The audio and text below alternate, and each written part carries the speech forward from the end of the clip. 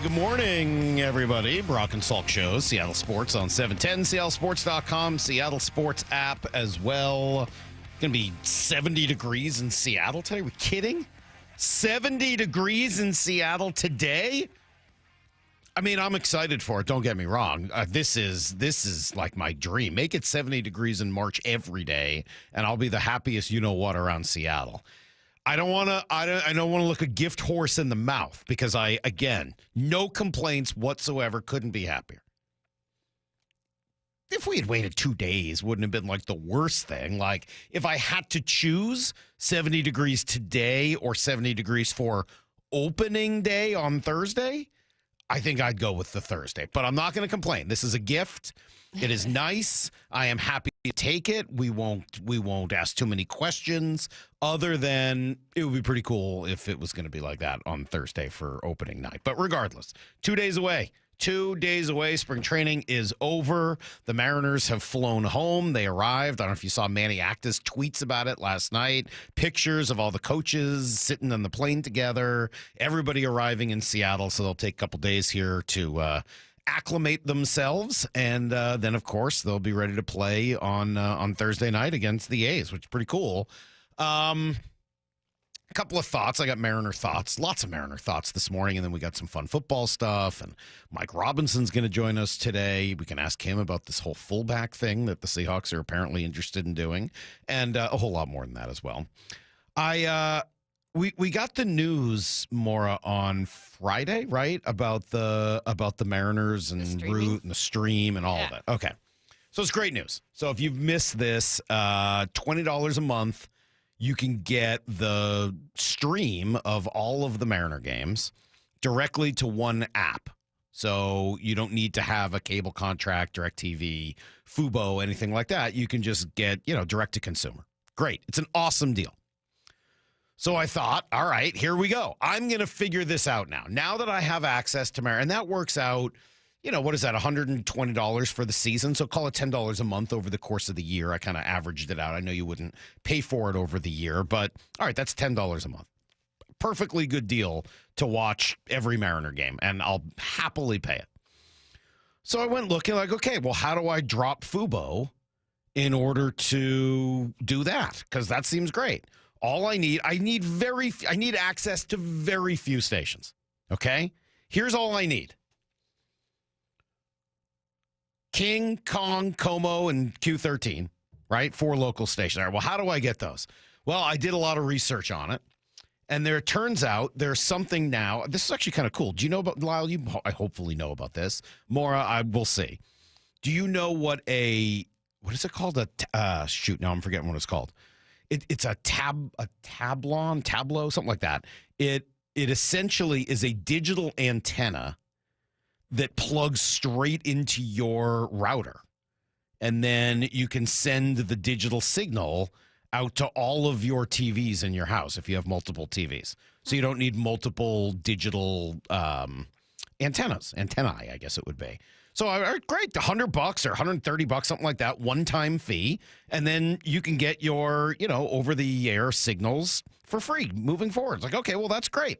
All right, I'm into that. So that's one. All I need after that is ESPN, Red Zone, and the Golf Channel. And if I can get those 3 channels, I'm good. And it's impossible. Can't be done. It just can't be done. I looked for hours trying to figure out how to do this. Well, what if I use Sling? What if I do that? What if I just get this one doesn't do direct to consumer? It's impossible. It's impossible to do. Well, you can just stream games on ESPN, right? Like ESPN.com or the ESPN app, and then you can get an HDMI cord and plug it into your TV.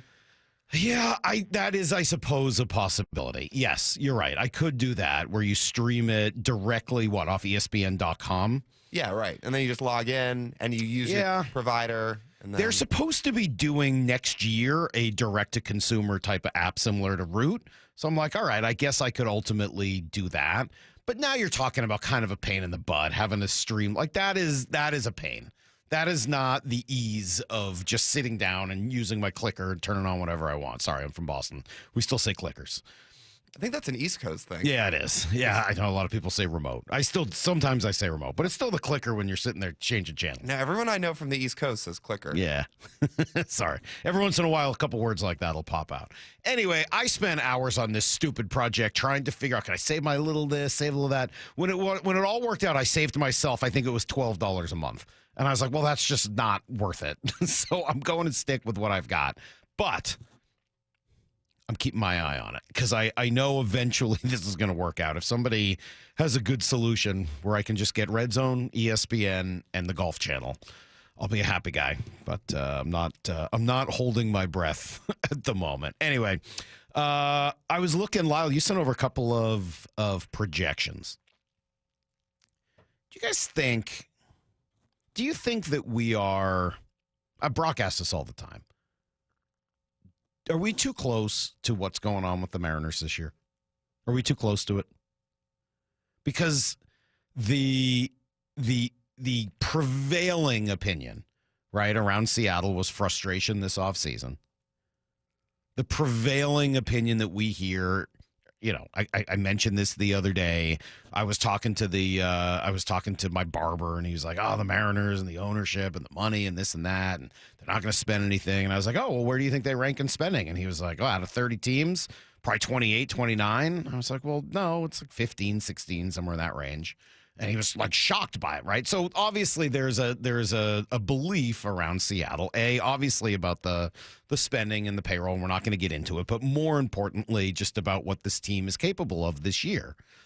And then, like, you look at some of the national thoughts on it, and it's like, oh, Bleacher Report says they're going to, ninth team in baseball, top 10 team in baseball. And you look at The Athletic, and they're like, oh, they're going to win the AL West.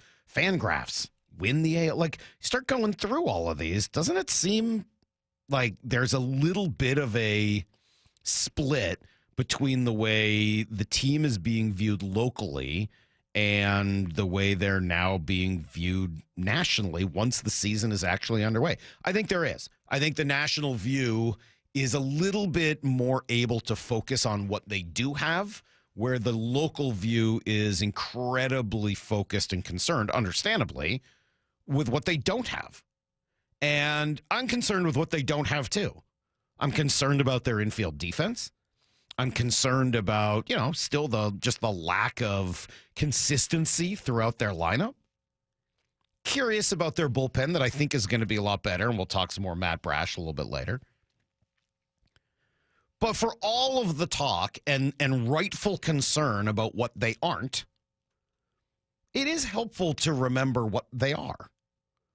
They are arguably the best pitching staff in baseball. I think recently I saw an MLB.com one where they were number 4. I think they had the Dodgers, Braves, and Phillies ahead of them maybe. But that's a matter of, like, opinion. I would say that's like a subjective matter of opinion. They are in that grouping, and I think it's fair. Maybe the Dodgers are better on one day. Maybe, I think you could make a case for any of those 4. Maybe there's one other team that should have been there. 4 or 5 teams. They do have one of the best rotations in baseball. I do think that the Julio, Randy Arozarena, Cal Raleigh combo is the best, let's call it 2-3-4, that the Mariners have put up in a while. What's a better 2-3-4 than that the Mariners have put up? Now, again, I'm high man maybe on Randy Arozarena because I think he's a really good player, and I think he's dynamic and does a lot of things. But that's actually like a pretty good 2-3-4. What happens after that? Man, we'll see. We'll see what happens with, sort of 5 through 9. And just we've talked through these. Does JP bounce back? Does Garver bounce back? What do they get out of Raley's at another? Can he continue to build on what he did last season? If Robles is the leadoff hitter, not that he was last year, but like a legit leadoff hitter, that's a 1 through 4 that you should be able to count on, right? So again, I'm not here again to tell you that the Mariners are going to win the World Series or anything. I have no idea. I'll be writing about this team probably tomorrow night for opening day on Thursday.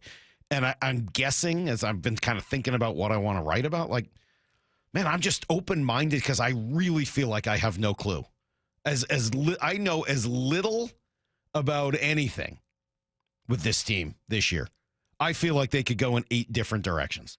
And I think there's more mystery than ever before. So I guess that's it. That's sort of my point today. I don't know if that's enough of a point. I'm reading through some of the. It's an interesting question of whether we're too close to it. I think so. I'm looking at some of the texts, and they're on both sides. Absolutely not. Locals understand the instability and ebbs and flows of the team. We're realists. The national media still has hope. Yeah, but the national media understands the other 29 teams, and we don't. The national media has a better handle on how many other teams have instability and ebbs and flows.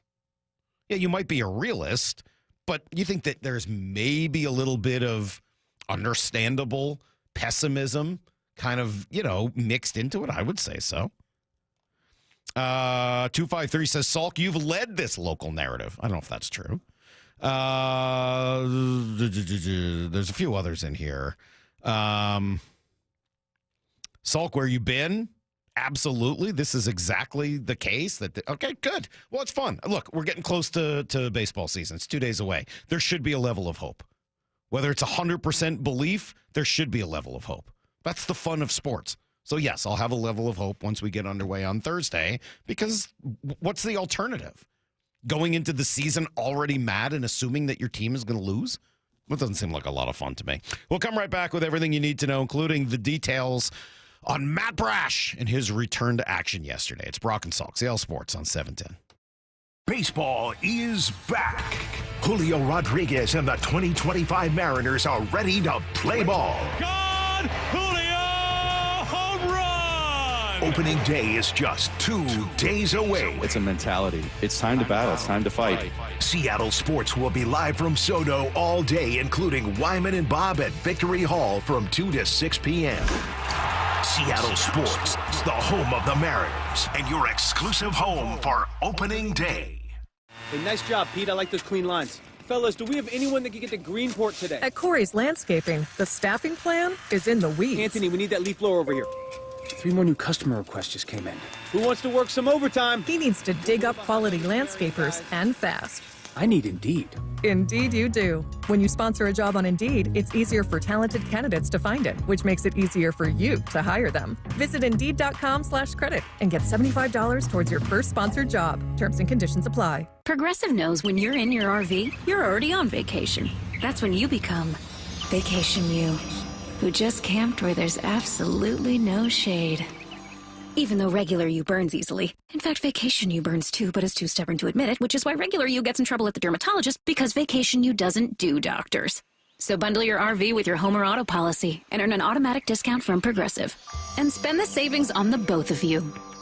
Progressive Casualty Insurance Company affiliates and other insurers. Not available in all states or situations. By texting 64,000, you agree to receive recurring automated marketing messages from Real Success. Message and data rates may apply. No purchase required. Terms apply. Available at ourrealsuccess.com. Do you want to learn how to make money flipping houses and acquiring rental properties right here in Seattle? We're offering a handful of motivated individuals the opportunity to attend our workshop right here in Seattle for free. That's right, we'll give you 2 free tickets when you text FLIP to 64,000. Seattle is the perfect market to flip houses and build rental income. Discover the simple steps developed by Joe Arias, one of real estate's greatest rags to riches stories. You'll learn to flip properties and secure rental properties without using your own money and in your spare time. Don't miss this opportunity. Come to a complimentary live 2-hour workshop this week right here in Seattle and learn how to start making money flipping homes and building long-term wealth with rental properties. To get 2 free tickets, text FLIP to 64,000. Text in the next 10 minutes, and registrants will also receive a free copy of our Funding for Deals guide. Text FLIP to 64,000 for 2 complimentary tickets. Text FLIP to 64,000. Protein, protein, protein. Everyone is trying to get protein in their diet, but we need fats too. Healthy fat, that is, like the rich, natural peanut and almond butters found at G2G protein bars. Most bars don't have it because, well, most bars aren't real food or refrigerated. Fortunately for you, we aren't most bars. At G2G, you'll find a balanced helping of protein and healthy fat. The fact that they're delicious is just the bonus. They're fast, easy, and perfect for on-the-go families. G2G protein bars. Find them in the refrigerated section at Costco. Who's cutting down the nets this year? Get in on all the tournament action at ESPN Bet Sportsbook. Go from tracking the latest upsets to placing bets in just a few taps. Right now, new customers can get $100 in bonus bets when you make your first $10 wager. Download the ESPN ESPN Bet Sportsbook app and sign up with promo code JQ to get started today. Must be 21 plus. Gambling problem? Call 1-800-GAMBLER. Terms and conditions apply. See app for details. Offer not available in New York. Something amazing is happening in data management. Even though storage needs are constantly changing, companies are only paying for what they need now. That's because CDW customized a Pure Storage Evergreen One SLA-driven storage-as-a-service solution that delivers enterprise-grade hybrid cloud storage that is effortless, efficient, and evergreen. Simplify storage administration with Pure Storage and CDW. Make amazing happen. Find out more at cdw.com/purestorage. The noon hour of the Bump and Stacy Show is powered every day by the caring and compassionate team at Pendergast Law Personal Injury Lawyers. Go to pendergastlaw.com. Over the past decade, Washington state politicians have doubled state spending with no improvements to the issues we care about. Instead, we now have the third highest cost of living in the nation and a $12 billion deficit. It's time to tell legislators we need better results, not bigger taxes. Act now at affordablewashington.org. Paid for by people for an affordable Washington and Olympia, Washington. Top 5 donors are Washington Alliance for Competitive Economy, Microsoft, Madrona, T-Mobile, and Alaska Air. March is here, and Toyota of Renton and Toyota of Kirkland have teamed up to take away your car buying madness. At Toyota of Kirkland and Toyota of Renton, they have the widest selection of new and certified used inventory and the largest savings in the region. Now that's a slam dunk. The all-star staff at Toyota of Renton and Kirkland will assist you with a test drive, and you can score that car the very same day. Come see for yourself or visit online at toyotaofrenton.com or toyotaofkirkland.com. O'Brien. The Mariners are back in action at T-Mobile Park, and you could be there for big moments all summer long with a Flex membership. Flex plans are perfect for fans who want the freedom to choose their games and seats as they go, while still enjoying all the perks of being a member, like saving 10% or more on tickets with no fees, unlocking access to exclusive pre-sales and year-round discounts, and so much more. Join the squad today at mariners.com/flex. Cal Raleigh wins it in the 10th inning for the Mariners. This is Chris Davis with the Davis Law Group. Did you know that a pedestrian does not have to be crossing the street on a marked crosswalk to have a successful legal claim against the driver? Pedestrians can even be partially at fault for a collision and still have a valuable claim. Call us today for a free consultation or get my free book on pedestrian accident law at WashingtonAccidentBooks.com. That's Davis Law Group, better service and even better results.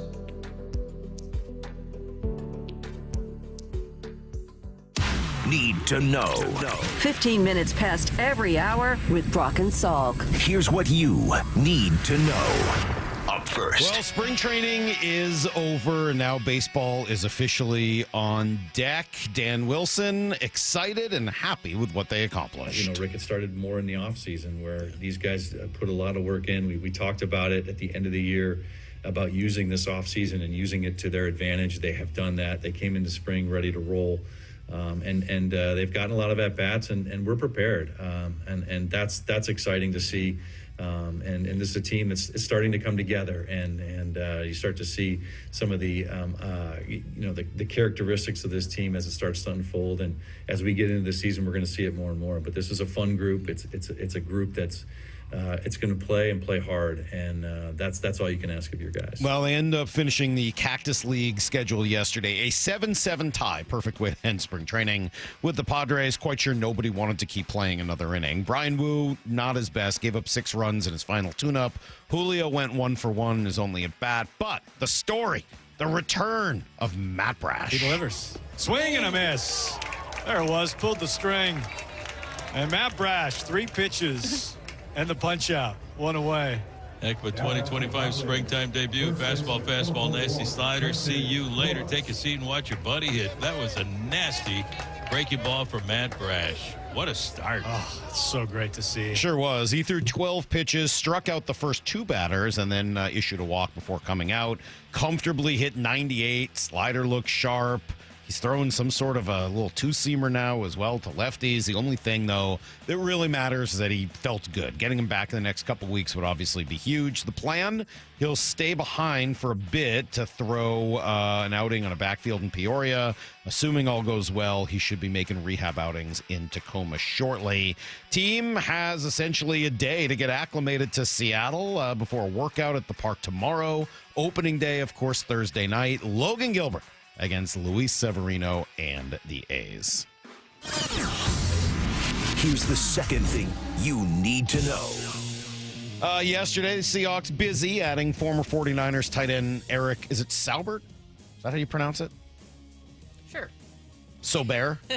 I'm guessing it's Saubert. I don't know. In 17 games last season, he had 11 receptions, 97 yards, 1 touchdown. He's not a big receiving threat, more of a blocker, special teamer, probably more of a replacement for Pharaoh Brown. Also has some familiarity with Clint Kubiak. They were together in Denver for a time. And at 30 years old, likely not a major piece of the long-term tight end picture. And I still hope they pick someone else up at that position in the draft. Another offensive lineman that had visited the Seahawks signed elsewhere, former Titans guard Dylan Radins agreed to a 1-year deal with the Saints on Monday.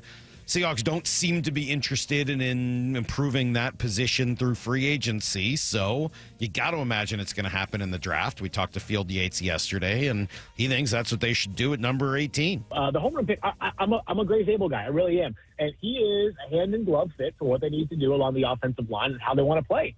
Clint Kubiak, of course. Clint Kubiak, excuse me. There are a lot of Kubiaks guys. You gotta keep up with them. Clint is somewhere now. I think, is he San Francisco's 49er? Yeah. The 49ers offensive coordinator, I believe. But Clint, he needs these big offensive linemen that can really move. I went down to the Senior Bowl, and it's just 1 week, but he was the best player I saw at the Senior Bowl that week. He was fantastic. He just completely dominated in offensive line and defensive line one-on-ones. There was no guy too big, too small, too fast, too nothing for him. And this offense needs to be better from guard to guard. It just does. It absolutely does. And, I don't think anybody in Seattle could be upset if they took Gray Zabel or somebody of that ilk with the number 18 pick. Here's the third thing you need to know. Here's one to watch. Reports out yesterday indicating the Pohlads may be finally ready to sell the Minnesota Twins. And they're looking for $1.7 billion. So that's around what the Orioles sold for. It's not nothing, but it's sure not the $6.1 billion for the Celtics, who, by the way, are a tenant in their own building. It's not that far off of what the Kraken are valued at. I looked that up yesterday. Kraken, I think, we're at 1.5, 1.6, and you're looking at 1.7 here for the Twins. They also have $425 million worth of debt. So if you were to sell at 1.7, which, again, nobody's giving them yet, immediately that number kind of drops under 1.3. Anyway, Minneapolis, 15th largest TV market. If you want to compare that to Seattle, Seattle's number 14, so pretty similar. I guess I kind of read this two ways for the Mariners. One, the RSN issue is real. I know that there's people who like to say it doesn't really matter. Clearly it does when you're looking at that kind of a debt. The other, though, is it should be a cautionary tale of how poorly the Pohlads have treated that fan base for decades. Right? They've not invested in the product for the Minnesota Twins. And, yeah, you see the effect of that now. Kraken will be in Calgary tonight, speaking of them, as they finish up a season that is going to end without them in the playoffs. That is everything you need to know. 1:15 every hour here on the Brock and Salk Show. Oh, I'm so excited. Baseball's back. I get to be called a shill for 6 months again. It's one of my real favorite things. When I sit here and I make comments based on things I see, things I think, trying to look at things objectively as I can, looking at different parts and different angles on the same story, and then people assume that it's some sort of a weird bias. So it's fun. I really enjoy that. It's one of the fun parts of the next 6 months. So yeah, it's going to be great. It's going to be a great summer. I really like that.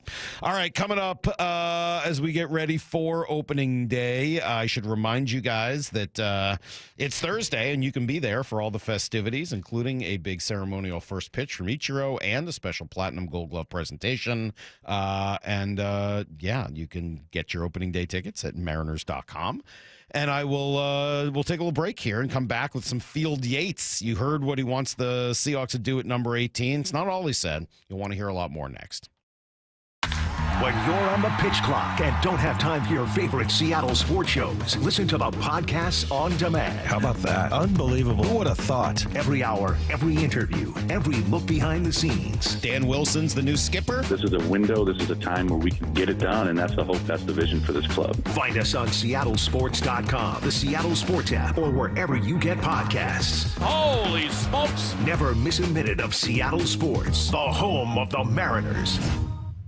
Attention! If you owe money to the IRS, this is an urgent message. The IRS is cracking down by sending out collection letters, garnishing paychecks, seizing bank accounts, and putting liens on homes and businesses. They call it enforced compliance, and you better watch out because penalties and interest on unpaid taxes compound daily, making it even harder to get out of debt. Don't let tax debt destroy your life. You need to call Optima Tax Relief, America's #1 tax resolution firm. They're experts in taxpayer assistance programs that can save you thousands if you qualify. A+ rated by the Better Business Bureau, Optima's resolved over $1 billion of tax debt for their clients. Let them fight on your behalf, helping to put your tax problems to rest. Call the tax professionals at Optima now for a free consultation. Call 800-343-6460. 800-343-6460. 800-343-6460.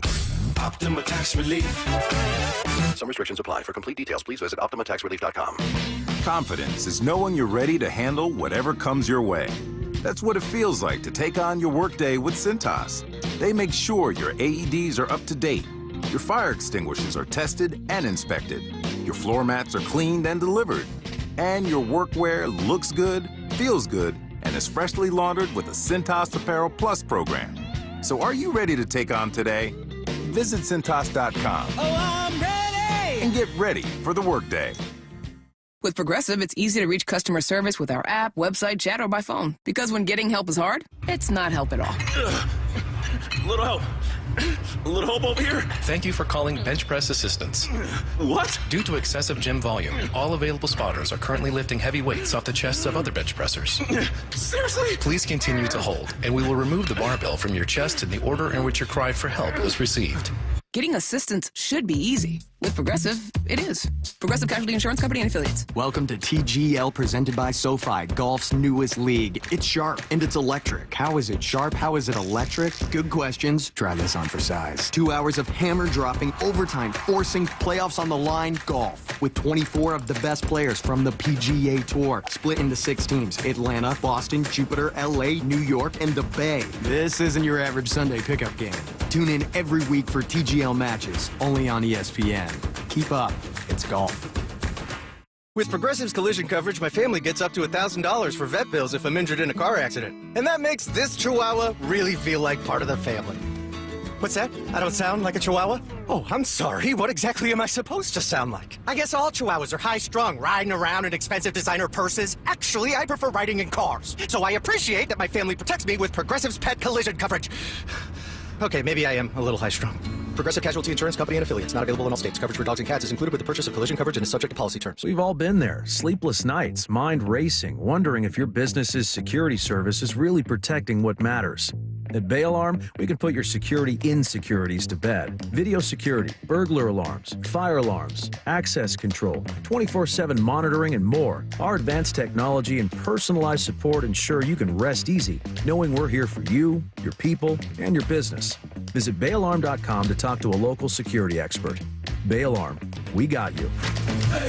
Hey, Bill! Got a leak? Need heat? Call Southwest today. Southwest Plumbing, the one to call. Washington State ranks number 5 in the country for auto theft. The most high-risk vehicles are Kia, Hyundai, Ford F-150, F-250, and F-350. Help keep your car safe with these simple and important tips. Don't leave your car running unattended. Park in well-lit areas. Lock up every time. Keep valuables out of sight. Use an anti-theft device like a steering wheel lock. Share this information with friends and family. Prevent the theft and keep you and your vehicle safe. These tips brought to you by the Washington Auto Theft Prevention Authority. You've heard the saying, you never get a second chance to make a first impression. Since 1926, my family's been helping local businesses make great first, second, and long-term impressions. We know how to make your company look good with quality uniforms, logoed apparel, floor mats, linens, and more. If you're paying for linen service or doing it yourself, let's have the conversation. The information and quote are free, but the savings and service can really add up. Visit suplinen.com. Superior Linen Service. It's what we do. Asset Roofing was founded with the aim of shielding the community from liabilities that may arise from hiring a contractor. Bob Stelton here, and I love their slogan. You're either hiring an asset or you're hiring a liability. Now, I've been there, and you probably have too. Hiring a contractor that showed up late, delivered shoddy work, or went over budget. Asset Roofing is the opposite of a bad contractor. Their business model is to deliver honest and transparent solutions, becoming a valuable asset for both clients and their communities. Now, I experienced it firsthand when I met Anthony, the owner, and then again when I had him do work on my roof. Now, these guys are the best in the business, and I highly recommend Asset Roofing to local homeowners. Now, this spring, replace your aging roof with Asset Roofing. Ask them about their specialty, metal roofs. You're either hiring a liability or you're hiring an asset. Check them out at assetroofingco.com. That's assetroofingco.com. Certified work that's never in doubt. Asset Roofing, excellence is on the house. Brock and Salk's Rewind is presented by Toyota of Kirkland and Toyota of Renton.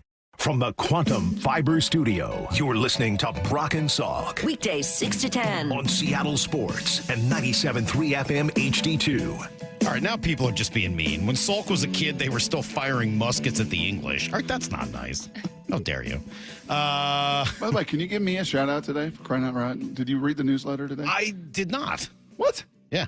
You didn't read the newsletter yet? I did not yet. Lyle Moore, do you guys read the company newsletter? I'd like a shout-out for my yet. Sweet 16. Oh, today. 16. This incredible 16 Sweet years. 16, here. yes. Nice job. 16 years. Very impressive. Thing. Very Shout out, impressive. Brock. Shout out to you, Brock. If only it could have been 16 in the NFL. That's incredible. Yeah. 253 says, Salk, you couldn't even pull back a compound bow. They're super hard. I don't know. True. Talk to Field Yates here from ESPN. Field, you an archer at all? You ever do any archery? Falconry? Yeah, no archery, but shout out Brock. That's huge. 16 years. Congratulations. Thank you, Field. Yeah, my co-host and I hadn't seen it yet. Co-workers. Yeah, I get none of that, but Field, I appreciate that. They didn't offer archery at Belmont Hill? No archery at Belmont Hill. At least maybe it was an elective course, and I just never actually saw it on the curriculum. But no archery. I'm not going to test it anytime soon. I don't feel like I have steady enough of a hand to fire with any level of accuracy. I figured they would need it for all the dumb athletes there to find a way to graduate or something like that. Easy. Sorry, starting early today. Jake Bobo is a Belmont Hill guy. So no one speaks ill of Belmont Hill. And allows it to get to go by me. So no, enough of this. I'll say it to you. I'll say it to Jake. I'll say it to anybody, man. BB Nights, baby. Let's go. Let's talk some actual NFL football rather than ISL football. Can you change an entire offensive line in this upcoming draft?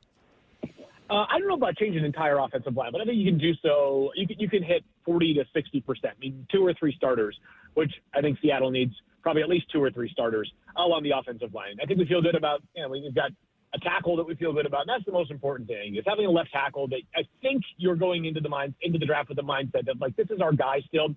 That, to me, is the most important part of an offensive line. It's a stylistic shift, obviously. You're going to hear so much about these zone scheme offensive linemen playing for Clint Kubiak. You're going to prioritize athletic ability, perhaps even versatility more so than guys who have this hulking power. The summary of this year's mock draft, if I had to make it a short summary, would be 2 things. One, variance in how people see players that are first-round locks this year. What I mean by that is there are guys who I have heard from some people around the NFL that are top 10 locks and others who are convinced they are borderline round 1 players at all. So guys who might go 10, they might go 27. The other part of the summary, I think, is it's a better year to have picks, let's call it 70 to 120, than it is 1 through 12 relative to where it would be on average. So as we are Cam Chancellor days away, that would be 31 days away from 31 days away from this draft. How would you compare it in totality to its peers of the last few years? Yeah, so last year I think is the one that people are going to ask about the most because we have recency bias in life, right? We just tend to compare things that took place right before or right after the event that's in question. And last year's draft was just, so top heavy, right? 6 quarterbacks in the first 12 picks. I don't know when the 6th quarterback will be taken this year. I think there's a pretty decent chance, though. It's like, decently into or midway through day 3. So a very stark contrast to last year where Bo Nix was the 6th quarterback off the board at pick number 12. And then guys like Brock Bowers falling to 13th, right? I mean, like the idea that a player of Brock Bowers' caliber who would go on to have that spectacular of a season would fall to 13th speaks to how strong the quarterback class was last year. It's just so much different this year because I think there are, and this is just my opinion, but I've been using scouts and executives and coaches around the league who have studied this class to gather some of their perspective, and I haven't got a ton of pushback on this. There are 3 players that if I had to bet the mortgage of somebody who's got a large house on it, I would say are top 10 locks this year. 3 only, whereas last year I would have said the number was 7, maybe even 8. Those 3 players are Cam Ward, Travis Hunter, and Abdul Carter. Name a draft prospect other than those 3, and I can give you a scenario where they don't go in the top 10. This is assuming that nothing bad happens to those 3 guys, injury or off-field concern over the next 31 days. It's just so different compared to last year where the 3 quarterbacks were going in the first probably 3 picks, but definitely early. The 2 wide receivers, Malik Neighbors and Marvin Harrison Jr., were going to go very early. Joe Alt and also J.C. Latham were going to go very early. And then I felt confident that we were going to see Rome Odunze somewhere in the first 10 picks. So call it 7.5 compared to 3 this year. Just very different at the top. So what does that mean for 18? Obviously, I mean, there's going to be a lot of picks between, it sounds like 4 or 5, maybe 10, and somewhere in the 30s or 40s that are all going to be kind of in the same-ish range. Is it a good year to trade down from 18? Is it a good year to just pick at 18? What do you make of that part of the draft? Yeah, I think it's a good year to just pick at 18 for this reason. I just don't know what the appetite will be to trade up. I mean, maybe you see a 19 or a 20 to 18, right, where it's like, some team is just making sure they don't get sniped by a separate team where they think is hot on the trail of the same player. I think my stance on what it means to pick in the middle or the second half of the first round is this. I don't want to hear people saying, if I tell you Gray Zabel would make a ton of sense at number 18, that's too high for Gray Zabel. According to who? Like, who's saying that's too high for Gray Zabel? Like, by the way, he might not be there when the Seahawks pick at number 18. Like, the Dolphins at number 13 would make some sense for Gray Zabel. I've thought about him in a few spots ahead of the Seahawks at 18. And this is in a class where it's like, you've got so many established, bona fide blue chippers that you got to get through them first before you can take that second tier of guys. I think that second tier and whatever that third tier is just much wider than normal. So you're going to see teams who feel as though the player they get at 18 is similar to the one they get at 32. The problem is if a lot of teams feel that way, then no one's going to be motivated to move up from 32 to 18 because they're going to feel as though patience will prevail for them. ESPN and Belmont Hill's finest, Field Yates, on with us here on this Monday morning. Yes, you are. Did I read somewhere, Field, that this year has also been a bit of an outlier in the sense that with the new league year beginning, we have not seen any first-round trade for a player or first-round movement? Did I read that somewhere that as we sit here today? Why is that? Why would you surmise that's the case? I think part of it's probably randomness, just the fact that there haven't, and we've also had a couple recent trades that have involved so many picks being shipped in future years, right? We had the Trey Lance trade, or the trade up, I should say, which netted Miami 2 extra years of first-round control. We had the Deshaun Watson trade, which netted multiple years, I think it was 2 extra years of first-round control for Houston from Cleveland. The Jared Goff trade, we just haven't had one of those over the past 2 drafts that has catastrophically impacted one team and probably benefited the other, like the San Francisco trade did, even though they had a lot of success. I don't think it's, part of the reason why San Francisco is kind of gutting the van right now is because they didn't have as much draft capital or as much draft success of late to replenish some of those key veterans that they are now having to move on from. That's part of it. And I also wonder if, while we have seen more aggressive GMs in the NFL, I think I've noticed trade activity going up. I think what we have also seen is that they're unafraid to do the stuff that might be perceived more around the margins, day 3 picks or round 3 picks, third round picks going for players, right? Like DeAndre Hopkins going for I think it was D-Hop and like a 5 for a third-round pick. So we've seen a bit more activity later on in the draft, just not as many big needle-moving trades in the first round. So I hope, because it's fun as a consumer and as an analyst and even as a fan of the draft, to see all kinds of crazy activity on night one. I would be stunned if we don't have a trade, though, in the first round at some point once we're on the clock. I wonder if some of that comes from owners just knowing how obsessed fans are with the draft. I wonder if there is something from ownership in general saying, yeah, don't give up a first-round pick unless, you got a damn good reason, because our fan base is going to spend months kind of obsessing over this and building it up, not to mention the controllability and all the other parts of it. So own like a fan, you'll be a fan. I know, but there are enough owners that don't feel that way. That is true. Yeah. Hey, I wonder this, too, is, and I'm just thinking about this out loud. So if there might be an obvious example that I'm missing where someone can come back and just say, no, like that's wrong. But you think about some of these recent major draft capital trades. I mentioned Deshaun Watson and Trey Lance and Bryce Young, where I think the book has yet to be fully written. The stock is up, that's for sure, on Bryce Young. But, a year ago, we thought it was, a borderline, worst trade in NFL history type move. There's not a lot of evidence that those moves often pay off, right? Like, if you go back and look at what Buffalo traded to get up to take Josh Allen, like, you're like, dang, that's it, right? Like, I think it was 12-7, and they got the guy who just won the NFL MVP and is now the richest quarterback, I think, on an average annual basis or guaranteed money, whatever it is for Josh, whichever metric we're using these days. So, and the Patrick Mahomes deal, that was an extra one, which definitely has some risk, but it's not nearly as risky as these multiple one deals are. That could be part of it, too, is just that while if it works out, no one is going to ever bat an eyelash at paying the premium required to acquire a quarterback. If it doesn't work out, it sets your franchise back so many years and probably puts the person who made the trade in serious peril of losing the job. I mean, where would you put the Russell Wilson? I mean, that worked out for Denver, right? They made multiple. About as well as the Jamal Adams one worked out for the Seahawks. Yeah. I mean, I guess Seattle has been on the right side of a couple of those, huh? Right side of one, wrong side of the other, unfortunately. Not so good on the Jamal one. Hey, just since you're bringing up trades, there have been kind of a few big ones here in Seattle recently. Geno Smith, DK Metcalf, both out, Sam Darnold in.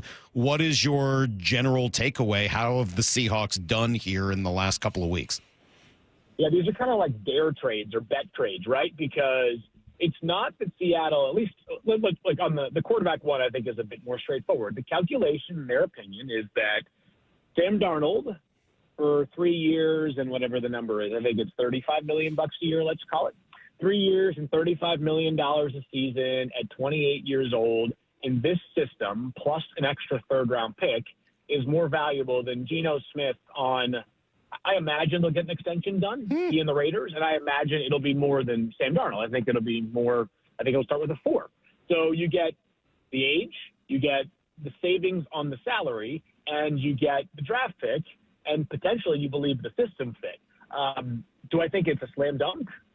No, but do I think that Sam, for much of last year, looked like the kind of guy that would be worth $35 million a year without blinking? Yes, I do. So the DK one, there's got to be more. I know the Cooper Kupp was signed, but I don't think that's a one-for-one substitution when you consider how different they are stylistically.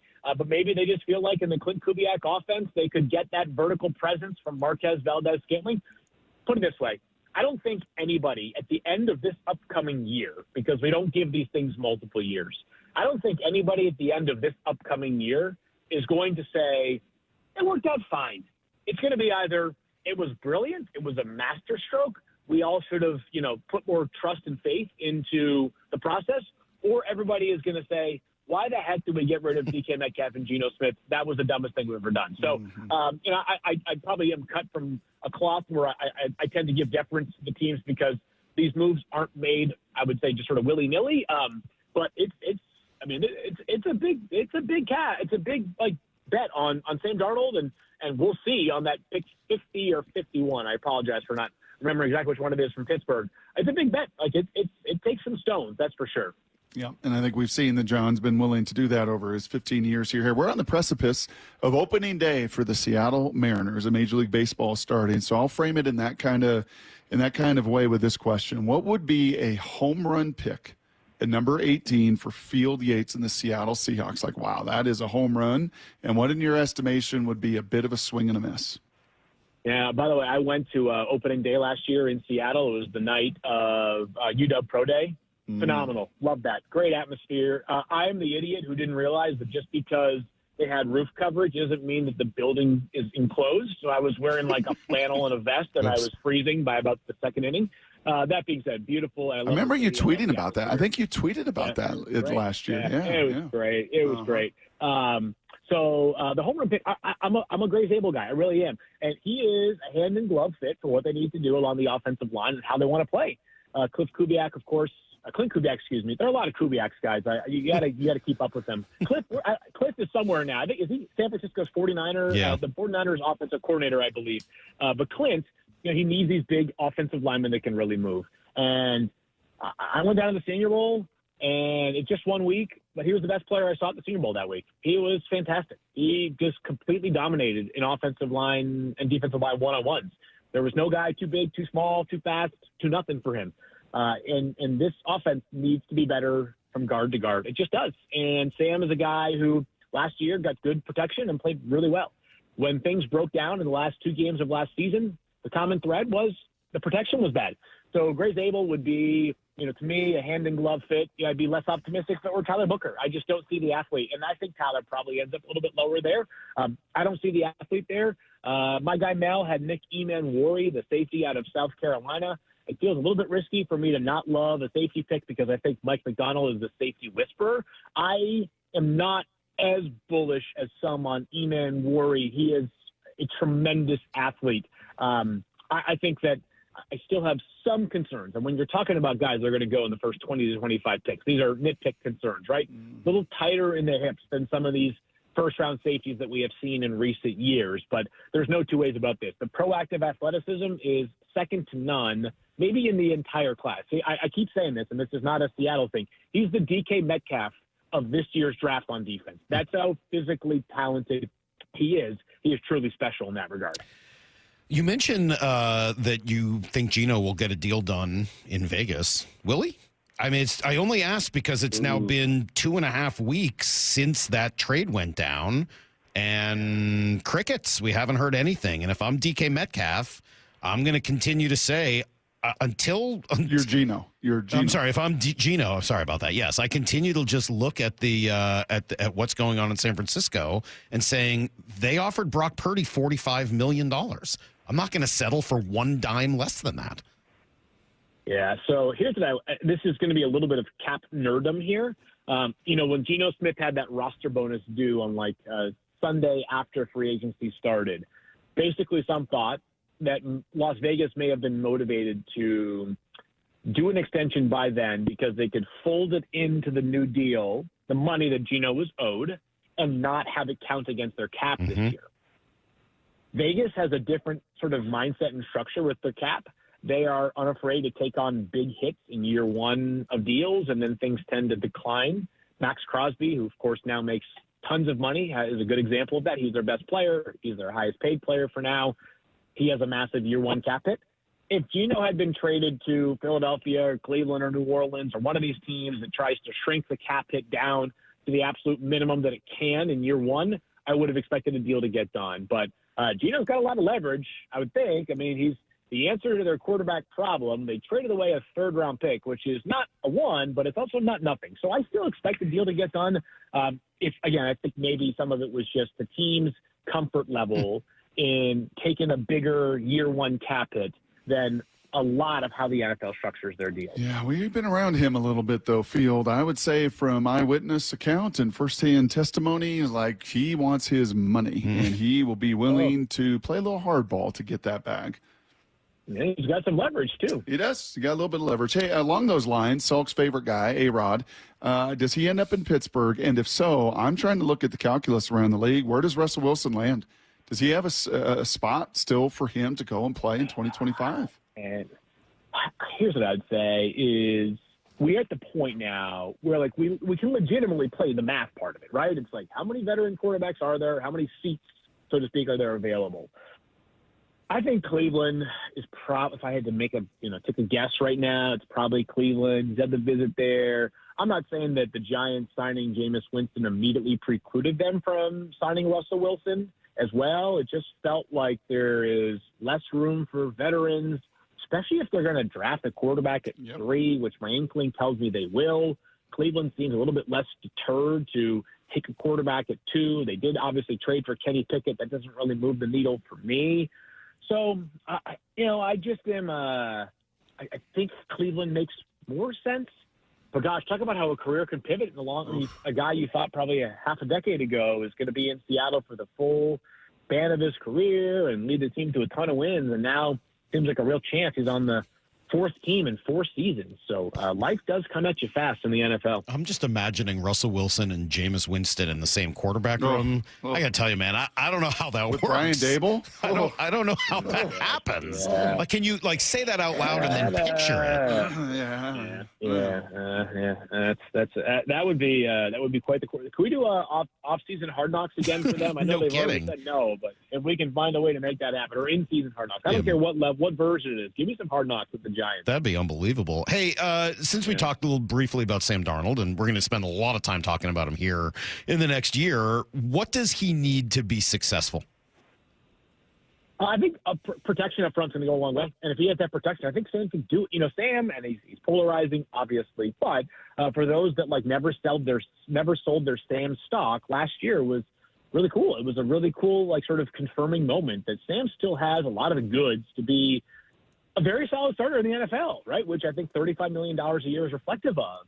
If he has protection, he definitely has the arm. Sam is he's a good athlete. The NFL has this incredible wave of athletic talent right now at quarterback. He's not an elite athlete. He's a good athlete. He can certainly play on the go a little bit. You can move the pocket with Sam, but if you give him time and space, like he showed last year, he can really help you win meaningful football games. I get it. The last 2 games are just they're eyesores when you think back on 2024, but Sam was balling for much of this past year. And they had, a night and day wide receiver room relative to where Seattle is right now. Justin Jefferson with Jordan Addison, it's not the same as Jackson Smith and Jigba and Jake Bobo, much as I love those 2 players. So the weapons are going to be a downgrade for sure with Sam. That being said, if you solidify things up front, I do think he has the processing skills, the athletic ability, the arm, and I think he's actually seen a lot of stuff now. I will give that for Sam. He's seen a lot of stuff, both the good and the bad. That the curveballs, I think, are going to be less frequent for Sam compared to where they were early in his career. Great stuff, man. We appreciate it. Thanks for taking so much time with us this morning. Make sure you follow Field all the way up to the draft and beyond. It's going to be a fun one, man. Only 3 guaranteed picks in the top 10. That's pretty crazy. Yep. So thank you. We appreciate it, and we'll certainly talk soon. Sounds good, guys. Talk to you soon. All right, that was Field Yates, who spent some time with us yesterday. Much appreciated. And as I mentioned afterwards, I love a lot of what he said. I thought, I do disagree that this offseason of especially the Geno move will either be great or terrible. And I've spent some time thinking about it last night. I wrote about it. We'll get into a little more details at 7:30. But if you have some time and you can just read through it, seattlesports.com or on the Seattle Sports app, you can kind of see the full thoughts on it. Essentially, here's the crux of it, though. Either they're going to be better than last year, the same as last year, or worse than last year, right? And as I look at it, all of those scenarios, the worst of them would be number 2. If they get better, great, right? You're a playoff team, and maybe you're a legit contender for the Super Bowl. If you get worse, okay, well, then you're going to be in much better position to move on from Sam Darnold. It's really just a 1-year commitment, and you start looking for your next quarterback for real. The worst-case scenario is that you remain the same, and that's what you would have been if you had kept Geno and DK. So, I don't, as far as I'm concerned, this is a greatest hedge bet of all time. I don't see how it can go poorly, really, for the Seahawks. Unless you screw up after this year. But in terms of where they're at right now, I think this is almost a foolproof plan. So you can go read it, seattlesports.com, then you can tell me why I'm wrong. Brock will be in a moment. I have a number, 2 of them together. Do they mean anything? The numbers are 11 and 19. Yes, they add up to 30, but that's not what this is about. It's next on Brock and Salk. For Down Territory, going inside the game with former Cougs and Seahawks wide receiver Michael Bumpus. What do you love about the Uchenna Nwosu signing? I just love that he gave the team a team-friendly deal. And let's not forget, when he's healthy, my man had 10 sacks, right? He played over 900 snaps for the Seahawks that year. He was healthy, only 12 games after that. But when he is healthy, he's volleying on the edge. You can run some stunts with him and DeMarcus or whoever else is in there. This is a great signing. You need his leadership, his intensity. It's going to be nice. For Down Territory, every day at 11:15 and 1:15 on Bump and Stacy. Welcome to Staples. I hear Staples prints it all for any business. You bet, and we'll beat any print quote. So if I had a pizza place... Staples can print signs, menus, pizza boxes. A landscaping business? Oh, we can print yard signs, T-shirts, brochures. How about a pizza/landscaping business? I'll call it Dough and Mow. I like it. Right now at Staples, get up to $250 off your print purchase. Ends 4/5, exclusions apply. Visit staples.com/print for offer details. Price match guarantee valid in store and staples.com/print. Visit staples.com/price match for details. For more than 75 years, University of Maryland Global Campus has given you the opportunity to build your next success. Choose from more than 135 degree and certificate programs in career-relevant fields like business, healthcare, data analytics, cybersecurity, and more. Plus, we offer 100% online and hybrid courses, personalized advising, and lifetime career services. Learn more at umgc.edu. Certified to operate in Virginia by Chev. Need a new roof now? With State Roofing and Exteriors, you can get started with 0 down, 0 payments, and 0 interest for up to 24 months. That's right. Protect your home now and pay later. Call 866-ROOF-ROOF or visit stateroofing.com today. Making fresh produce and food affordable and accessible to all is a mission Safeway is deeply committed to. G. Scott here. Your local Safeway has all the great benefits that SNAP-eligible families love, plus exclusive savings. Right now, save 50% on Fresh Pass memberships, plus get a monthly $5 credit, free unlimited delivery, $10 of free produce, and double rewards. Check out your Safeway For You app for all details and savings, or visit safeway.com/snap for details. The smart way to improve home comfort is a new heat pump. New heat pumps from Home Comfort Alliance provide efficient heating and cooling in one unit. Upgrade today and enjoy 18 months same as cash financing and up to 15% off through March. Visit homecomfortalliance.com. Meanwhile, at Xfinity. So, influencer life going well? Oh, yeah. I'm up to 32 followers. Oh, that's something. Yeah, posting my tap dancing videos is easier than ever because we engineered Xfinity Internet with 99.99% network reliability. Plus, Xfinity Mobile with Wi-Fi Power Boost gives you ultra-fast Wi-Fi at home and on the go. But wait, tap dancing? You don't tap dance. Hey, what I lack in skill, I make up with passion. Do more of what you love and love how fast you do it with Xfinity Internet and mobile. And now through April 21st, get 300 megabit Xfinity Internet and 1 unlimited mobile line together for $25 a month for 1 year and save $1,000 in your first year over Verizon and AT&T. Learn more at Xfinity.com. Requires paperless billing and autopay with stored bank account. Restrictions apply. Equipment, taxes, and fees extra. After promo, regular rates apply. Savings compared to Verizon 5G Internet plus 1 unlimited welcome line and AT&T Internet 300 plus 1 unlimited starter SL line. Xfinity Internet required. Actual speeds vary. Reduced speeds after 30 gigabits of usage per line. Data thresholds and actual savings vary. Hey, partner, what's one word that comes to mind when truck month rolls around at West Hills Autoplex? Well, that's easy. Work, play, push, pull, haul, tow, trails, snow, Ford, Chevy, Ram, GMC, Toyota, trucks and trucks and trucks and... Celebrate Truck Month at the West Hills Autoplex, just off the Auto Center Way exit, Highway 3, Bremerton, part of the Hazelwood Auto Group. Hazelwood has it!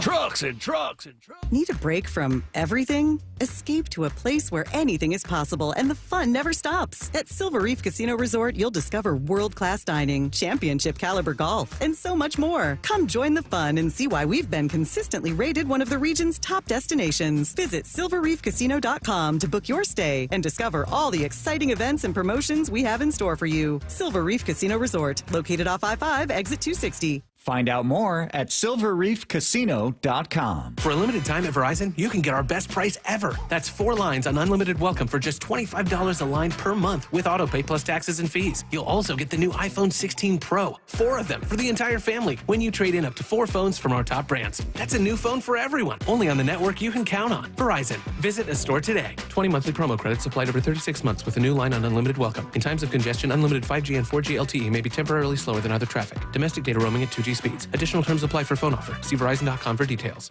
Vivid Seats is your ultimate destination for basketball and hockey this season. With a game-changing rewards program and an unbeatable selection of tickets, they make it easy for every fan to watch their favorite teams and players in action. Catch every one-timer and buzzer-beating 3 live and in person from your favorite seat. Plus, every ticket is backed by a 100% buyer guarantee, giving you peace of mind with every purchase. Don't miss out. Visit vividseats.com or download the app today. Vivid Seats, the official ticketing partner of ESPN. Let's go! This is Seattle Sports. Streaming through the Seattle Sports app. KIRO AM Seattle. KIRO FM HD2 Tacoma. Home of the Seahawks, Mariners, and everything Seattle sports.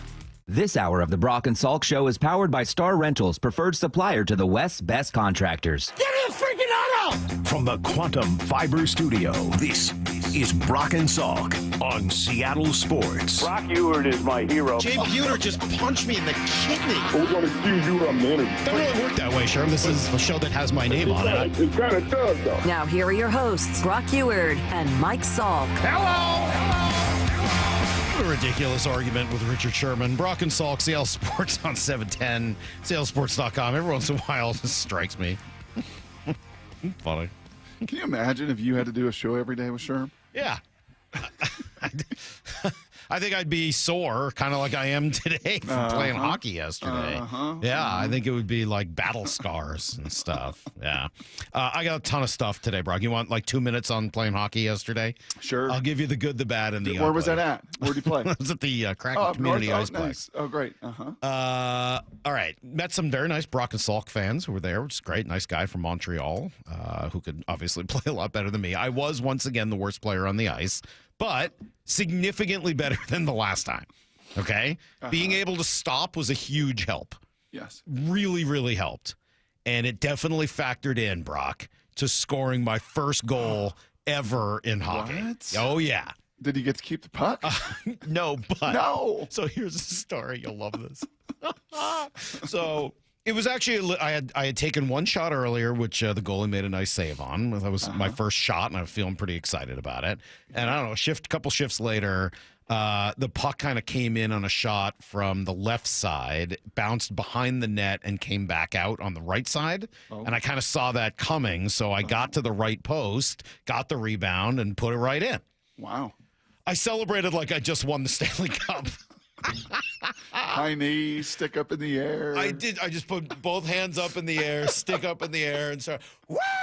Like started yelling. Bear in mind, this is a drop-in hockey game with the team. Every time somebody scores, they kind of go like, and then they skate back down at the other end.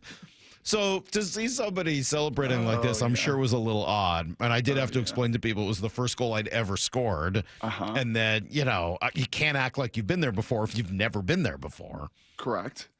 So do you that feel like there's a target now on you? Well, look at this loudmouth. This freaking guy. I think people seem to understand because while that was the good, it came with the bad and the ugly. Most of the bad involved the number of times, like I had a breakaway and the puck just kind of gets away from you, or there's a puck coming right at you and you just miss it. Like it is really, really, really hard. And I screwed up so many different things. The ugly is obviously the number of times I fell down. The 2 times I hit the back of my head, the time I went sort of tumbling and crashing down into the boards. Like, dude, it is so hard. And I am so sore today. My throat muscles are again sore. Oh, I forget what they're called. I think we had, when Brady was in, I think he called them the Pentecostals or something like that. But everything is hurting. I'm so all over your body. All over my body. Yes. My elbow hurts. I feel like a 7-10 LeBron. day watching Salk play hockey might be in order. I don't think anybody should watch this. It almost feels like a dunk tank. Like you're just getting, like I mean, here's what I would say. If you were to come out and watch, you would be horrified by how much better all of the other people are than me. But if you were to get out on the ice with me, then I would be able to say, well, hey, let's go. So there you go. Matt in Oregon says, Salk, an own goal doesn't count as your first goal. No way, man. It was legit. It was a legitimate goal. I would not lie about that. I commend you for celebrating the way you celebrated. I think the act like you've been there before thing, one of the dumbest things on planet Earth. Like, if you haven't done it before, like, I hadn't done it before. Now, the next time, I think I'd probably just give a little fist pump and, kind of skate along and move along. Now, that doesn't mean there's going to be a next time. Also, I need to, get back there and sign up again. And there's, a trepidation that comes with that because I'm very nervous I'm going to get actually hurt doing this. So I'm just so pro. Celebrate however you want to celebrate, as over the top as it is. Then you would have loved this, Lyle. This would have been for you because it was over the top. All right. I don't know if this is something to celebrate, but let's figure out whether it means anything. The Mariners, Brock, finished spring training yesterday. Their record, 11-19. And 2. Thanks. I believe they were, I think that's the worst record they've ever had in the Cactus League. I know that they were tied with the White Sox for last place. Obviously not company you want to keep. Does it matter? It's a good question, I think, and I'm not sure I know the answer to it. I mean, the easy answer is of course not. It doesn't matter, right? I mean, I was looking through all of the teams, and they're kind of spread out. But, you don't want to be tied with the White Sox. If you look at who was in last place in the Grapefruit League, it was the Marlins. So, I mean, the two teams that might be the two worst teams in baseball, throw the Rockies in there because they weren't very good either. They're all near the bottom of the pack. In fact, kind of looking at the whole thing and trying to make I'm sure something out of nonsense is essentially bad teams finished with bad records, good teams finished with good, bad, and mediocre records. Teams that, you sort of expect. So the bad teams, the White Sox, the Rockies, the Marlins, the teams that are going to be at the bottom, we're all at the bottom. But you also saw really good teams at the bottom and in the middle and at the top. So I don't really know what to make of all of that. I don't know that I'm going to see it as very predictive. What I do think it might be is indicative of how the manager structured camp to be a little less intense, to be a little bit more play loose. On words right there. Thank you. That's well done. Thank you. Thinking about that when you were waiting for your line to jump in. By the way, do you guys jump over the? I don't. Some people do. I don't. You go in one door, out the other door. Okay. Yeah. But other guys hop right over the wall. Some. I would say not many. Okay. This whole idea that, I told the guys, he was like, oh, how long have you been playing? I was like, oh, this is my second time out here. Right. And he was like, oh, you're actually doing pretty well. Are you on a team? I'm like, no. He's like, I think you can play 9 or 10. I was like, oh, thanks. I was like, oh, how long have you been playing? And he's like, oh, yeah, 2.5, 3 years. Yeah. I was like, dude, it's a novice drop. That's not novice. Sure. Anyway. Anywho. Not predictive, but indicative of the way that Dan just kind of turned things down a little bit of a notch. Yeah. Just kind of relax not the intensity once the game started, but just some of the approach and some of the meeting times and some of the maybe attention to detail. Because obviously we talked about the errors over the course of the month. That was not pretty. I would say if you would have asked me before spring training began, do you think the Mariners are going to finish 11-19-2 and tied with the White Sox? I would have said no. Right. And I would have actually pointed to something Aaron Goldsmith said, that funny story that he shared with Lloyd McClendon when he was waiting outside of his office for an hour and finally, kind of asked him the question like, wow, what a great win today. And what did Lloyd say to him? Like, well, yeah, I guess our AA guys are better than their AA guys. And I think the Mariners' AA guys are better, and AAA guys are better. I mean, maybe, or maybe they just have a couple of, top 10 prospects. I mean, that's why you really 6 in the top 100. Yeah, but okay, but that's 6 people. I mean, you're right, but they're filtered in. Axel Sanchez is he had a good game filtered yesterday, in with but you get my point. The rest of your major league guys to an extent. I mean, they weren't playing yesterday, so yeah. I don't know. I'm not going to take anything out of it. Lowered expectations, or maybe that will end up helping. Maybe the loose vibe. I think that it's really hard to look at much of anything other than that. I am still concerned about the defense. Other than that. Yeah, I don't want to spend a whole lot of time on the fact that they got through spring training. I do think it's interesting that Fangraphs has them winning the AL West with 85 wins. Yeah. Bleacher Report has them the 9th best team in baseball. Okay, so I asked these guys at 6:00, and I'll ask you quickly, Are we missing the forest for the trees here? Are we too close to this? Are we only looking at the Mariners' flaws and what this team is not? Should we spend more time looking at what they are rather than what they're not? Because of Matt Brash, who's already throwing 98 and some nasty, wicked stuff. Salk, and you add him back in with a Munoz and some of the other pieces in your bullpen that also should be growing and developing along with. Yeah, I mean, I think that's the only reason that these organizations have the Mariners sitting there in the top 10. I think what you got to say is, and again, in order to go down this road, you've got to say essentially, look, I know what they're not. I know the problems at second. I understand the problems at third. I understand some of the infield defense issues, strikeouts, inconsistency. We know what they're not. Yes. But what they are, top 3 or 4 pitching staff in baseball, bullpen that should be better. And I think, Brock, a 1 through 4 in their lineup that will be the best they've had in years. I think Randy's going to be good. I think Randy's a really important piece to this whole thing. Yeah. And if you buy that, then Robles is the best leadoff guy they've had in a while. Julio is Julio. Then you got Randy, and then Cal. Like, if Randy is that player, I think, and I know that's an if, but last year you were counting on Polanco to be that guy. So, I mean, some of those changes, Polanco goes from essentially what you're expecting to be your number 3 hitter to like your number 7 hitter. That's what they are. Mm-hmm. So you can focus on what they're not, and there's a lot of validity to it. No one's saying that those things aren't true. But I think that sometimes what they are gets lost in a lot of the understandable conversation about what they're not. 48 hours from now, we'll be reminded, starting with Logan and then Luis and then Mr. Bryce and then Mr. Woo. Like, we'll be reminded in 48 hours what the strength of this club is and that it's a pitching that is still the envy of most in this league. I'll end this with a text from Mike in Federal Way. Hey, Saul, congratulations on your first ever goal. When you get to the hospital, act like you've been there before for that particular hockey injury. Come right back with everything you need to know next. The John Schneider Show. With Wyman and Bob. Brought to you by Pizza Hut. Uchenna, you redid his deal, and what do you guys expect of him? Yeah, he had the surgery right after the season, and doctors are excited, but it's going to be pretty close to his recovery. Like, what is he going to be a PUP candidate, or is he going to be out there without it? And we just ride it for a couple of weeks. It's way too early to tell. Hear the rest of this interview on demand at seattlesports.com and on the Seattle Sports YouTube page.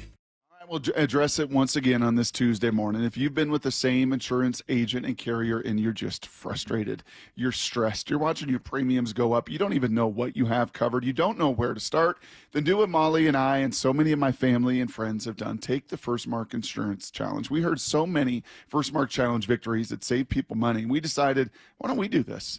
And boy, am I glad we did. Not only has it saved us thousands on our premiums the last couple years, it puts us with exactly the right carrier. Here's how they do it. They fully analyze your current coverage, making sure you're not overpaying for the wrong coverage. Then, well, unlike you and me and my mom and my dad and friends, they go to the market. Dozens of major carriers they've worked with for years to find you the best fit. No stress, no confusion. They're your teammate. And they spent the last 30 years helping thousands of families successfully manage this complicated world of insurance. So please don't wait a morning longer. Go take the First Mark Challenge. Did I tell you it's totally free? And you might be the next First Mark Challenge victory. Just go to firstmarkinsurance.com. It's all right there for you. Firstmarkinsurance.com. Your teammate that goes to work for you. SpringFest savings start now at Lowe's, so don't miss out. Get up to 40% off select major appliances. Plus, save an additional $100 on every $1,000 you spend on select major appliances. And save up to $10 on select lawn care products. Shop these can't-miss spring deals now. Lowe's, we help, you save. Valid through 4/2. Selection varies by location while supplies last. See Lowe's.com for more details and qualifying items. T-Mobile home internet is all about speed, value. What you doing, Zach? First thing, there are so many benefits. You got to talk fast. T-Mobile home internet ranks #1 in customer satisfaction for home wireless internet by J.D. Power. Wow, you are good. Try singing it. T-Mobile has price lock. They won't raise your rate on internet. Hulu and Paramount Plus on them. Get T-Mobile home internet all in for just $55 a month with auto pay and any postpaid voice line. Additional terms apply. For JD Power 2024 award information, visit jdpower.com/awards. Hey, it's Jason Rantz. I'm here with our local tax expert and advocate, Greg Nunn of None Better Tax Resolution. When you're dealing with business owners and the idea that they owe money to the IRS and they feel like they might be letting their staff down, and it just spirals out of control. One thing I see with businesses, it's really tough because they have employees and maybe they're having a difficult time with the cash flow of the business. Then unfortunately, what a business often does is they quit making their payroll tax deposits, which is really about the worst thing you could be doing. I mean, it's a telltale sign if you're doing that. Hey, get someone that can help you kind of look at your business and see if things can be changed so that you can operate your business better and make those payroll tax deposits. Because let me tell you this, the IRS is on those right away. If you're having trouble with the IRS, you have to call Greg Nunn of None Better Tax Resolution. From stress to success with IRS Solutions. 425-947-1967 or Google NUNN. None Better Tax Resolution. Over the past decade, Washington state politicians have doubled state spending with no improvements to the issues we care about. Instead, we now have the third highest cost of living in the nation and a $12 billion deficit. It's time to tell legislators we need better results, not bigger taxes. Act now at affordablewashington.org. Paid for by people for an affordable Washington and Olympia, Washington. Top 5 donors are Washington Alliance for Competitive Economy, Microsoft, Madrona, T-Mobile, and Alaska Air. We are Seattle Sports, the home of the Seahawks, Mariners, and everything Seattle sports. Watch your favorite show live at seattlesports.com. Roof now, pay later. No payments until 2027. 0 down, 0 payments, and 0 interest for up to 24 months. Hi, Justin Shirley, CEO of State Roofing and Exteriors here. Since 1968, we've helped homeowners just like you get beautiful, durable roofs without breaking the bank. Book today and lock in summer pricing before it's too late. Call 866-ROOF-ROOF or visit stateroofing.com to schedule your free estimate. State Roofing and Exteriors, held to a higher standard since 1968. We know choosing the right team to upgrade your windows and doors is a big decision. That's why we deliver a service that treats your home like ours and offer top quality products. Our windows are up to 25% more energy efficient than Energy Star standards, reduce noise by up to 50%, and have low maintenance clean glass technology. Our industry-leading leak armor installation and lifetime warranties mean peace of mind and enjoyment for life. Lake Washington Windows and Doors, a name you can trust. Visit lakewashingtonwindows.com. The Lee Johnson culture to me is empowering all of your employees to do the right thing because it's the right thing to do. You know, there are certain things that it doesn't matter what level of employment you are in our organization. If it's not the right thing or it doesn't feel right, they have the ability to take care of the customer and make the decision without asking a manager, without asking an owner. The end result is they can speak to the customer with more confidence. They're definitely more confident in what they're trying to provide the customer, what the customer is trying to accomplish, and just giving them a better experience. His name is Justin Meek. He's the leader and caretaker of more than 300 full-time employees for the Lee Johnson Auto family. It's the united understanding among Lee Johnson employees that customers are the purpose of our day.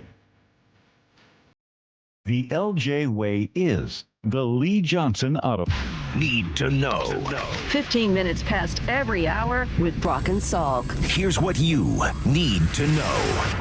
Up first. All right, spring training is over. Means baseball, Brock, is on deck. The Cactus League schedule ended with a 7-7 tie with the Padres. I'm going to guess they got to the 9th inning, and everyone was like, yeah, let's go home. This is the last game, and it means nothing. Bryan Woo gave up 6 runs in his final tune-up. Julio went 1-1. The story, though, of course, was Matt Brash, who finally returned through 12 pitches, including 2 strikeouts. He delivered. Swing and a miss.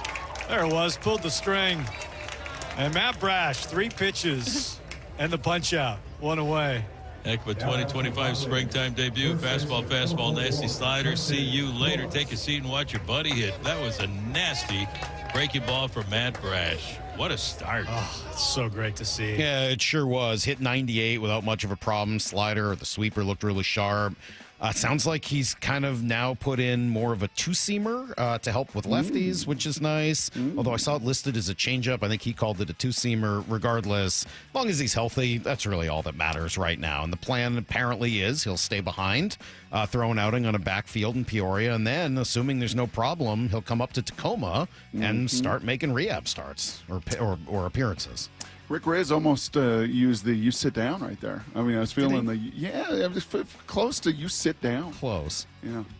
I was kind of curious to see, coming off of that Tommy John surgery, right, in the big injury, I was kind of curious to see, and we watch him in a bullpen down there in spring training, so it gave us a little bit of an indicator. I was kind of curious to see if maybe the violence of that delivery was tempered down a little bit. It was not. He was exploding down that mound. I mean, with just tremendous power and velocity and no holding back. And yeah, the stuff was, as Lyle sent us some tweets last night, kind of pretty good. Showcasing. Did you watch any of the Victor Robles mic'd up that Lyle sent over? I did not. Brock, do yourself a favor. It was like 4 minutes of nonstop entertainment.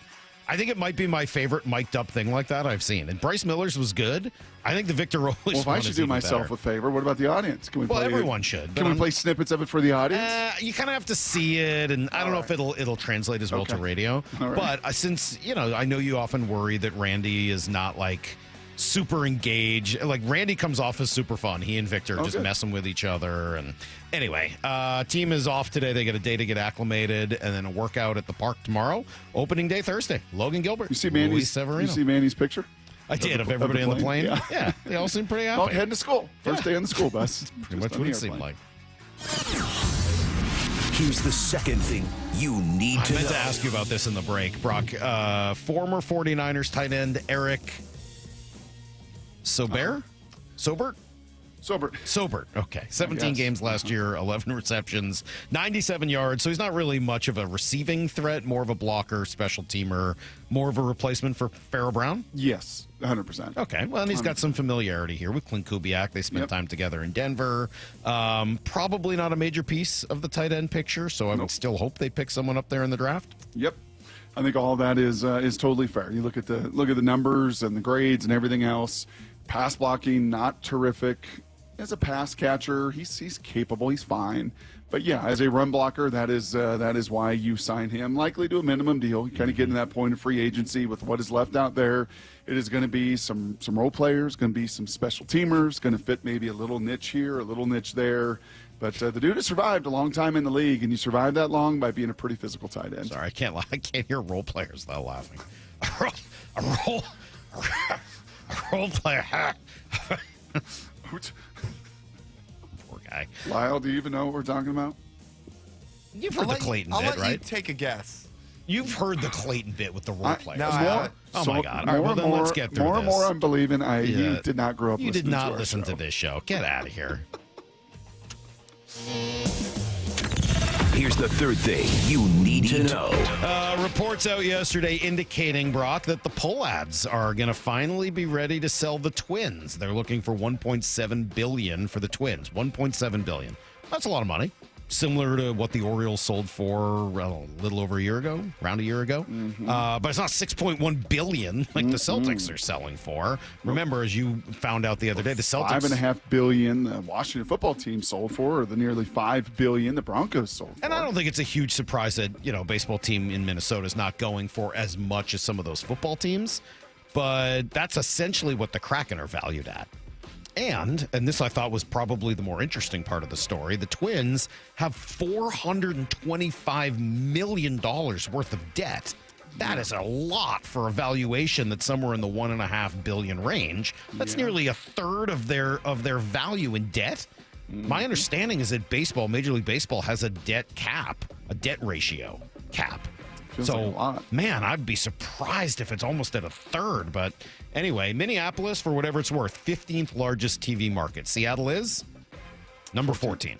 So pretty similar market. So I guess I kind of read it two ways. One, the RSN issue is real, right? I mean, like these teams with the RSN issues, there's a major, major income problem.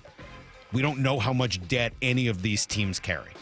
Secondly, it should be a really cautionary tale. The Pollads have been horrible owners for a really long time. They've mistreated that fan base, and I think you're seeing some of the results of that. And they don't even own their stadium. Right.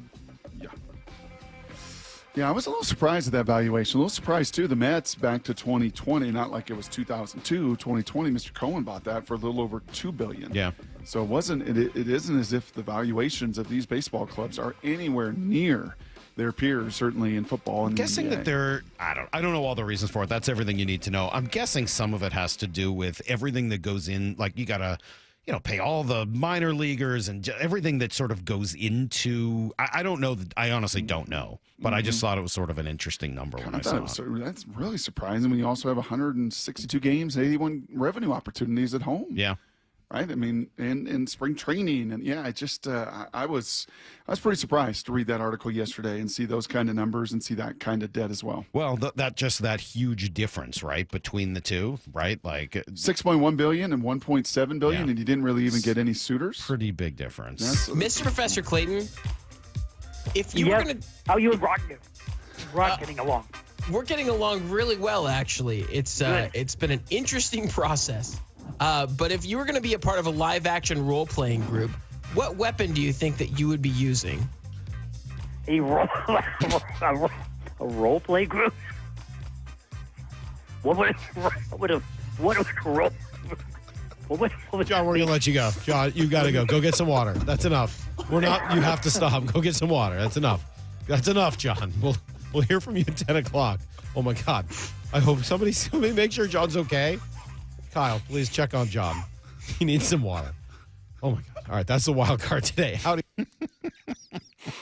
You never heard that before? I don't think so. I don't know. John, if there's one thing to know about John Clayton is that he would work through anything. It didn't matter how sick he was. Can't stop, won't stop. He would call me like, well, I can't take a day off, so I got to be here. And you're like, John, you could definitely take. No, I can't. I just can't do it. I have to be in work. Like, John, you have an 102-degree fan. I can't. I got to take a day off. Like, okay, so he would come on to do his thing, and then that's what you'd end up getting. You'd have to literally cut him off and say, you cannot keep talking, because he would just keep going and go. He's like an Energizer bunny. Anyway. Role-playing. All right, a role-playing throwback with the great Professor John Clayton. Coming up next, Brock, you and I heard something from Field Yates very differently yesterday. We'll debate next on Brock and Salk. We are the home of the Mariners. Big news, by God. We're excited to announce a multi-year partnership extension between the Seattle Mariners and Seattle Sports / Bonneville Seattle. So all Mariner games will continue to be heard on our platforms, including 7:10 a.m. The legend that is Rick Riz. We couldn't be happier on behalf of the Seattle Mariners. We love the fact that we're going to be back on 710 Seattle Sports. Thank you so much. We're thrilled. On Seattle Sports and the Seattle Sports app. At Uline, they know going the extra mile takes hard work. For companies pushing to go further, Uline will go the distance with you. 24/7, they answer the phone to get you the shipping and industrial supplies you need. Business can move fast. Unexpected large orders, adverse weather, new safety guidelines, and changing economic trends. Uline works hard keeping 41,000 items ready to ship, minimizing detours on your way to the extra mile.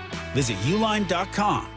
Bob Stelton here for Asset Roofing, and they have got the perfect slogan. You're either hiring a liability or you're hiring an asset, and I witnessed this firsthand when I met Anthony, the owner, and again when I had him do work on my roof. Now this spring, replace your aging roof with Asset Roofing, because you're either hiring a liability or you're hiring an asset. Check them out at AssetRoofingCo.com. That's AssetRoofingCo.com. Certified work that's never in doubt.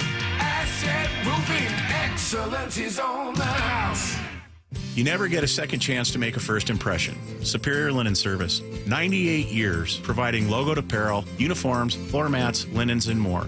Give us a call. We answer the phone. Superior Linen Service. Visit suplinen.com. If you're 55 and up, T-Mobile has plans built just for you. 2 lines of unlimited for just $30 a line. That's a 45% savings compared to Verizon and AT&T.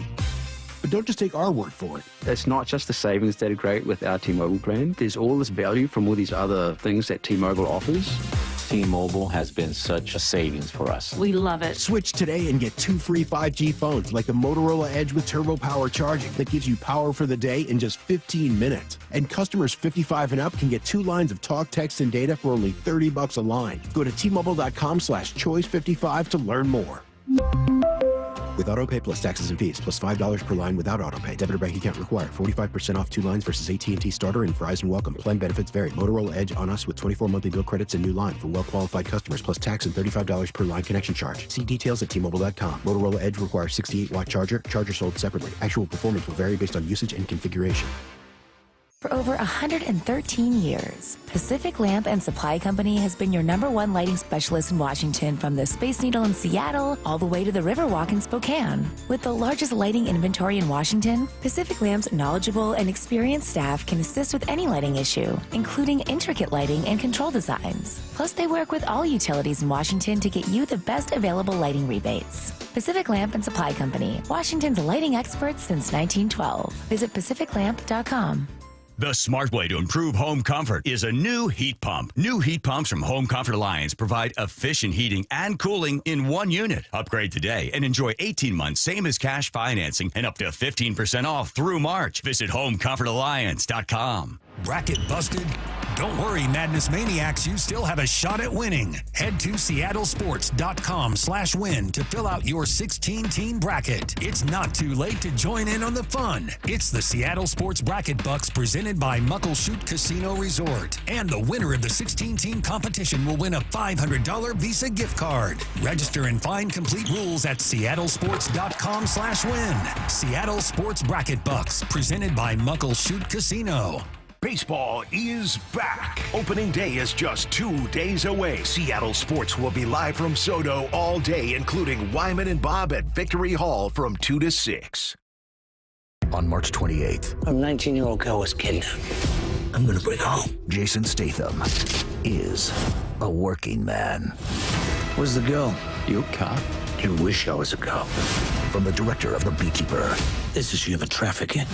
You do this, you better go full on. Is that a grenade? Yep. You ain't a cop. You're a working man. That's right. Time to get to work.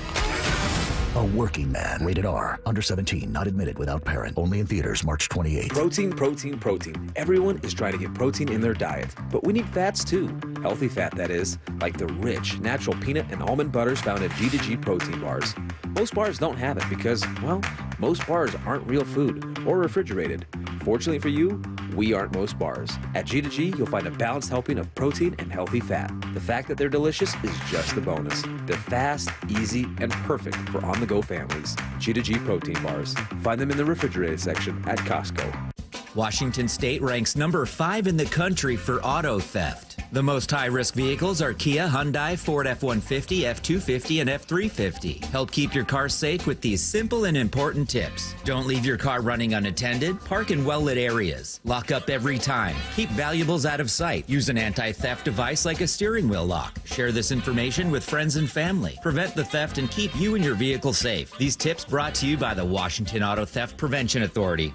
March is here, and Toyota of Renton and Toyota of Kirkland have teamed up to take away your car buying madness. At Toyota of Kirkland and Toyota of Renton, they have the widest selection of new and certified used inventory and the largest savings in the region. Now that's a slam dunk. The all-star staff at Toyota of Renton and Kirkland will assist you with a test drive, and you can score that car the very same day. Come see for yourself or visit online at toyotaofrenton.com or toyotaofkirkland.com. O'Brien. From the Quantum Fiber Studio, you're listening to Brock and Salk. Weekdays 6 to 10. On Seattle Sports and 97.3 FM HD2. You've mentioned recently how often a guest will say something and both of our heads will kind of pop up at the same time. Yep, Molly and I on a walk yesterday, by the way, and saw that certain animal that now I can't say that about. I think you can, know? yeah. No, I can't, okay? You've told me I can't. It's inappropriate. It's offensive. No. It's somehow sexualized or dirty or something, so I can't even mention a prairie dog. I think you can mention the prairie dog. I don't think I can. I don't think anybody said that. Stupid animals. I can't use it as a verb. I know. Right. I know. Let's not use it as a verb. Sure. You can still speak about the animal itself. I mean, the animal is still like a real animal that you can talk about. In any You just event. can't verbalize. Well, when Fields said this yesterday, I think it struck us two very different ways. I don't think anybody at the end of this upcoming year, because we don't give these things multiple years, I don't think anybody at the end of this upcoming year is going to say, it worked out fine. It's going to be either it was brilliant, it was a masterstroke, we all should have, put more trust and faith into the process, or everybody is going to say, why the heck did we get rid of DK Metcalf and Geno Smith? That was the dumbest thing we've ever done. So, I probably am cut from a cloth where I tend to give deference to the teams because these moves aren't made, I would say, just sort of willy-nilly. But it's a big bet on Sam Darnold, and we'll see on that pick from Pittsburgh. It's a big bet. It takes some stones, that's for sure. And I saw your argument, Your Honor. I was watching a movie on the plane ride home it was a long ride. Man, Boston's a long ways away, so it's called The Second Juror, Clint Eastwood film.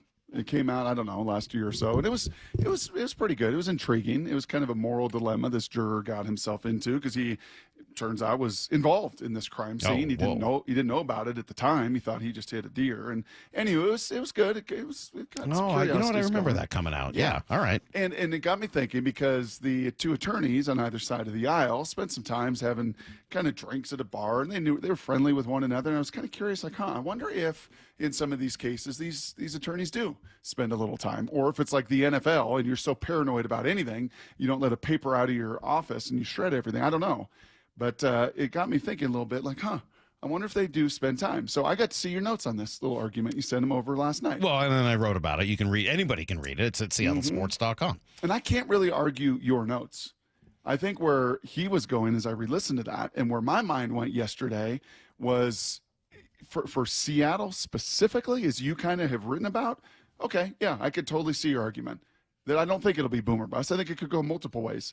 But you add in Geno in Vegas, and you add DK in Pittsburgh, and the judgment you're going to have, and add that kind of the plot to the whole mix of it, I do think you're going to have a pretty firm judgment, much like we did with Russell when he went to Denver.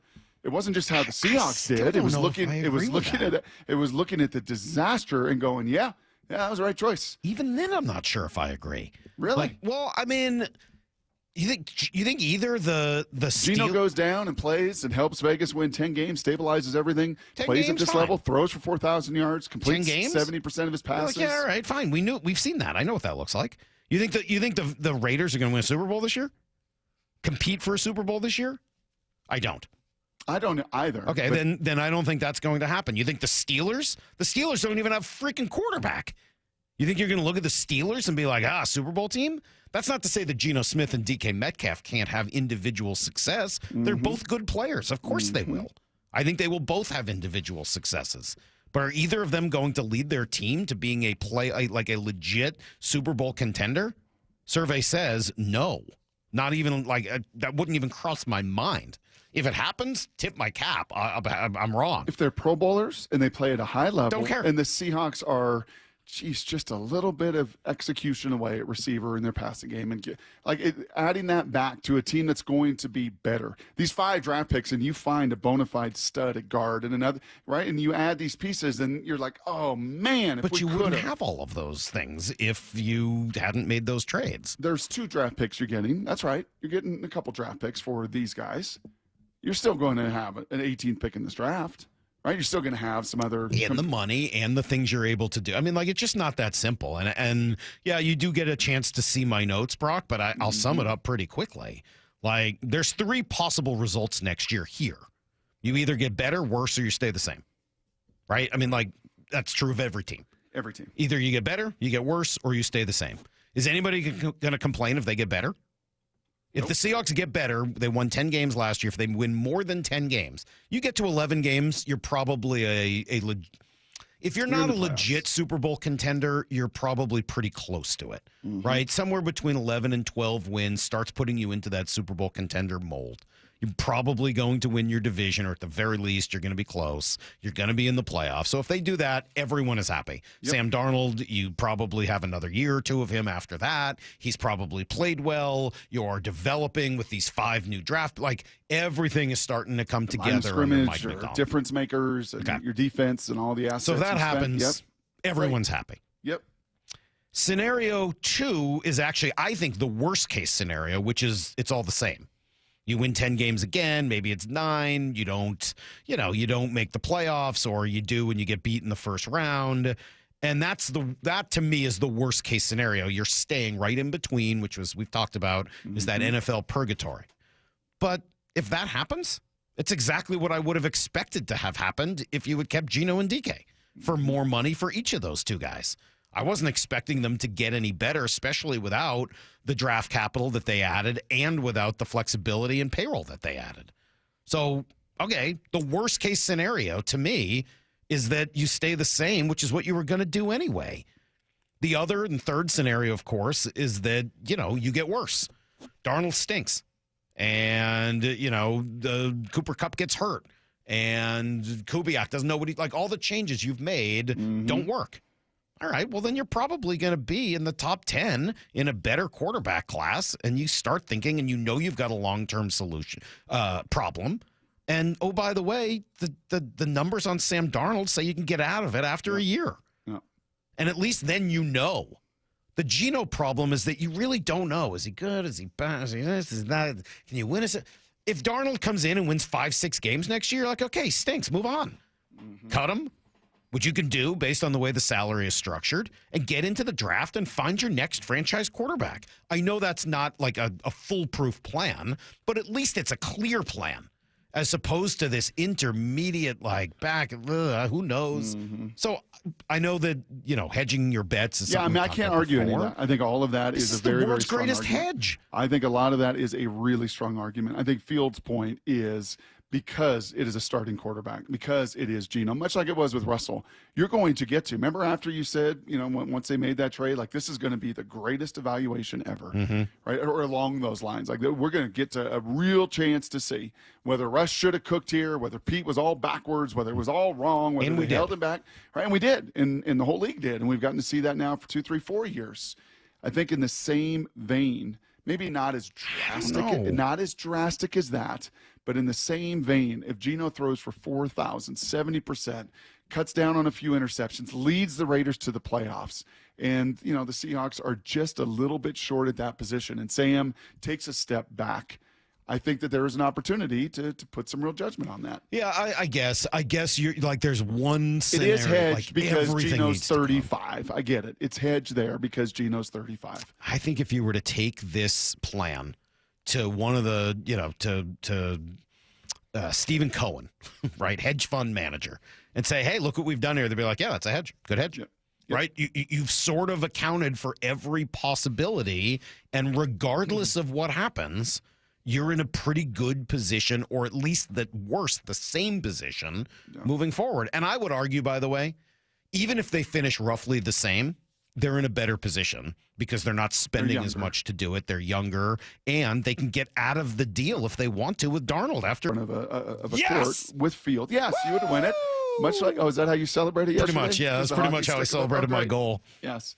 And this is one of those situations where, because we are so intimate with it and we talk about every one of these details and we know all the layers of it for years and years and years, whereas the Field, as bright as he is, and certainly, his 25 minutes yesterday expressed that he knows his stuff, but he just doesn't know it as intimately. I don't think he knows that they have hedged in all of these ways, that the details of these contracts really, in so many ways, are 1 and 2 year bets to see if this is really, the guy, or it's, a role in this situation. Try to give Mike McDonald the kind of guys that he wants, but never sacrificing the opportunity that if Devin Witherspoon and Charles Cross and some of your young studs are great, then you can sign them to the long-term extensions and really build a more concrete foundation. Yeah. Because right now it feels, right, and I think this is true, there's nobody under contract through 2029. Nobody on this whole roster is signed past 2028. So you have given yourself, I think, a lot of flexibility. You've given Mike a lot of flexibility over the years to make sure you got your kind of guys. Now, there is a caveat to this whole thing. So I, again, wrote that up. I used that word flexibility, I believe, in the piece I wrote last night, seattlesports.com, or you can read it on the Seattle Sports app. By the way, while you're there, you can leave us a little message for Here's the Thing on Thursday. That should be fun for opening day. And, you can listen to the Mariners right there on the app, Seattle Sports app, which you can get wherever you get your apps. There's a caveat. I've got to put a caveat into all of this, Brock. I don't want to make the whole story about this, so it's really just it's an asterisk. And that is, all of this doesn't matter if you don't fix the offensive line. Mm-hmm. All of this is bunk. It doesn't matter. You're not getting better. You're not staying this. Like, you got to fix the offensive line. Mm-hmm. And they've now opted not to fix it through free agency. That's fine. Or the trade market so far. They've opted not to go down that road for whatever reason. So you have to be right that you can fix it, A, through the draft, and B, through coaching and development. Yeah. That's a big bet. And that, to me, as much as I love the bet on Geno and DK and Darnold and all that, and I think you've hedged it really well, I don't see what the hedging is here. This feels to me like, well, this is a big gamble. This is a parlay. Like, either all these things come together and work even though they haven't before, or it blows up everything else we've been trying to do. Yeah, at this point, I really, and I have said this kind of over the last month or so, to try to answer the question of why. Why have they not signed any of these guys? And yet another one that was in for a visit signs with the Saints yesterday. Mm-hmm. And if this doesn't work, if this structure, if this kind of reset with coach, coordinator, line coach, run game man, like if this doesn't work, Salk, I don't know what is left. I really don't know. Right. You know what Yeah, is, there's one other thing that's left. Investing in it. Taking more of your salary cap percentage and putting it towards the offensive line. That's the one thing you haven't done. You've done everything else. That's the one thing you haven't done. And again, this is different from spend more money. This is allocate your resources. And I know every time I say this, people go, well, money, spending money and allocating resources are different things. You know what they would love to do? You know what they would love? Had a long conversation with my wife and Macy about the whole season, the whole journey and all of it. And she's got her fun exit interviews today and going to learn a lot. It's going to be great.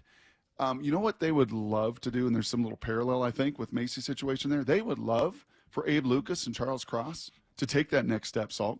And they would love to lock Charles Cross down and actually be the first guy maybe on this roster. That'd be great. Extended beyond 2028 and sign him to a 5-year, $100 million deal. And they would love Abe Lucas in that knee and in that tendon and everything else to feel as good as, by all accounts, it did at the end of the year. His offseason training feels, and they could lock him down. And they would love to draft one of 3 guys at number 18 this year that they've got really graded to fit there and spend that kind of money. And literally, I think in 6 to 7 months, do exactly what you said. Allocate significant millions and millions and millions of dollars because they believe those guys are those kind of players. They've not been able to do that for the last number of years. They did not believe Damian Lewis was that kind of player. Yeah. They didn't believe it. They didn't believe that other than Will Fries, anyone in this market was that kind of player. And, you know, I would agree with you. And that's about those guys earning it, not about giving it to them. Mm-hmm. It's about them earning that and proving that and building that trust with this new staff. This is Brock and Salk's Blue 88. Blue 88! Blue 88! We take you to the field as Brock Ewart breaks down 3 football questions as only he can. Now here's your hosts, Brock Heward and Mike Salk. All right, we'll get back to some baseball coming up in about 15 minutes as we're on to number 3 in our most intriguing Mariner list leading up to Thursday's opening day. Right now, some football conversation with Brock. Question number 1, who has been the most impactful free agent signing so far here in Seattle? You have a guess? This according to PFF, so this is all PFF stuff. You have a guess? Impactful? Yeah, I mean, this is like who's going to impact the team the most? I'm going to go with Sam Darnold. They did this for every, I think, free agent signed to the teams. PFF's biggest impact for the Seahawks. Well, I don't know exactly how they're defining impact, but if it's the person that is going to affect their record the most, I'm going to go with Sam Darnold. But I think PFF says to you, Sam Darnold and their expectations and his history, not that much more impactful than Geno Smith. Okay, so different version of impact. Yes. Okay. Yep. This is really value. Yes. I'm going to say, does that include their own guys? Yeah, to the roster. Like, it's just the impact that this free agent is going to have on their roster. The biggest impact Ernest Jones is going to be DeMarcus Lawrence. And some of that, and this was kind of shocking to me, seeing that the Seahawks edge group last year, now remember, Uchenna missed a lot of it. News, I think the biggest news out of last Thursday, John Schneider, had more surgery. So restructuring that deal, probably won't be ready until training camp, if he is at all.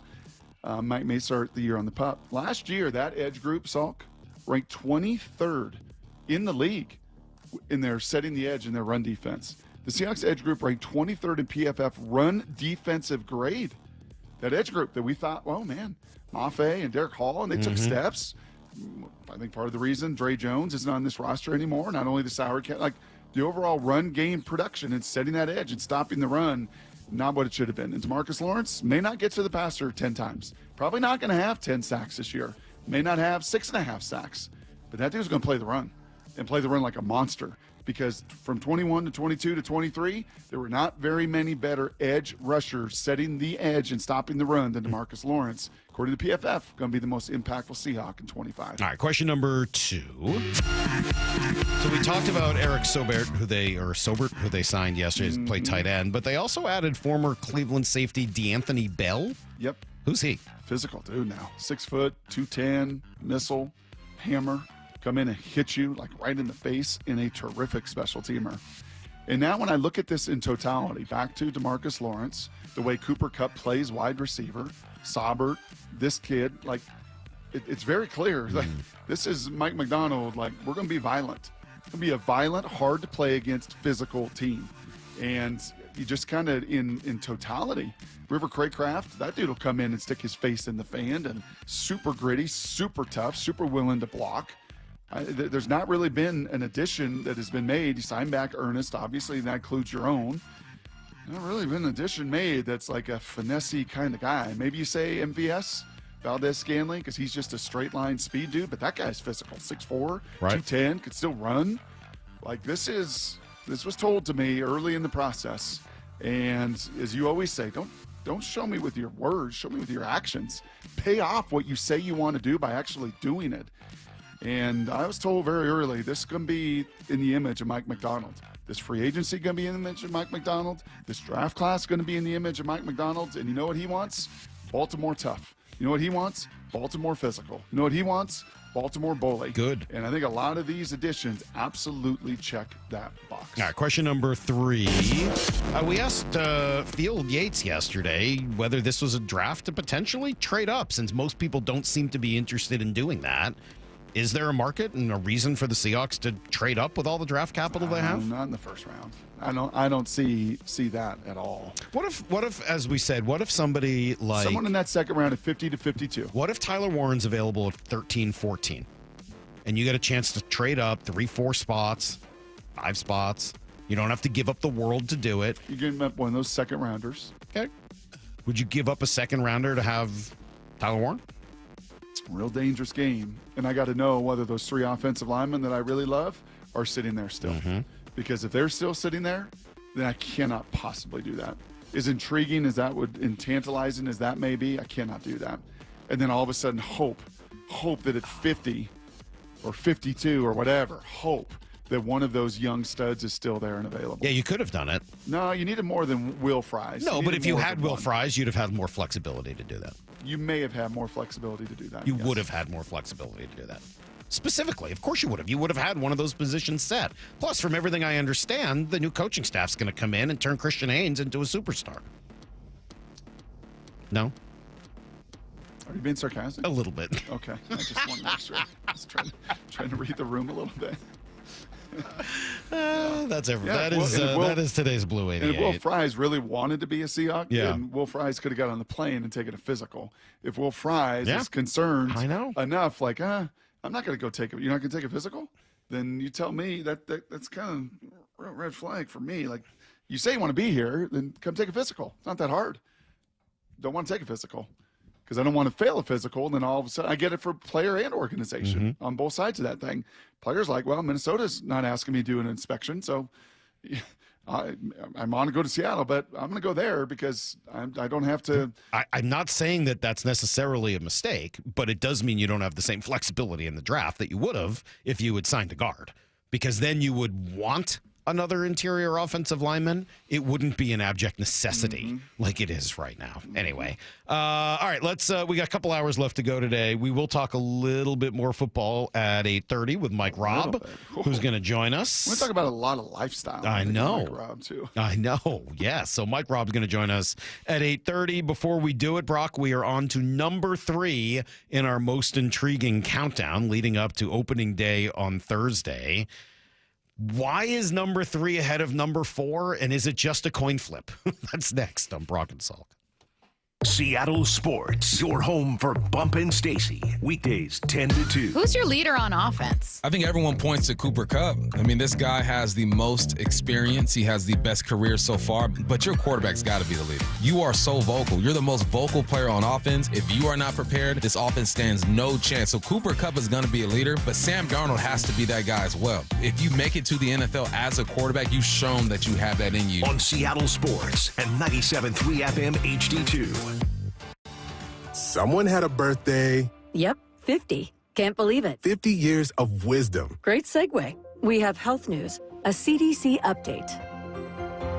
Pneumococcal vaccination is now recommended for adults 50 or older. Says here, we're over 6 times more likely to be hospitalized with pneumococcal pneumonia than adults under 50. I don't love those odds. Same. Look what I found. Pfizer's Prevnar 20 is proven to help protect adults against pneumococcal pneumonia and invasive pneumococcal disease in just 1 dose, and millions have already gotten it. Continued approval may depend on a supportive study. Don't get Prevnar 20 if you have a severe allergy to its ingredients. A weakened immune system may lower your response. Common side effects include injection site pain and swelling, fatigue, headache, muscle, and joint pain. For full prescribing information, please call 1-855-213-2138. Visit Prevnar20.com or talk to your doctor or pharmacist. I'm on Prevnar20.com now, scheduling my appointment. Good idea. And happy 50th. Are you trying to buy a new home, or are you a local real estate agent seeking financing for a client? We're all tired of dealing with banks, credit unions, and endless guidelines. Wouldn't it be nice to go back in time when we had common sense lending? Hi, I'm Scott Rireka, CEO of Legacy Group Capital based in Bellevue. We are one of the largest local private portfolio lenders in Washington. We've helped thousands of home buyers and real estate investors reach their financial goals by leveraging the Legacy Common Sense borrowing platform. What that means is we lend our own money, we make our own decisions. If your deal makes sense, we'll get it done. Whether you're purchasing a new piece of real estate or refinancing an existing loan, bridge loans, construction, or regular home loan, it doesn't have to be as difficult as banks and lenders make it. If you're trying to grow wealth through real estate acquisition, come talk to the experts in private lending. Call 425-635-4700 or LegacyG.com. Legacy Group Capital, your common sense lender. LegacyG.com. Meanwhile, at Xfinity. So, influencer life going well? Oh, yeah. I'm up to 32 followers. Oh, that's something. Yeah, posting my tap dancing videos is easier than ever because we engineered Xfinity Internet with 99.99% network reliability. Plus, Xfinity Mobile with Wi-Fi Power Boost gives you ultra-fast Wi-Fi at home and on the go. But wait, tap dancing? You don't tap dance. Hey, what I lack in skill, I make up with passion. Do more of what you love and love how fast you do it with Xfinity Internet and mobile. And now through April 21st, get 300 megabit Xfinity Internet and 1 unlimited mobile line together for $25 a month for 1 year and save $1,000 in your first year over Verizon and AT&T. Learn more at Xfinity.com. Requires paperless billing and auto pay with stored bank account. Restrictions apply. Equipment, taxes, and fees extra. After promo, regular rates apply. Savings compared to Verizon 5G Internet plus 1 unlimited welcome line and AT&T Internet 300 plus 1 unlimited starter SL line. Xfinity Internet required. Actual speeds vary. Reduced speeds after 30 gigabits of usage per line. Data thresholds and actual savings vary. Hey, partner, what's one word that comes to mind when truck month rolls around at West Hills Autoplex? Well, that's easy. Work, play, push, pull, haul, tow, trails, snow, Ford, Chevy, Ram, GMC, Toyota, trucks and trucks and trucks and... Celebrate Truck Month at the West Hills Autoplex, just off the Auto Center Way exit, Highway 3, Bremerton, part of the Hazelwood Auto Group. Hazelwood has it. Oh! Truck trucks and trucks and trucks. I'm attorney Rob Iddens, proud Marine Corps veteran and owner of Warrior Injury Law. If you've been injured, you need a lawyer that is tough, confident, and battle-tested. Call us at 253-WARRIOR for your free case review. Warrior Injury Law. Battle-tested. Jason Rance here with our local tax expert and advocate Greg Nunn from Nunn Better Tax Resolution. So, Greg, not all tax resolution companies are the same. There are some that are definitely not local. There are others that don't quite know what they're doing even. Well, I tell you, these ads that all of us hear, Fresh Start program, they make you feel like, hey, man, I can just easy peasy get my taxes written off. No. And I've had several clients actually come to me after going through that process, and they just get no response after a while. They're passed around from person to person. That doesn't happen at my firm. You are familiar with the cases that come in. You're working on them. I'm familiar with every case that comes into our office. And I know what's going on and have the ability to really advise our taxpayers very well on what to do. If you're having trouble with the IRS, then call Greg Nunn. Nunn Better Tax Resolution, from stress to success with IRS Solutions. 425-947-1967 or Google NUNN. Nunn Better Tax Resolution. You're either hiring a liability or you're hiring an asset. It's Bob Stelton here, and I love that slogan. If you're looking to replace your aging roof, check out Asset Roofing at AssetRoofingCo.com. Asset Roofing, excellence is on the house. Let's go! This is Seattle Sports. Streaming through the Seattle Sports app. KIRO AM Seattle. KIRO FM HD2 Tacoma. Home of the Seahawks, Mariners, and everything Seattle sports. Give me a freaking auto! From the Quantum Fiber Studio, this is Brock and Salk on Seattle Sports. I don't read the internet, guys. Take the bull by the hands. And Brooke, you are. And Brooke, you are. Now here are your hosts, Brock Heward and Mike Salk.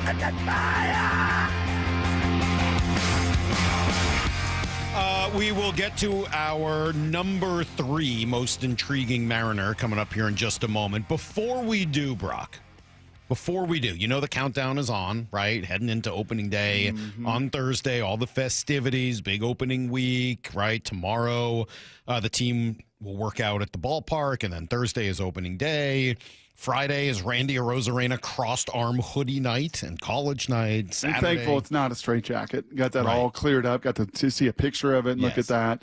That your arms aren't actually tied and crossed. I thought you were going to have to do the Mel Gibson thing from Lethal Weapon 2 where he takes his arm out of the socket and pops it back in later. No, we don't want that. Yeah. Saturday's Hello Kitty bucket hat night. Sunday's Little League Day. So there's a whole thing, this whole weekend. Go to Mariners.com for tickets. Okay. In the meantime, I would like to issue a retraction and an apology. Been working. I put together this list, right? Top 10 most intriguing Mariners. And I'm generally proud of these lists that I put together. I think I'm pretty good at this. I feel like I've done a good job over the years, Brock.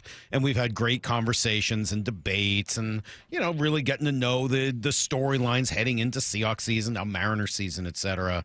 So I've always been pretty proud of this and how it's come out. I messed up. I messed up this time. Thanks. And I feel like I've hurt my own credibility. That Mitch Garver, J.P. Crawford, Logan Gilbert were all ahead of Matt Brash is an absolute joke. I screwed it up. Matt Brash is not the number 9 most intriguing Mariner, and I realized it yesterday as soon as he went out to pitch. That was more exciting than anything I've seen from Mitch, J.P., Logan. He's more intriguing. Doesn't mean he's better. He's more intriguing, and I owe everyone, especially Matt, a huge apology. I'm sorry about that, Brock, and I'd like to formally apologize to you as my co-host and co-conspirator. No, I appreciate that. You're doing what most in America can't do anymore. Admit you're wrong. Well, I was. Admit you're wrong. I was wrong on this one. I think all of us appreciate those that do that. You see 98 with that slider and everything else the Brash puts it that's pretty good. You just got caught up in the bias deal, right? I mean, you had just kind of, recency bias of seeing all these other guys, not seeing him. It's a little confirmation bias, maybe. You wrote about biases as well. You know, all the biases, first name and last. All the biases. And I think, unfortunately, he was just somewhat out of the picture. And then when he came back in the picture yesterday, you're wrong. And that's good. I totally accept your apology. Okay, good. Thank you. And he probably should have been number 5 or 6. But today, Maura, we are on to... Number 3. Yes, number 3 most intriguing Mariner is Bryan Woo. Now, why is Bryan Woo 3 and Bryce Miller 4? I don't know that I know. I don't know that anybody knows. I mean, the similarities between the two guys is significant.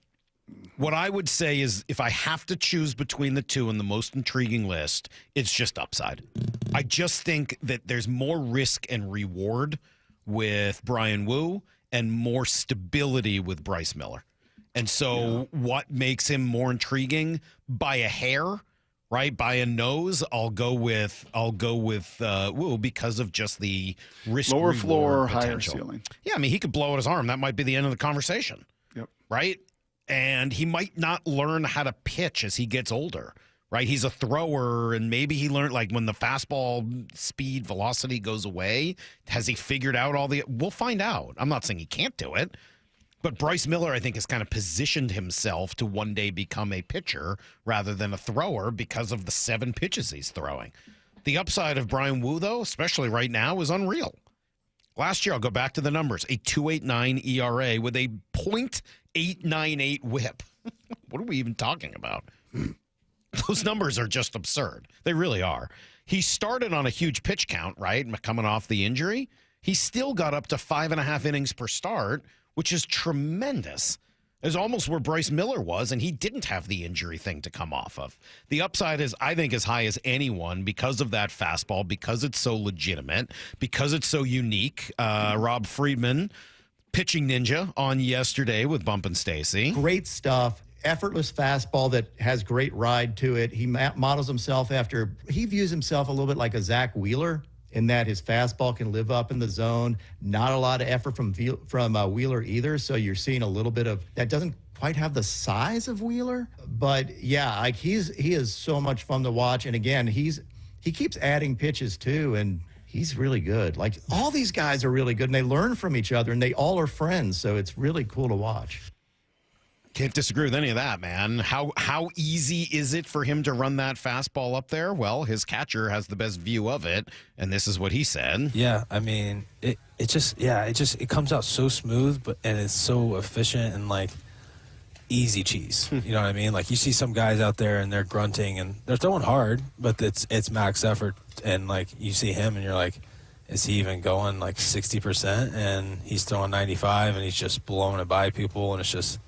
That's what that deception is killer. Easy cheese. Yeah, I think there's 2 opportunities, Mariners marketing crew. I think there's 2, the easy cheese, right? We talked about that. Do they still even have that cheese out of the I don't know. I meant to look. I think when we were talking about it in Peoria, the sun was shining on the computer screen, and I couldn't tell. Couldn't see it. Yeah. That's number 1. I think number 2, you could also have one heck of a Ric Flair night with the Woo. You know, that Woo thing really has woo. You know, give me a double woo, woo, right? I think there's an opportunity there to really ramp up the Woo end of this thing as well. Yeah, it looks like you can get easy cheese. I mean, you buy it on Amazon, $5 for a can. Should we do it? I don't know. I don't know that we need it. Think it's loaded with many chemicals or preservatives? I don't know that I want to know what's inside of Easy Cheese. I'm quite sure that it's Bryan not Woo good Easy for you. Cheese night. Yeah. You know, with the Mariner decal, the whole colors. Come on, teal, Greg blue. Green. What are we doing? Are we going to do Easy Cheese night or not? Anyway, I would disagree with one thing Friedman said, though. And this, I think, is one of those Larry Hills-isms about trade-offs. The trade-off of that slot is I don't think he can develop as many pitches as a Bryce Miller or Logan Gilbert. I tend to agree Well, he has 5. Yeah, as I said, I don't think he can develop as many as Logan or Bryce. I think, yes, he can get to 5. But I think he even talked about that with us, Lyle, right? I think it's also hard for him, not just that he can get to 5, but really master them. Yeah. I mean, when you think of Bryan Woo, I generally think of him throwing 2 pitches. I know he throws more than that. But what I see, and again, maybe the numbers wouldn't bear this out, I see fastball slider, right? Well, Maybe he's got 2 fastballs. 2 fastballs. Okay, but that's essentially just pitch grip, right? So once that's just changing the grip on how you're throwing it. Okay, 3 pitches. That's about right. Can he throw a changeup? Yeah. I mean, like, he's got some pitches he can throw, but I see him as being, again, his success comes from the difficulty in picking up that fastball and a slider. That's different from what makes some of the other guys successful. That doesn't make it bad. It's just different. Yeah, and success is that slot. Right. That arm slot and the easy cheese in the velo. You wonder, is that sustainable? That elbow's been a challenge the last couple years and even through college. So that's part of it. And then also in that slot, you just can't manipulate the number of pitches that I think a Bryce and a Logan do from their arm slot. Well, I do want to point out that not to say this is anything different than what you guys are talking about, but just to continue to highlight Woo here. Like the fact he walked less guys than Kirby last year and a walk rate, insane, crazy. It's insane. Yep. Yeah, it's a phenomenal stat to bring up. He really had an incredible year last year. When he first came up last year, coming off the injury, and he just dominated like 12 straight. It was unbelievable. Yeah. Can I give his sweeper a little bit of love here? Because you guys were Please talking do. about his slider. You know what opponents slugged against it last year? Because his rookie year, his sweeper was his worst pitch. You want to take a guess? Slugging against the sweeper last year, 270. 286. Would you say, Brock, 286? Yeah. 100. 100. That's not average. That's slugging. Slugged. Well, they also hit 100, but they slugged 100. And he threw it 9% of the time. It's not like he never threw it. Like, he threw it. I'll stand by what I've said. I hope he can be, and this is why he's intriguing. That's pretty good. I hope he can stay healthy. I hope he can sustain and do all of that. I will stand by what I do believe. He could be the nastiest closer in baseball. Well, I kind of like him as a starter personally. I do. Yeah, I mean, the and there's value is so much higher. way more value. But I know it's unbelievably taxing to be up all night. So maybe it is in the long term healthy and easier for him to get in a routine as a starter. The stuff. But that stuff is just That stuff would play pretty good out of the bullpen if it needed to. But you don't need it to, because you know what? He had a 2.89 under 0.9 whip last year. I don't see any reason to make any changes to Bryan Woo at all. He'll go in game 4 of the series against Oakland. Against the A's. 4-game series to get things started. They're no longer in Oakland. I know. And they're then not the San Diego Chargers. Thanks, appreciate it. I mean, it. at some point, and they're not the Oakland Raiders. You know, I did catch myself. Thanks for continuing to badger the witness here. Let's be right back with everything you need to know. I'll play you some of that Matt Brash. And then, Brock, we're down to 2. Only 2 guys left for the most intriguing Mariner. Who will it be? You'll find out on Thursday at 8 o'clock. It's Brock and Salk. Baseball is back. Julio Rodriguez and the 2025 Mariners are ready to play ball. God, Julio, home run! Opening day is just 2 days away. It's a mentality. It's time to battle. It's time to fight. Seattle Sports will be live from Soto all day, including Wyman and Bob at Victory Hall from 2 to 6 p.m. Seattle Sports, the home of the Mariners, and your exclusive home for opening day. Hi, I'm Smokey Bear, and I made an assistant to help you out, because only you can prevent wildfires. Hey, Assistant Smokey Bear, call me Papa Bear, because I'm grilling up dinner. Do you get it? Yes, good job. So, what should I do with all these coals? Don't just toss them out. Put them in a metal container because those embers can start a wildfire. I understand. The stakes are high. Ha, ha, ha, ha. Learn more at SmokeyBear.com. Brought to you by the U.S. Forest Service, your state forester, and the Ad Council. How can you free your team from time-consuming office tasks? Amazon Business. Smart business buying tools enable buyers to find and purchase items fast so they can focus on strategy and growth. Free up your team and focus on your future. Learn more at AmazonBusiness.com. Check engine light on? Take the guesswork out of your check engine light with O'Reilly Veriscan. It's free. Ask for O'Reilly Veriscan today.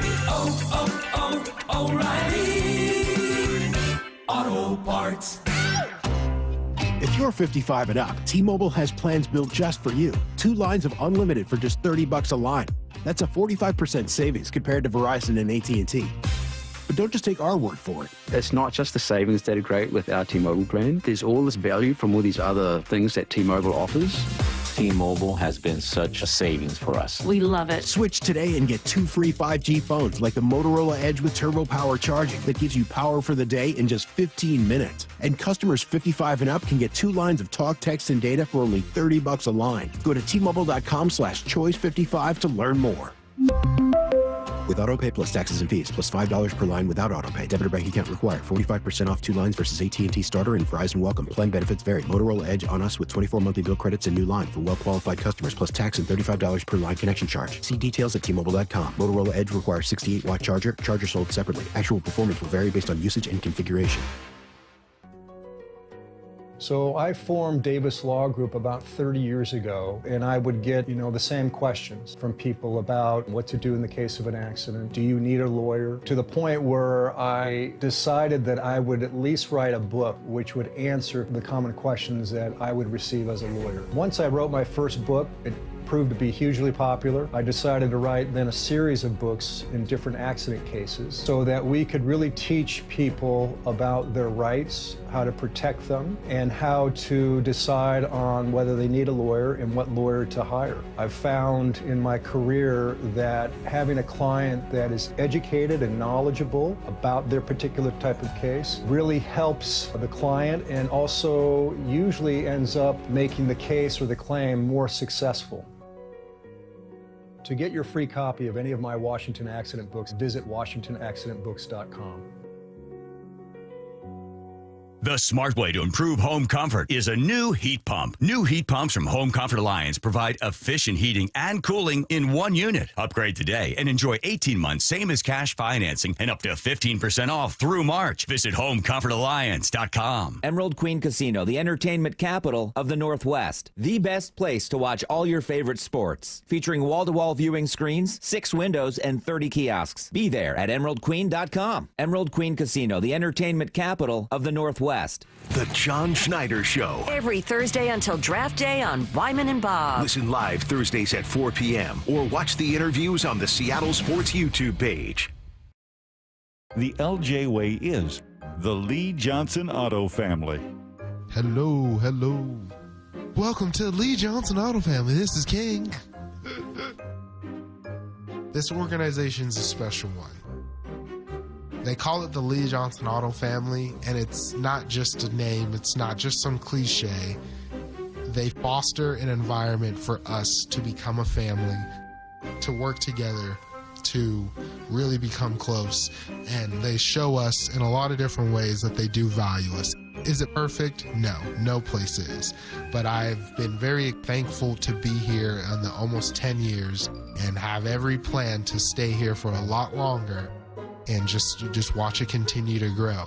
He's fun and professional, which explains why so many people visiting Lee Johnson Kia ask for him by name.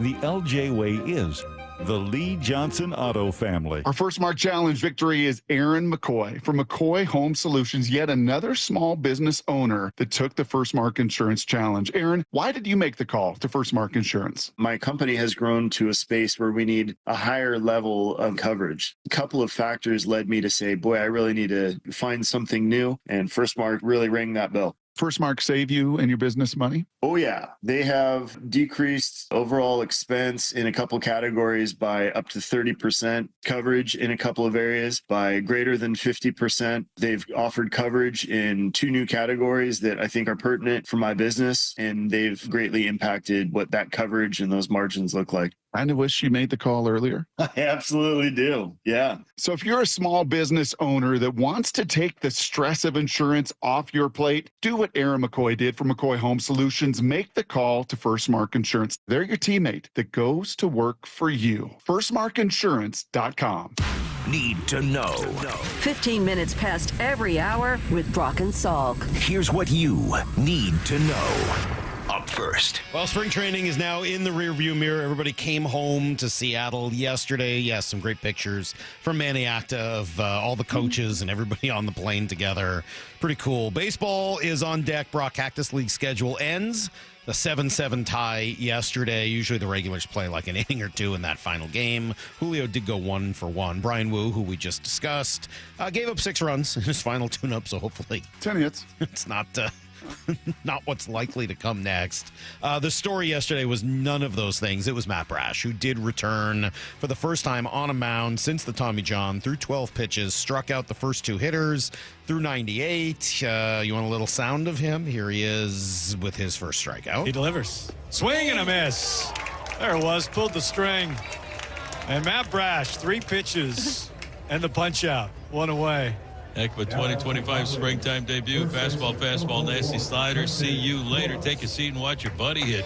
Was that a little giggle? Was that a little hip hop from Riz? I thought I heard a little Rick. It was a giggle, I think, from Angie. Oh, Was okay. she up in the booth? I don't know. I thought it was a Rick giggle. Let me hear it again. He delivers. Swing and a miss. There it was. Pulled the string. And Matt Brash, 3 pitches and the punch out. I think that's a Rick giggle. It is Riz. I think that's a Rizzer giggle. A As it giggle should be. and then just a lyricist. Yeah. I was ready to beatbox for him. Ever since he got hit in the head, his whole it's a whole new world opened up to him.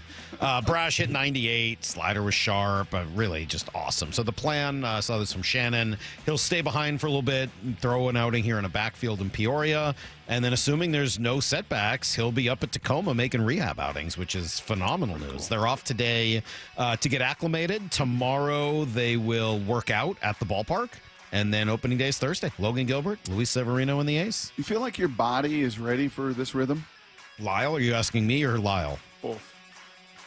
My body's ready. I was saying earlier, I'm not sure I'm ready for, constantly be told that I'm a shill and all of the things that people seem to. I don't know if I I'm thought you were playing hockey to kind of toughen yourself up for that. Yeah, it's not working. No? I mean, it is, but. Okay. I'm in so much pain from hockey that all of my pain is focused on that. Yes. Yeah. Okay. Maybe that's how it's going to go. Are you? Oh, yeah. Here's the You're ready? Yeah, I am. Totally. Yeah, for the day-to-day, right? Just the rhythm, the baseball. Yeah, just kind of daily. I'm ready for that. I do like the daily rhythm. Seahawks add former 49ers tight end Eric Saubert, 17 games last year. Not much of a pass receiver. 11 receptions, 97 yards, and 1 touchdown. But he's a good blocker, especially in the running game, and he's a good special teams player. Mm-hmm. 8-year grinder out of Drake, originally kind of mid-round pick, and just has bounced around a bunch of different places. A lot of these guys kind of at this phase of free agency have got a bit of a gritty past to them, have been signed, have been cut, have been signed, have been cut, have produced, have got a skill set. And for him, that skill set is run blocking, not pass blocking, getting down the field, not the biggest of threats, but the dude will put his face into your face and he'll run block, as will the safety they signed from Cleveland that is well, Bell, a terrific special teams player. And I was thinking about their special teams had some problems last year. The specialists were very good, both the kicker and the punter. Some of those coverage units were not the most physical. Right. And so I think, that sticks out to me that whether it's Saubert or Bell, some of these guys that they brought in the last couple of weeks, probably going to have a role on special teams. Guess what, man? If you're going to play the game, you're going to turn it back a little bit to some of that Pete Carroll ball of line of scrimmage and run and play elite defense. Guess what else has to match that? You have to be physical and dominant in your special teams and your return and cover game as well. Here's the third thing you need to know. Reports yesterday indicating the Pohlads, Brock, may be finally ready to sell the Twins. This has been talked about for 20 years.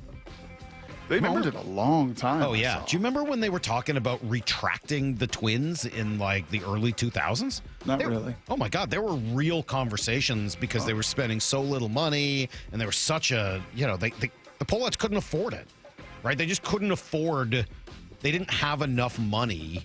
Not that they weren't incredibly wealthy, but they didn't have enough money, really, to run the Twins the way they needed to be run. And, yeah, you fast forward, and the valuation is just $1.7 billion. That's what the Orioles sold for. So it's not like that's a huge embarrassment, but after seeing the Celtics sell for over $6, I got to admit, it did sort of jump out to me yesterday. But that $400 million in debt? $425. Whew. That is crazy. So roughly, by the way, the Mets in 2000, when Cohen bought it, they had $300 million in debt as well. Yeah, so that's not unusual. Baseball teams do tend to run debt, right? They have a debt ratio ceiling that they have to stay under. But this is between a quarter and a third of their valuation. It feels like a lot. And again, Minneapolis. Just for context, Don't Minneapolis, own the stadium. 15th largest TV market. Seattle's number 14. So they're roughly, the equivalent to Seattle in terms of market. Anyway, that's everything you need to know. 1/4 every hour here on the Brock and Salk Show. When they signed Correa to, they didn't give him $400, right? Because he had the injury and then he failed the physical or something like that. But they still a couple $100 million. It was, I know. It was 6 for $200, but originally he was supposed to get 13 for $350 from the Giants, and then I think 12 for $315 from the but Mets. even think of that, 6 for $200 million. That's like 1/8 of the valuation of your whole club. Right? When you talk about these mega contracts and maybe why these ownership groups are a little tentative in seeing it, I mean, $200 million is an eighth of the whole value of your franchise in one player. Yeah. I don't think 6 for 200 is a crazy contract, to be honest. It's not a crazy contract. I don't think that's what Brock's saying. It's just that when you look at baseball teams are not valued nearly as highly as football or basketball teams. They're valued much more closely to hockey teams. And the contracts are not commensurate between the two sports. No. So I think that's sort of the point. The Kraken are valued at around $1.5 billion. We're saying this is 1.7. That's not a significant enough difference when you think about who the highest paid Kraken player is versus who the highest paid Twin is. It's a pretty major difference. I got you. That's all. Like it's, yeah. I guess. Look, no one is feeling bad for owners. Clearly, I mean, like the Polettes are going to do just fine when this is all said and done. They'll only walk away with like $1.3 billion in their pocket. I don't know how they'll be able to survive after that. Just at the risks associated, especially in the modern day of baseball, without the RSN revenue in a league trying to figure out what its financial future is. Yeah, the NFL has gazillions and are printing money with all of their television partners. The NBA just signed a new deal with NBC and gazillions and all that revenue, and thus these organizations are valued incredibly and in the meantime, 3-4x what baseball and ESPN are divorcing each other. That's right. So there's a little conversation about where that's going. We don't need to have it all today. 2 days before opening day, let's focus on happier things. We'll come back to some baseball after a little bit more football. Mike Robb, former Seahawks fullback. Brock, do we have to ask him about fullbacks here in Seattle? That and a whole lot more next on Brock and Salk. Blue 88 on Brock and Salk. Draft prospects who are going to be visiting the Seahawks. Who's intriguing? What do you like? Savion Williams is his name. Every day at 7:45. He's really dynamic, dude. He's the one guy that I would get into production meetings and the D coordinator would be like, oh, thank gosh, I don't have to deal with him again. His like, Debo, I'm going to run over you, run through you, run around you. That's kind of fun. I really, really like this guy on tape. Blue 88, answering 3 football questions as only Brock Heward can. Well, it is going to be over 70 degrees in Seattle today. Pretty awesome. That's got to get you thinking about summer, right? I know it'll go back to raining and stuff soon, but you start thinking and dreaming what the summer's going to be like, and you could make this one to remember by looking and feeling your best for it. If you start now, you can get that done by Memorial Day weekend. Mike Salk here, 45 days.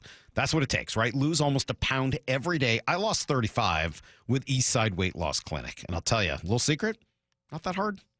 Really not that difficult. It really isn't. No pills, no injections, no scary side effects or anything like that. It's just real food that you buy at the grocery store. No fake prepackaged meals, just good recipes. And you make them at home and you watch the pounds fall off. It works. You can do this. 15-minute call. It's all it takes. No obligation. Schedule it right now at eastsideweightlossklinik.com. You really do have nothing to lose other than the extra weight. Go to eastsideweightlossklinik.com. Dr. Ryan Coogan, D.C. Results may vary. Welcome to Staples. I hear Staples prints it all for any business? You bet, and we'll beat any print quote. So if I had a pizza place... Staples can print signs, menus, pizza boxes. A landscaping business? Oh, we can print yard signs, T-shirts, brochures. How about a pizza/landscaping business? I'll call it Dough and Mow. I like it. Right now at Staples, get up to $250 off your print purchase. Ends 4/5, exclusions apply. Visit staples.com/print for offer details. Price match guarantee valid in store and staples.com/print. Visit staples.com/price match for details. Confidence is knowing you're ready to handle whatever comes your way. That's what it feels like to take on your workday with Cintas. They make sure your AEDs are up to date, your fire extinguishers are tested and inspected, your floor mats are cleaned and delivered, and your workwear looks good, feels good, and is freshly laundered with the Cintas Apparel Plus program.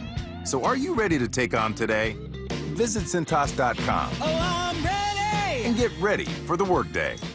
Welcome to Staples. I hear Staples prints it all for any business? You bet, and we'll beat any print quote. So if I had a pizza place... Staples can print signs, menus, pizza boxes. A landscaping business? Oh, we can print yard signs, T-shirts, brochures. How about a pizza/landscaping business? I'll call it Dough and Mow. I like it. Right now at Staples, get up to $250 off your print purchase. Ends 4/5, exclusions apply. Visit staples.com/print for offer details. Price match guarantee valid in store and staples.com/print. Visit staples.com/price match for details. Confidence is knowing you're ready to handle whatever comes your way. That's what it feels like to take on your workday with Cintas. They make sure your AEDs are up to date, your fire extinguishers are tested and inspected, your floor mats are cleaned and delivered, and your workwear looks good, feels good, and is freshly laundered with the Cintas Apparel Plus program. So are you ready to take on today? Visit Cintas.com. Oh, I'm ready! And get ready for the workday. Bonneville International radio station contests are open to participants 18 years of age or older that are residents of Washington State unless otherwise specified. Employees or agents of the station, Bonneville International Corporation, other area radio stations, or any entity associated with the contests are not eligible to win unless the station otherwise specifies at its own discretion. Persons who have won in the last 60 days from a station contest or event may not be eligible. Full general contest rules are available on seattlesports.com or in person at the station during regular business hours. Subscribe to the Seattle Sports YouTube page to find new and exclusive content from your favorite shows and personalities daily. Just head to YouTube, search Seattle Sports, and click subscribe. Over the past decade, Washington state politicians have doubled state spending with no improvements to the issues we care about. Instead, we now have the third highest cost of living in the nation and a $12 billion deficit. It's time to tell legislators we need better results, not bigger taxes. Act now at affordablewashington.org. Paid for by people for an affordable Washington and Olympia, Washington. Top 5 donors are Washington Alliance for Competitive Economy, Microsoft, Madrona, T-Mobile, and Alaska Air. March is here, and Toyota of Renton and Toyota of Kirkland have teamed up to take away your car buying madness. At Toyota of Kirkland and Toyota of Renton, they have the widest selection of new and certified used inventory and the largest savings in the region. Now that's a slam dunk. The all-star staff at Toyota of Renton and Kirkland will assist you with a test drive, and you can score that car the very same day. Come see for yourself or visit online at toyotaofrenton.com or toyotaofkirkland.com. O'Brien. You've heard the saying, you never get a second chance to make a first impression. Since 1926, my family's been helping local businesses make great first, second, and long-term impressions. We know how to make your company look good with quality uniforms, logoed apparel, floor mats, linens, and more. If you're paying for linen service or doing it yourself, let's have the conversation. The information and quote are free, but the savings and service can really add up. Visit suplinen.com. Superior Linen Service. It's what we do. Mariners single game tickets are on sale now. The squad will be back in action before you know it. And now's the time to lock in your seats for the biggest games this season. Don't miss opening day on March 27th, Ichiro Hall of Fame weekend, August 8th through 10th, and matchups versus the Dodgers, Yankees, and more. Plus, check out 30 value games with tickets starting at just $10. Go to Mariners.com to get your tickets today. A deep blast. This is gone. Home run. Julio. From the Quantum Fiber Studio, you're listening to Brock and Salk. Weekdays 6 to 10 on Seattle Sports and 97.3 FM HD2. Oh, well, this is going to be fun. Brock, on video. Yeah. On video right now. Uh-huh. Whoa. Sitting on, I believe, a throne is the great Mike Robinson. He's going to the bathroom? No, I'm talking about a legitimate throne. Oh, not that porcelain throne. Earl Thomas buy that for you? What is that? No, man. What's going on, guys? Man, good to be on the show today. Glad to be talking some ball. What's going on? Man, we got a ton to get to with you. Let's start off with something a little maybe you haven't heard this yet, but we'll start here, and you're the perfect person to play this for. So a couple of weeks ago, the Seahawks made a change at offense coordinator. They bring in Clint Kubiak, and I'd love to ask you about his system. But in his opening press conference, he was asked about some personnel groupings that he likes to use, and here's what he said. Certainly love playing with a fullback, like being in 21-12 personnel. Again, that's going to come down to, the strength of our players who we have on our roster, and let's use the best 11 out there. Let's get the 5 best eligibles deployed out into the route scheme. So those are things we're working on right now. You hear that? I see the dance. Know, that's why I'm over here dancing, man. Fullback love, baby. And when you talk about that system, that Mike Shanahan, Kyle Shanahan system, which they're all disciples of, and Clint Kubiak. Actually, I'm sorry, Kubiak was part of the old system. His dad was, and so this system stresses a defense with the outside zone. And you're trying to circle the defense, and you keep trying to circle the defense. And when the defense won't let you get outside, the running back and the fullback can put his foot in the ground and get north and south. And the running back can kind of pick where it goes. And the passing game can come off of that. I think it's going to be tremendous. for the Seattle Seahawks team. I think it's a big reason why they made the switch from Coach Grubb. I thought we tried to throw the ball a little too much. Sorry, Jackson Smith and Jake, I know you got a little upset about that, man, because you had a great year. But I think Coach McDonald, just talking to him last year and being a part of the preseason team, he wanted to run the football. He wanted to, in spots, and Brock, you know what I mean, sometimes just be ignorant about it, running the football, because you want to send a message. And I think this Clint Kubiak system will be a little bit more efficient, and you can build a capable passing game off of it so that you can control the game any way the game may play out. How many Mike Robs are there out there?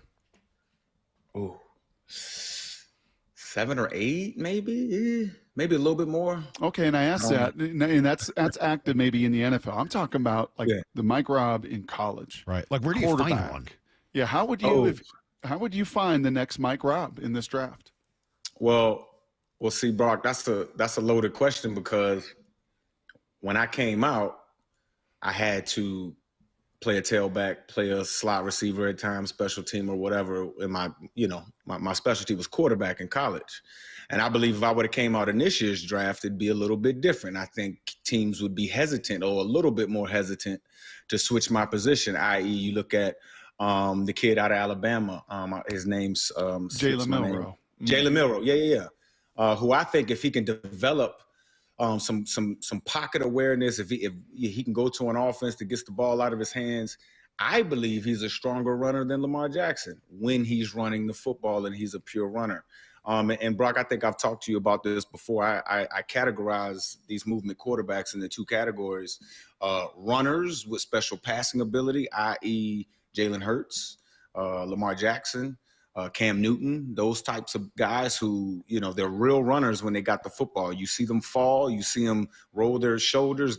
They're better protected when they're running because they know how to run the football. And then you have passers with special running ability, which is the Russell Wilsons, the Deshaun Watson in his days, the Josh Allens, those guys who, they can beat you with their legs, but they would prefer, to throw the football down the football field. And so, to me, it's about the offense that you're going to go into, trying to find a potential movement quarterback in this draft. I think that was the nature of you guys' question. I'm sure you want to ask it about fullback, but I think it's really on your offense. And if you can have the space to bring in some collegiate concepts, if you're not an RPO system, maybe you put RPO into your system, which we all know RPO and read option is the same thing. You're just reading 2 different guys, you know what I mean? But you're attacking the defense the same way. So just little nuances like that. I believe if NFL offenses are open and have the space to add those elements, I think you'll find even more capable quarterbacks. If you were drafting a quarterback now, or acquiring a quarterback in some way, would you even consider a quarterback who couldn't run? Mm-mm. You have to have some type of movement ability. It is funny, man, because it's easy to look at Tom Brady's career with hindsight and have this clear vision that he's a champion and the GOAT. I think he's the greatest winner at the quarterback position. But the actual playing the quarterback position, I got somebody else that's my GOAT. But I bring up Tom to say, because we're in draft season and we're talking about evaluating quarterbacks and things like that, I think Tom Brady, if he was in this draft, he'd still go in the 6th round. Because the draft is all about, these big measurables, these explosives. And I think that's why you only see really one quarterback in Cam Ward of holding that, the number 1 quarterback mantle, because he's the guy that got all the arm angles and all of those things. And he put it on display in a national way. When you talk about Shedeur Sanders, who, by the way, I have interviewed before, not interviewed, but I talked to right before I was shooting my podcast, the Get Got podcast with Beast Mode, who I know you guys want to talk about. Mm-hmm. The guy, you got to look at Shedeur a little differently. I look at him as a force multiplier. And oftentimes, your bad teams who need a quarterback are drafting at the top. And they get these big-time explosive element types of guys. And I'm not saying these guys can't change a organization, because they have, right? But oftentimes those guys don't know how to force multiply. They don't know how to, make everybody around you better because you're usually on the better team in college. You right? And I think with Shedeur is a little bit differently, and I think you got to look at him a little bit differently because he's taken teams who weren't that good and completely changed the culture. Again, when I got a chance to talk to him, I saw a bunch, his crew with him, a bunch of little guys, young guys or whatever. And yeah, you see the change, you see whatever, you can see Prime's impact on him. But this kid is in control. Like this kid understands, like, yeah, I'm gonna give some love to this left tackle right now. I know he's struggling, but I need him. And I think maybe we need to start looking at some of these quarterbacks who maybe don't have the big explosives, measurables or whatever, and look at kind of the tape and what they've actually done. So yeah, I think it'll be interesting. But I like Cam. I do like Cam Ward. Yeah. You know what Prime calls Shedeur, right? Have I told you What's this that? before, Salk? No. You know what he calls him? Because I had 4 CU games this year. I got to see a lot of all of that. Mike Rob. He calls him grown. He's just grown. He's always been grown. Like that's grown. He's just grown man. Like he's way, way ahead of his years. So he's always just been kind of a grown up in the room. I want to know how do we come up with the name of the podcast? Get Got? Yeah, how do we come up with that? So that's you gotta understand, man. Beast Mode was like one of my best friends on the planet. Like, and we first really met when he walked into the running back meeting room in 2010 in Seattle. Like, that's crazy.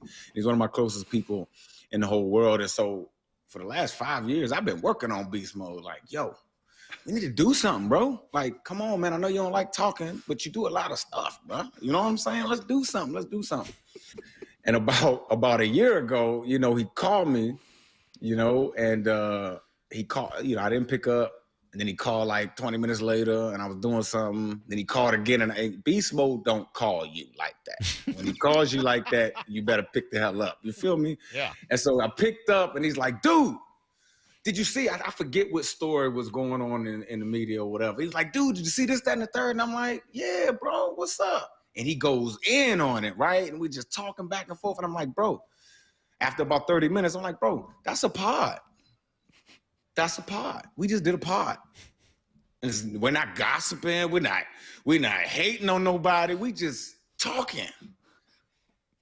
He hung up on me, and then we came back. You know what I'm saying? And we talked a little bit later, and he's like, "Bro, I think I want to do a pod, man. I got this opportunity."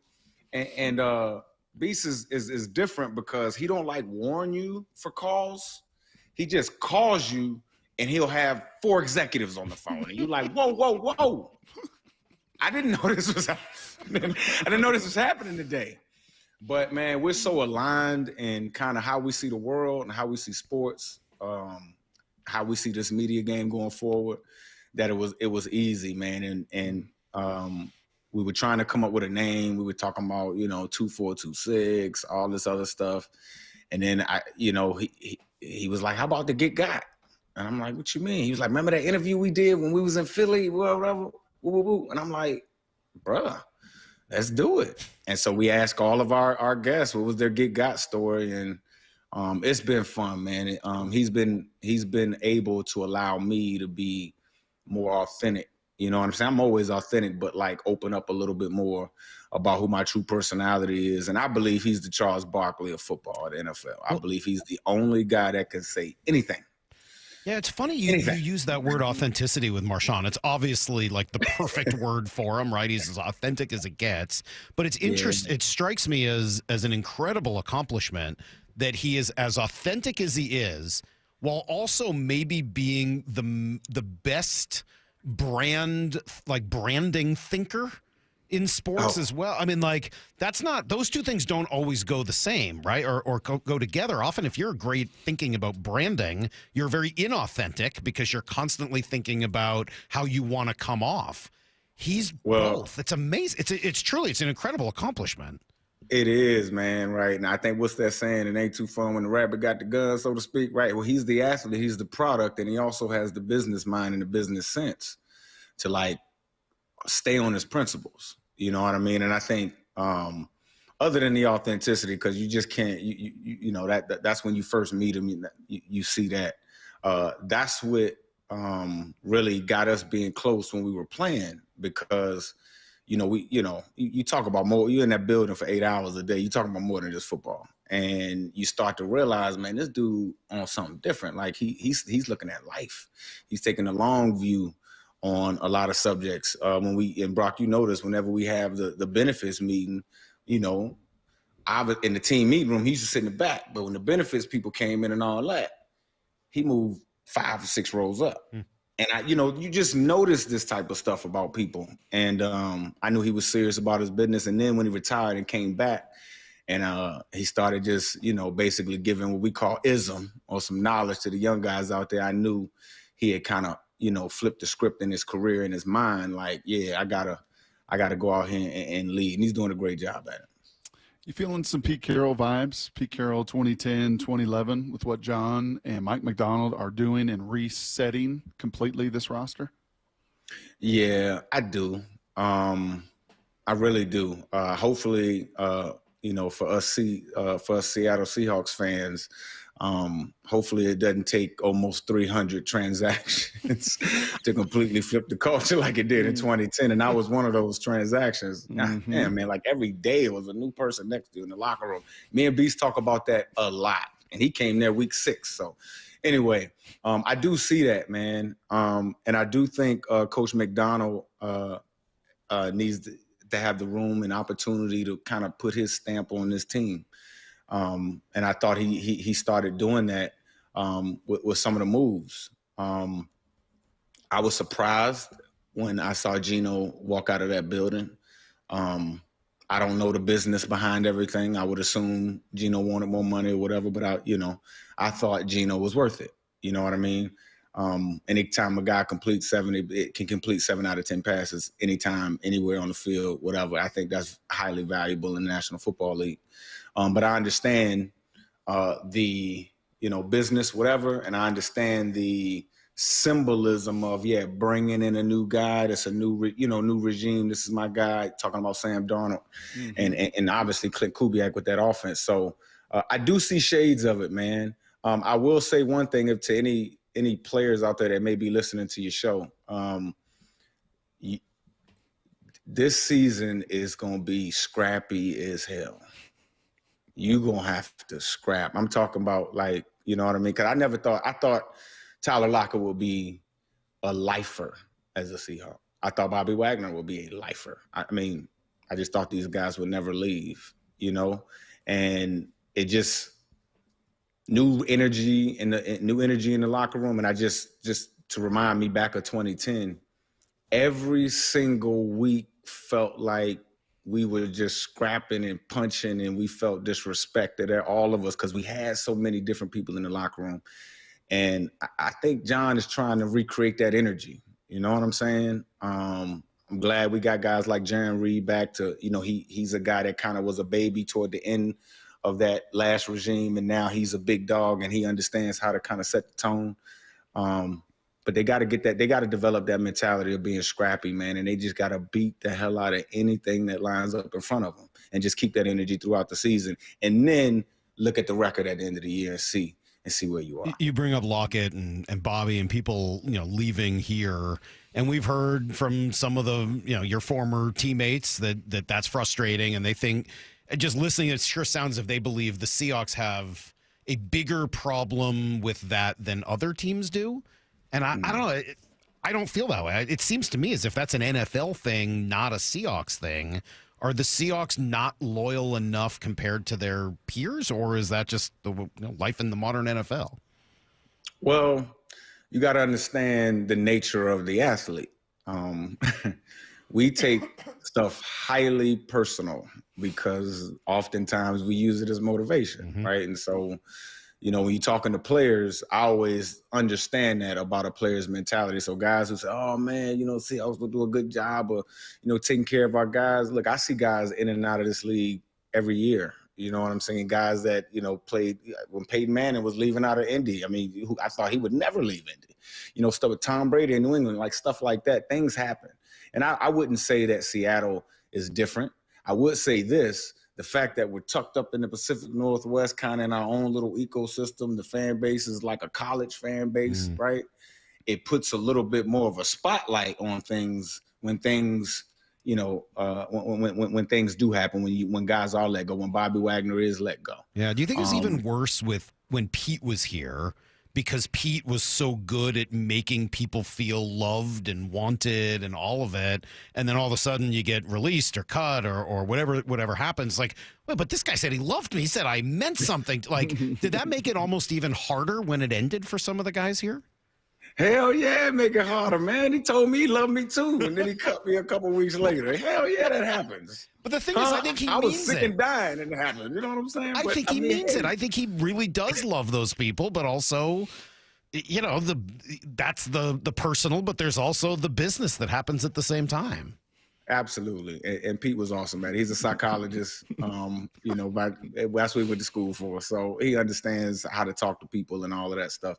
I will say this, again, athletes take business things personally. And once you get older in this league, you've made a little money, you're able to kind of accept change like that. Like Bobby, you talk to Bobby. I mean, yeah, he felt a certain type of way at first, but you're like, all right, cool. I get it. What does a reunion with these guys look like? Earl, it could happen. Bob, I mean, would a reunion? You want to talk about a podcast? Were you here for Pete's goodbye celebration a couple years ago? I couldn't make it. I work on the weekends, man. I do college football on the weekends from DC. So I couldn't make it. I couldn't even make it when we had the 10-year reunion for the Super Bowl. But we are planning. And we haven't said this publicly, so this is some breaking news. We don't have the date yet, but we will let you guys know.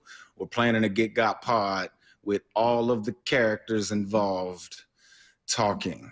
Okay, we want to because what we found out being beast mode through our talking to our old teammates is there's some deep wounds. Really?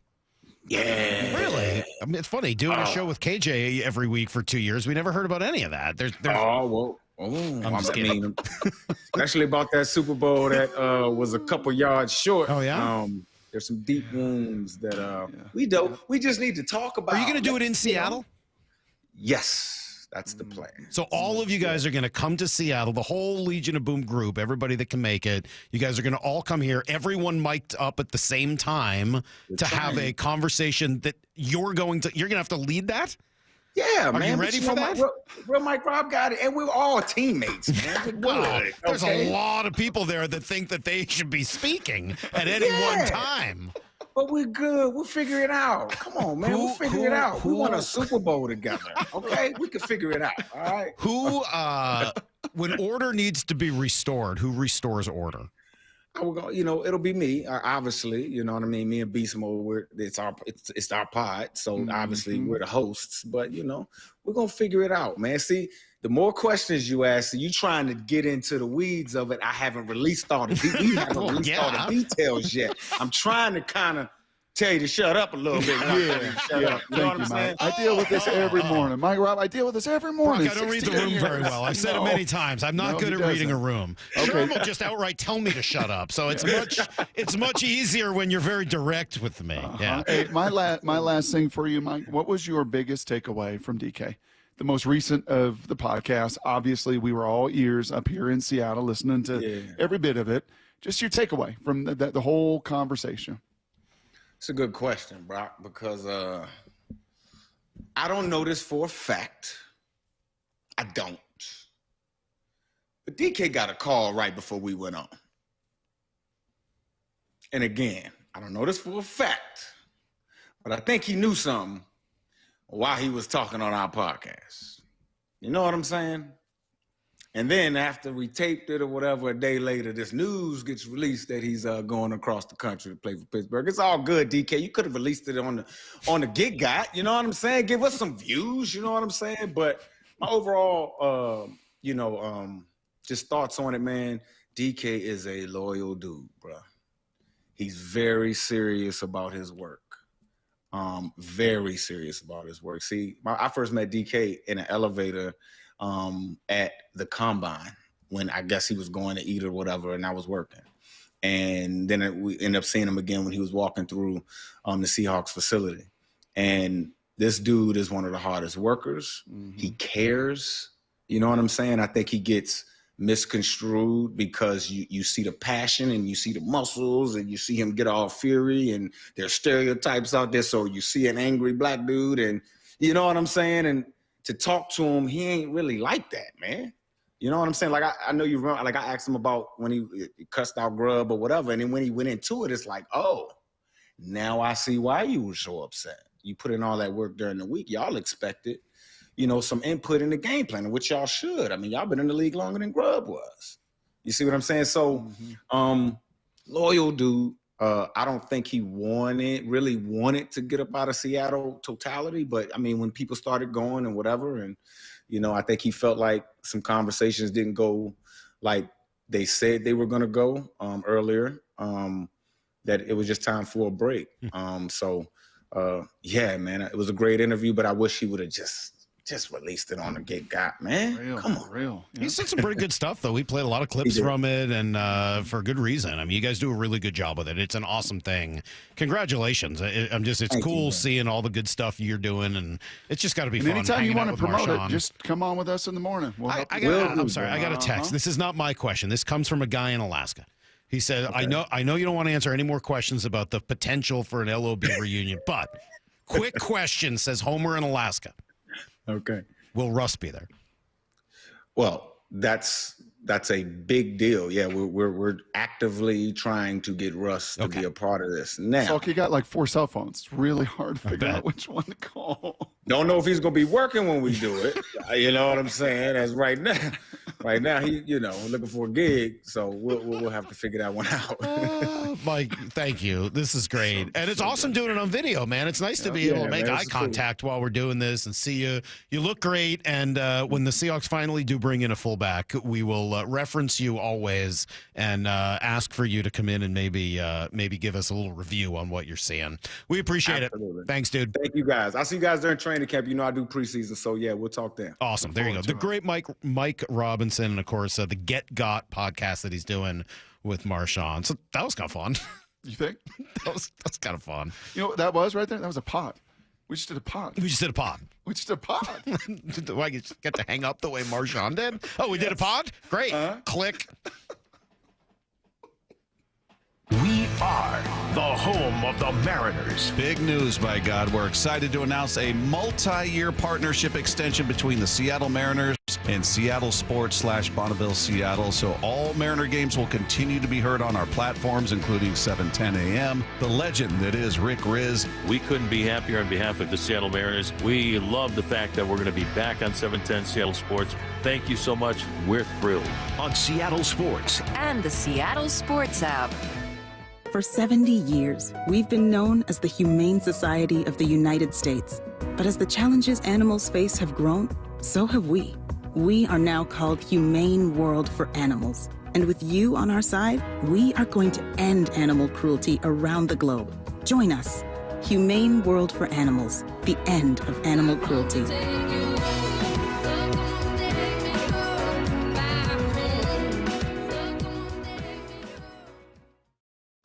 Something amazing is happening. Technology is working harder, faster, and more reliably. It's delivering results that work. But who makes technology work? CDW. We're a full-service technology solutions provider, advising our clients and designing customized solutions so they can reach their goals and do amazing things. CDW. Make amazing happen. Find out more at cdw.com. We've all been there, sleepless nights, wondering if your business's security service is really protecting what matters. At Bay Alarm, we can put your security insecurities to bed. Our advanced technology and personalized support ensure you can rest easy knowing we're here for you. BayAlarm.com. Hey friends, Stacey Rost here. Who has some of the best deals on new Fords and Isuzus in the Pacific Northwest? Wayscar Ford in Auburn. Who has a large selection of the highest quality used vehicles in the Pacific Northwest? That would also be Wayscar Ford in Auburn. And what dealership promises no games, no gimmicks, and never any pressure to purchase? Yes, that is correct. It's Wayscar Ford in Auburn still. Who's the only Ford dealer in all of Washington to offer a 5-day or 500-mile, no questions asked, 100% money-back return policy? Wayscar Ford in Auburn. They offer free lifetime powertrain warranty on virtually all of their new Fords. Who's the only dealer that will purchase your used car, pay you right up front, and then once they resell your old car, return 50% of the profit to you? Only Wayscar Ford in Auburn. They've given over $750,000 back to customers who have sold them their cars. And finally, what dealership has been family-owned and operated in Auburn for over 103 years? You guessed it. Wayscar Ford in Auburn. Visit them at wayscarford.com. What's up, everyone? It's me, the Mariners Gatorade Cooler, and I wouldn't trade my view from the dugout for anything. Watching Logan Gilbert mid-shutout, taking a breather right beside me, he is calm, collected, and fully locked in. Keep it coming, Walter. Swing and a miss. Logan Gilbert, 6 straight strikeouts. And Victor Robles, running by me with the trident in hand. I'm getting chills just thinking about it. And that's not just because I'm filled with ice. How about Victor Robles?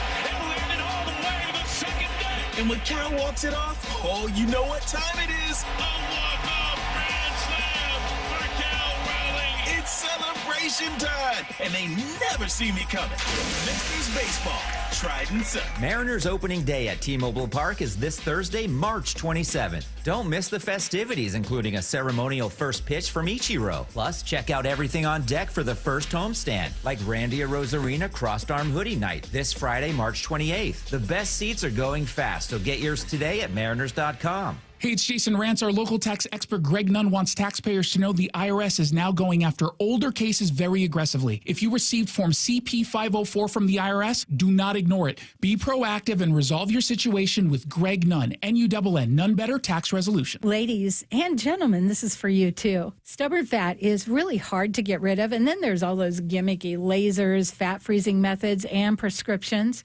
Imagine a simple solution that takes just one day and provides immediate noticeable results. Introducing ProSculpt. ProSculpt uses air-assisted technology that's safe and gentle yet powerful, delivering instant fat-reducing and skin-tightening results. Performed by board-certified plastic surgeons while fully awake, ProSculpt contours your body with minimal downtime. It's designed to target those problem areas: waistline, neck, face, arms, thighs. ProSculpt gently removes unwanted fat and tightens loose skin with FDA-cleared plasma technology, all in a simple, guaranteed one-day procedure.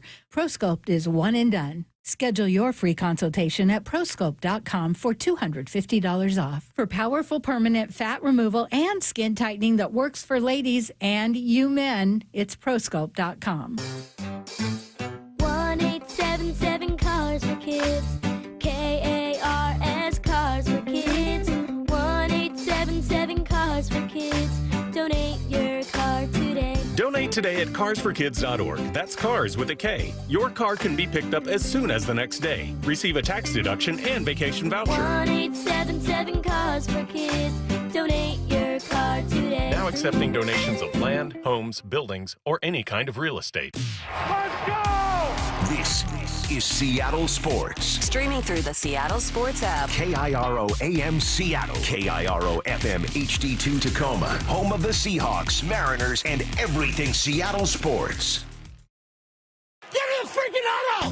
From the Quantum Fiber Studio, this is Brock and Salk on Seattle Sports. Brock Heward and Matt Marcus. Sorry about just Mike Heward. Not exactly Joe Cap there in the pocket. Now here are your hosts, Brock Heward and Mike Salk. 30 minutes from now, an excuse to play one of my favorite sound bites from the annals of our show. Right after that, a little Answer the Question Jerk, right? Tuesday Answer the Question Jerk. Should be fun. Sure. We'll do that at 9:45. Actually, even got a question in already today without even asking for them. So we'll start thinking about some texts there. 866-979-3776. Two quick things, please, before we address some of the things Mike Robb had to say there. I've not always been the greatest, especially with young people like Lyle. of following that old adage of criticize in private, praise in public. Okay. Right? I think too often been at times critical of Lyle publicly. Let me just say, the way he handled Mike Robb before he came on, tremendous steps. I mean, big steps of growth. Jed Fish, disastrous. That was the bottom. That was the valley. And I would say the way that it just could talk to him normally, I'm sure you looked up to him as a player, right, Lyle? You were like 12 when he played. Yeah, I was a big fan of him. Yeah, big fan. And didn't feel any of it, didn't feel any nervousness, did just a terrific job. So, Lyle, big kudos to you. Big step Oh, forward. you didn't get to hear him say goodbye, Brock. He said, thanks, Mike Robb. That was sick. Oh, whoa. Whoa. Okay, even better. Way to go. Secondly, and you know this story, Salk, Lyle lies to us and says he grew up listening to our show. If he did, he would have heard Clayton. He probably would have heard this story. When you heard Mike Robb talk about the guys coming to the meetings, right, you know about those meetings. And that is when your union reps come to your player. And it's just a players only with the players reps and the union reps. And as he was talking there, it reminded me of the greatest life experience I had in Indy. You remember this. We had an old veteran fullback. He was just like Mike Robb. He just would go run into people. His neck was all fused together like Max Strong, too. He was an old, salty sailor. And we had this like young rookie, I think even undrafted guy, sitting between him and me in this meeting, And the union rep's like, okay, let's be real. How many of you smoke weed? And this young player, this was before the new testing, this young player was about ready to put his arm up in the air, and that old salty fullback hit him right in the head, like headbutted him, put his hand up. You put your hand up. You shut your mouth. You don't ever let any of that out. You don't trust these people. Like just a business acumen that comes with a lot of years in the league. And Marshawn is sly like a fox. Yeah. Because he is a businessman. And you made a really astute point. Trying to think of those who understand branding and yet are totally authentic, and they're rare. They are very, very rare. Because I think the A-Rods and the Russells and many that develop a brand have PR people, have branding companies, like this is going to be your brand. I think at times it is very, very difficult to equally be authentic. And Marshawn somehow, some way has been able to pull off both. Yeah, I mean, authenticity, there's a lot of guys in sports that are very authentic. Again, I mentioned this earlier today. If you got a few minutes, the Mariners tweeted out the video of Victor Robles just mic'd up, walking around and doing drills and stuff at spring training. Totally authentic, very funny, super entertaining, engaging, etc. I don't know whether he's a great marketer or not. I don't mean to disparage it. I just don't know. But Marshawn, it felt like, in addition to the authenticity, which we all know is unsurpassed, almost was planning his brand from the beginning. I mean, like the whole I refuse to talk to the media thing. All right, forgetting about the ridiculousness of like him saying or whatever it came out that it was social anxiety. Social anxiety disorder. Sad. It's sad. Absurd. That part's absurd. But he set himself up as this anti-establishment, hero since the very, it's tremendous. So that's a great part of that whole thing. Two, Mike Robb's awesome too. And he does feel more and more just comfortable and confident in what he's doing. He's been doing that job now for a decade essentially. And he's just gotten better and better at it over the years. And yeah, if he gets all those guys together to resolve their unresolved issues on one big podcast, be unbelievable. You ever see the 30 for 30 on the 83 NC State team? No. 83, 84. You never saw that 30 for 30 done where they all had him in the room, Jim Valvano's crew there. They beat, Phi Slamma Jamma. And it's actually the golf analyst, right, who was on that team as kind of a backup point guard. And he was the tip of the spear for that whole meeting. They were like in a restaurant. Who? It was awesome. Oh, gosh. The name is escaping me. Somebody will text it. Okay. Yeah, he's like a lead golf analyst. And he happened to be on that 83, 84 NC State basketball team. And that's what I'm envisioning. Like those guys, 15, 20 of them, like in a restaurant. And they were watching old video. It was really, really well done. Watching video of those games, reminiscing about the run, reminiscing about Jimmy V, reminiscing about Clyde Drexler and Akeem Olajuwon and how they could possibly take them down and all of it. And, yeah, it would be something to actually put that game on. That's what I would love. Like, let's watch this Super Bowl. Can we actually watch this Super Bowl together? Can we actually go through this game? Can you actually see the impact? What are you smiling Terry about? Gannon. There you go. Yes, Terry Gannon's great. Yes. He does a great job with both college. If you had said college hoops also, I would have, I think, I gotten apologize. that. Yeah, he does college hoops and golf play-by-play. He's phenomenal. Phenomenal. Yeah. Yeah, so he was Big on that Terry team. Gannon. Yeah. I didn't know that. No, he was on that team. Can you imagine watching that whole Super Bowl? And you have to sit and watch it on the big screen together. That would be... Is Chris Matthews going to be there? I think he would almost have to be. I think that is where it would bring up not what you think you remember of it, but let's actually watch this thing together. And that would be... That'd be pretty amazing to see if they can even do it. Could they be able to get through it? I don't know. And you would see the impact of Jeremy Lane, and you would see the impact of Cliff Averill, and you would see the impact of drop, and missed tackles. You think Russ would do it? I mean, he's talking about the whole, trying to get Russ to be a part of it. Do you think Russ would, if they were going to watch the game together, do you think Russ would do it? And part of the reason I ask is, you remember, Brock, when you were gone for a vacation or whatever recently. Oh, yeah. No, when you were gone for a vacation just a couple months ago. Okay. Brian Walters was in. Who's awesome. And he's straight up like, yeah, I blame Russ for that. And he's really the first and only person I've heard. For the throw. Yeah, he blamed the throw. It was a bad throw. Yeah. Right? It was a throw that got to be on the body, and you can't lead him. Everybody else, look, we've talked about it. Pete and obviously I would combat that a little bit. Offensive coordinator. I think that's a QB, that's a receiver, optics, which he's totally entitled to. Maybe. And I would say from a QB optics, he's thrown to a spot, and he can't see. I'm not here to debate whether or not he's right or wrong, but just said, Bevel was sort of an easy thing to blame. Lockett, maybe Ricardo Lockett, was he even capable of doing what he was asked to do on the play? Jermaine Kearse not being able to move, Browner an inch. Right. But Pete for calling them taking that really kind the of first, risk. Russ, not for Pete wanting to make him the hero or his legacy or anything. That just straight up, it's a bad throw. Yeah. It's his fault. It's a bad throw and it's a pick, and that's the only thing that led to that happening. So yes, I would tune in for that. Not a big podcast guy. I would definitely tune in for that. I would watch or listen or whatever. Yeah. I think they would. Mike Robb's not listening right now, but that would be my counsel to him. Yeah. Have a big screen, just as Terry Gannon and that 83 crew did, to relive all of it, to rewatch it and see. I didn't even remember that. Well, I'd assume they would all be filmed, obviously, and just seeing the up close reactions on their faces as they watched it would be enough must watch TV for me. That would be enough, forgetting about whatever else they said, just seeing their faces reacting to it. Could Pete be there? Huh? Would Pete be there? He'd have to be. He'd have to be, right? Yeah, of course he would have to be. Or maybe it's better without him there. Maybe it's better to just, have all of these guys talking about it. I don't know. He's the one putting it together, not us. But it's a fascinating conversation, and I hope it does work out because that'll be really, really fun for all of us at some point. Okay, coming up in 20 minutes. You vomit? I think I'd vomit. I think I'd vomit, too. I think I'd vomit. I think it'd be like the scene in Stand By Me.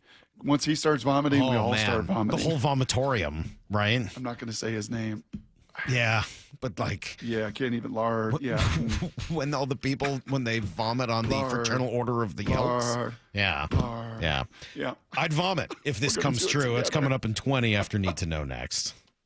The John Schneider Show. Every Thursday until draft day on Wyman and Bob. We are now speaking with the architect of your Seattle Seahawks. How we doing, football fans? With Seahawks President of Football Operations and General Manager John Schneider. My job is to do what's best for the Seattle Seahawks organization. I have to keep wrapping my mind around that and trying to communicate effectively. Listen live Thursdays at 4 p.m. or watch the interviews on the Seattle Sports YouTube page. What's the standard the Seahawks defense needs to be held to under Mike McDonald? The John Schneider Show. Brought to you by Pizza Hut. The car sales in the 1980s and 1990s, earned the rep that we have today. The concerns that consumers have because of what has happened in our industry in the past, they're warranted. It's our job to show them that that's not how business is done anymore, right? It's very different business. It's much more transparent. There's much more information that's available to people, and we're much more customer focused than I think the car industry was, 20, 30 years ago. I'm more focused on providing good customer service and relationships, because I think if you take care of people, money will always come. So I think just the philosophy and the focus for us has changed, where I was constantly chasing a paycheck, and now I'm just constantly trying to take care of customers and employees, because I know if I do that, then my paycheck will take care of itself. The LJ way is the Lee Johnson Auto family.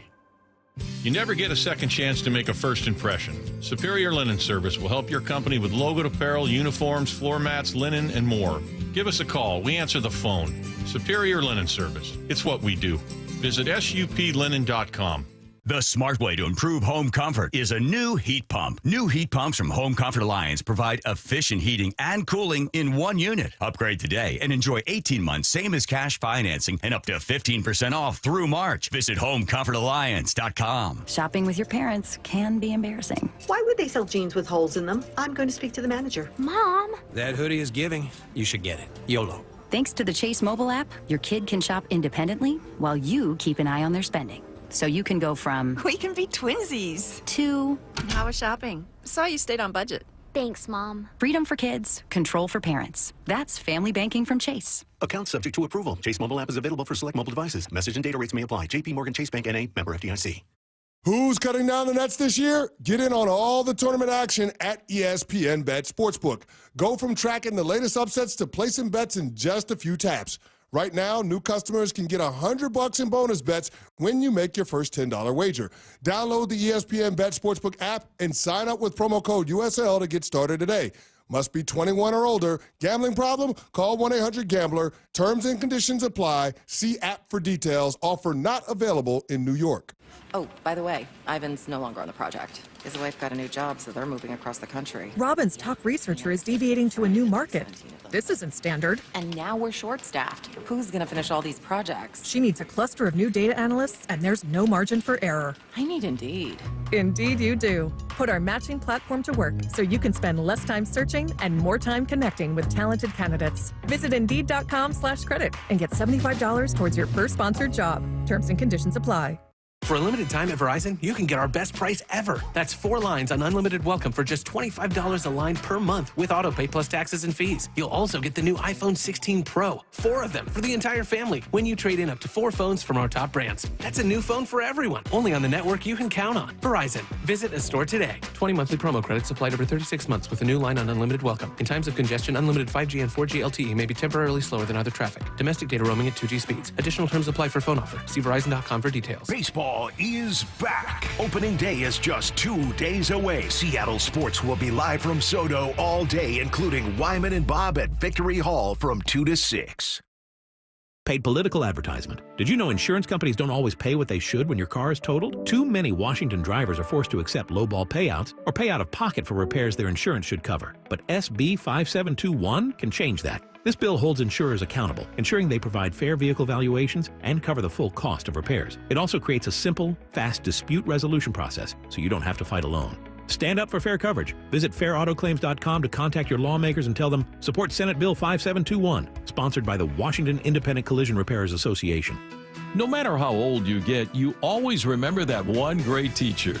Hi, this is Rick Riz, inviting you to join WSECU in celebrating Teacher of the Week. Great teachers inspire. Nominate a teacher you feel has changed a life in our community. This year, we're going to honor 24 great teachers with grants of $500, courtesy of WSECU, the credit union for Washington. Teachers are the real MVPs. Nominate an exceptional teacher now at mynorthwest.com/teacher. Taxes was taxing. Now taxes is relaxing when you file for free. I can file for free? TurboTax Free Edition. Roughly 37% of filers qualify. Simple Form 1040 returns only. See if you qualify at turbotax.com/free. I can file for free.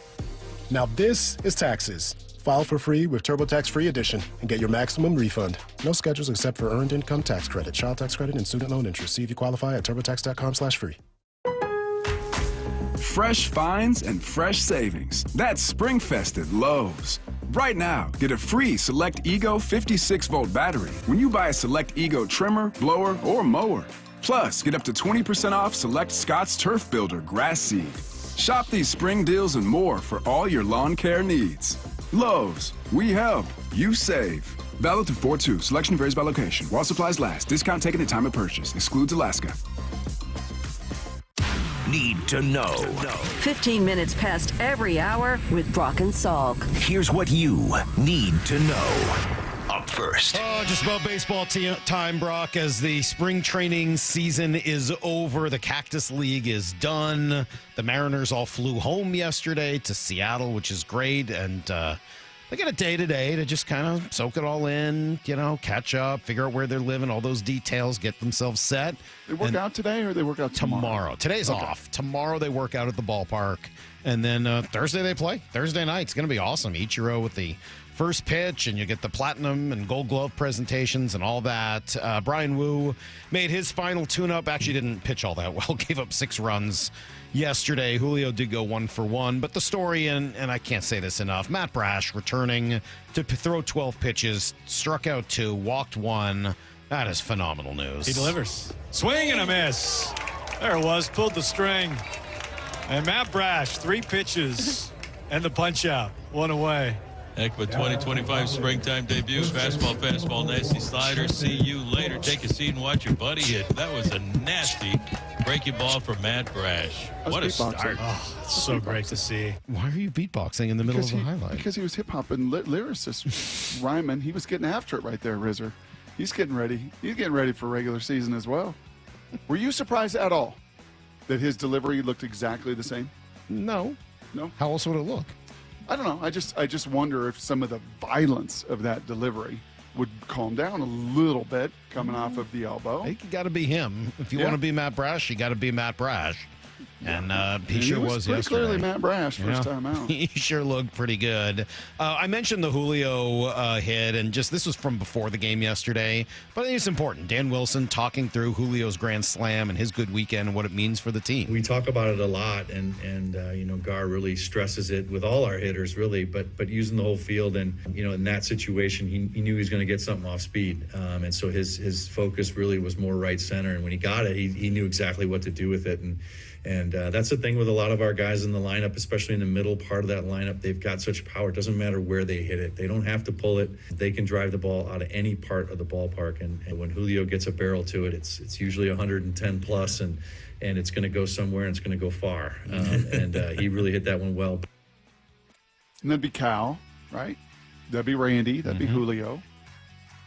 I'll tell you, Polanco, and I know they're not predictive in any way, shape, or form, so I'm not even going to buy a penny stock into what they did this spring, but just overall, health and kind of bounce in that swing, and just, it'd be nice to see him have a bounce back to certainly what he's been for the majority of his career.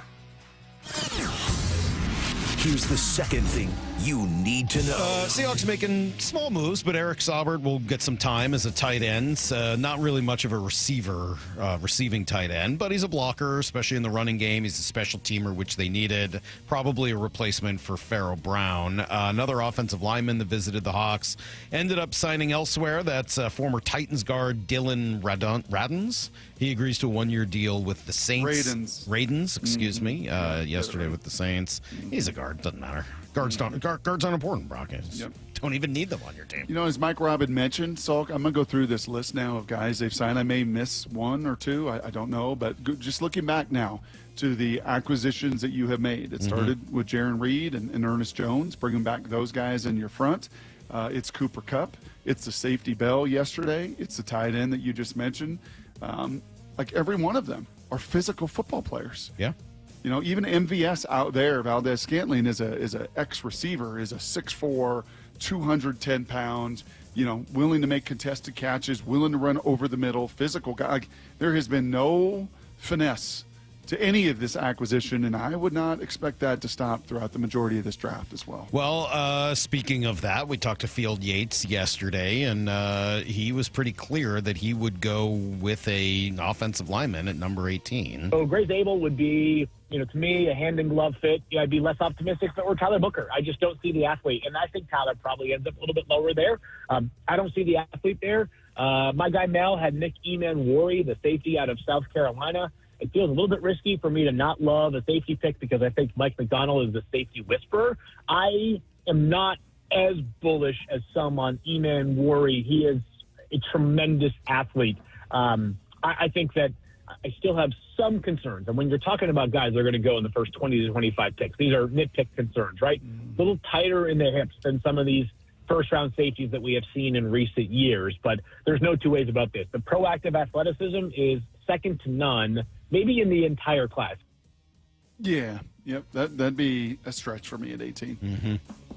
Give me Zabel, give me Booker, give me somebody that can come in and start and physically be a difference maker. We're going to address that here in a couple of minutes. Here's the third thing you need to know. We've been talking about the Twins throughout the morning, but let me also throw this one in here, Brock. What a bummer just to get the alert yesterday that Juju Watkins. We were watching it live. It was horrible. God, I was eating dinner with the fam, and I just saw the news pop up. The game had just started, right? It was in the first quarter. Yeah, Haley's home. We're all watching. We watch so much basketball. You know the neat thing about life, Salk? In this journey of sports and youth sports and AAU sports and all of it, there's certainly a lot of negative trade-offs, and we're not going to get to the Haley Van List sound. It's maybe evergreen. Maybe we could do it tomorrow. Yeah, we might have time here. But the positive is we know and come across so many of these players that are playing all over the country, right? Played with Von Ohoffen there at USC and Haley Van List. You know these players. So we're watching that game last night, and, yeah, Juju goes down, and you knew it immediately. Yeah. She knew it immediately. Totally blown knee, going to have surgery, going to miss all of next year. Ugh. I mean, not only miss this run, so she's going to miss all of next basketball season as well. And she is, I mean, you know, she's a phenomenal player. Everything that Caitlin Clark brought in terms of attention last year, sort of the two next people to carry that forward were Juju Watkins and Paige Beckers, right? Yep. And Paige was out of this world yesterday, day. but she just charisma-wise is just a different. She's just not into that like a Caitlin is, and Juju got her own kind of branding, and but it's awful. Like and that's how quickly it happened. So a fast break, totally, it was not a dirty play, just kind of collided amongst two players there from Mississippi State, and it's just awful. All right, that's everything you need to know. 15:15 every hour here on the Brock and Salk Show. Yeah, I know you're not supposed to play games worried about being hurt, right? That's how you get hurt. I will say, since I've been talking a little bit about my hockey experience, I've been to now 2 drop-in novice hockey games. Don't play. You can't play Timmins. I absolutely play not to get hurt. So I 100% play not to get hurt. You're going to separate a shoulder, dude. I'm going to do that anyway because I can't stand up. I keep falling over. But anytime there's a chance at contact, I am begging off. I want no part of it at all. Soft? Yeah, because I can't stand up well enough. Oh, I can't have you soft. Brock, it's like the opposite of me in every other sport where I love the physicality. I want no part of it, man. I don't want that puck shot at. Like, I am such a wuss. So you represent us. I know, but I don't want to get hurt and miss golf. Right? It's a Brock and Salk show. I don't care. I can't have people saying Salk is soft. Well, I was soft, but I did celebrate my first ever goal as if it was the dawning of the age of Aquarius. Anyway, all right, we're going to do Answer the Question Jerk coming up in a few minutes. We do need questions, so please spend the next 5 minutes texting them in, 866-979-3776. I'll cut and paste them onto my little sheet, and we'll answer questions on any subject. As I said last time we did this, it does feel as if questions about etiquette do tend to work well. So if you've got an etiquette question, but anything, whatever's on your mind, 866-979-3776. We'll play a little Answer the Question Jerk after we try not to vomit. Next on Brock and Salk. For Down Territory, going inside the game with former Cougs and Seahawks wide receiver Michael Bumpus. What do you love about the Uchenna Nwosu signing? I just love that he gave the team a team-friendly deal. And let's not forget, when he's healthy, my man had 10 sacks, right? He played over 900 snaps for the Seahawks that year. He was healthy, only 12 games after that. But when he is healthy, he's volleying on the edge. You can run some stunts with him and DeMarcus or whoever else is in there. This is a great signing. You need his leadership, his intensity. It's going to be nice. For Down Territory, every day at 11:15 and 1:15 on Bump and Stacy. On March 28th, a 19-year-old girl was kidnapped. I'm going to bring her home. Jason Statham is a working man. Where's the girl? You a cop? You wish I was a cop. From the director of The Beekeeper. This is human trafficking. You do this, you better go full on. Is that a grenade? Yep. You ain't a cop. You're a working man. That's right. Time to get to work. A Working Man. Rated R. Under 17. Not admitted without parent. Only in theaters March 28th. Hey, partner, what's one word that comes to mind when Truck Month rolls around at West Hills Autoplex? Well, that's easy. Work, play, push, pull, haul, tow, trails, snow, Ford, Chevy, Ram, GMC, Toyota, trucks and trucks and trucks and... Celebrate Truck Month at the West Hills Autoplex, just off the Auto Center Way exit, Highway 3, Bremerton, part of the Hazelwood Auto Group. Hazelwood has it! Trucks and trucks and trucks. Are you looking at diversification and stability with your investment portfolio, especially with the volatility right now in the stock market? Hi, I'm Scott Rireka, CEO of Legacy Group Capital based in Bellevue. We've been running local real estate investment funds for over 18 years. We've had 0 investor losses and have averaged double-digit returns since inception. Maybe it's time to take a little risk off the table given market conditions. For stability, there's no better option than Legacy Group's Northwest Fund, a fixed return of 9%. Legacy's Northwest Fund also accepts IRA accounts as well. Find out why over 1,000 local investors have invested over $250 million in our Legacy family of funds. Get in touch with us today. Legacy's Northwest Fund, returning 9%, has limited opening for new investors right now. Call 425-635-4700 or visit LegacyG.com. That's LegacyG.com. This is not investment advice. Legacy investments available to accredited investors only. Details at LegacyG.com. March is here, and Toyota of Renton and Toyota of Kirkland have teamed up to take away your car buying madness. At Toyota of Kirkland and Toyota of Renton, they have the widest selection of new and certified used inventory and the largest savings in the region. Now that's a slam dunk.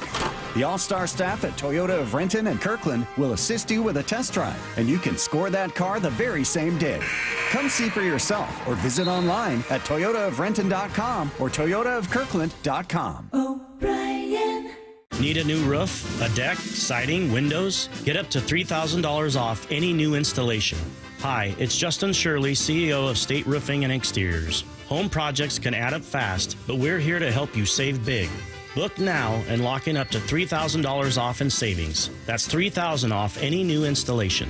Call 866-ROOF-ROOF or visit stateroofing.com to schedule your free estimate today. State Roofing and Exteriors, held to a higher standard since 1968. Swedish Cyberknife has been serving the Pacific Northwest with innovative and compassionate care since 2006. Being able to precisely and accurately deliver radiation makes a difference in terms of controlling cancer and reducing the risk of side effects. The treatment is completed in only 5 sessions, lasting less than an hour. Patient surveys consistently give Swedish Cyberknife the highest of rankings. Swedish.org/Cyberknife Prostate. Treat prostate cancer with Swedish Cyberknife. 4 down territory, going inside the game with Michael Bumpus. I like this. More quarterbacks should start doing this. Every day at 11:15 and 1:15 on Bumpin' Stacy.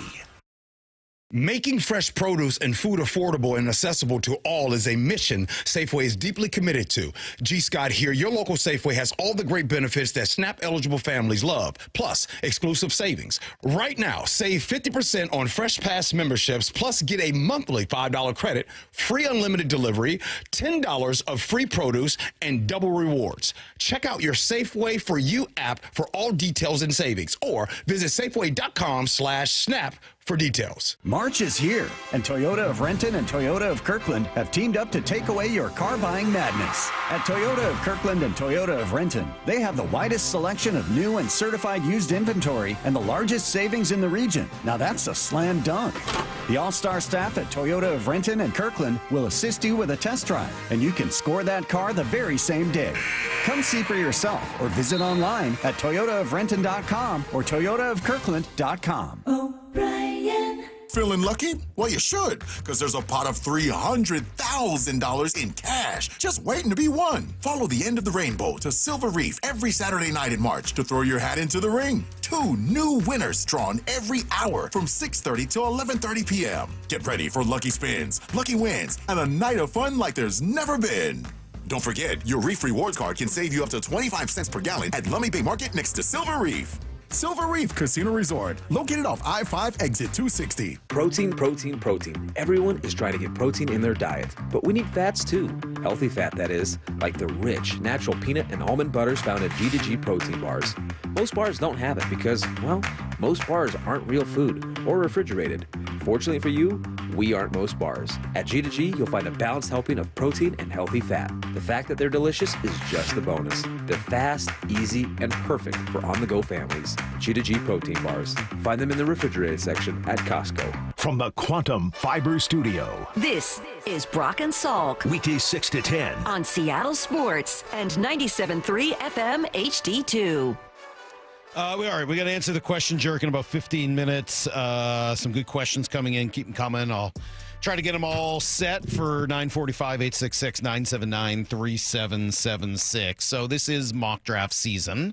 And I saw Mike Tannenbaum had one this morning, former Jets GM, Mike Tannenbaum. Mm-hmm. He had the Seahawks taking Booker, the guard from Alabama, who both you and Field Yates were pretty unimpressed with. I don't know. Look, I don't know. Whoa. Easy. Slow your roll. What are you saying? What? Field didn't like his athleticism. Right. And he's not a terrific athlete. I love everything about that dude. Oh, okay. And you know what? 340-pound guy. Do I care that he runs a 5.4 40? Not necessarily. As long as that get off is good enough, he is a powerful dude. He is a leader of men. But then I heard Mike Tannenbaum talking, and now I'm out. I don't mean to the Jets thing is hard. Oh, don't you think? Salky. What? Salky. What? He's had a long, illustrious career in other spots. Done a good job in the media. I know. You try going to be a GM for that. I don't think I could do that. You try to go be a player. I know, and it doesn't affect me with everybody. Obviously, Mike Mayock didn't have incredible success, but by the way, Salky, what? By the way, one other thing too that's going to hurt you. I don't know if I can share this. You got to. Did you see Marshawn's comments on Aaron Rodgers? I did, yeah. How about that? Oh, that didn't surprise me. How about Aaron was a unbelievable teammate? I think you just used the absolute right word. Was. How many years ago was that? Yeah. I wasn't surprised to hear that a 20-year-old, 21-year-old Aaron Rodgers was a better person than he is now.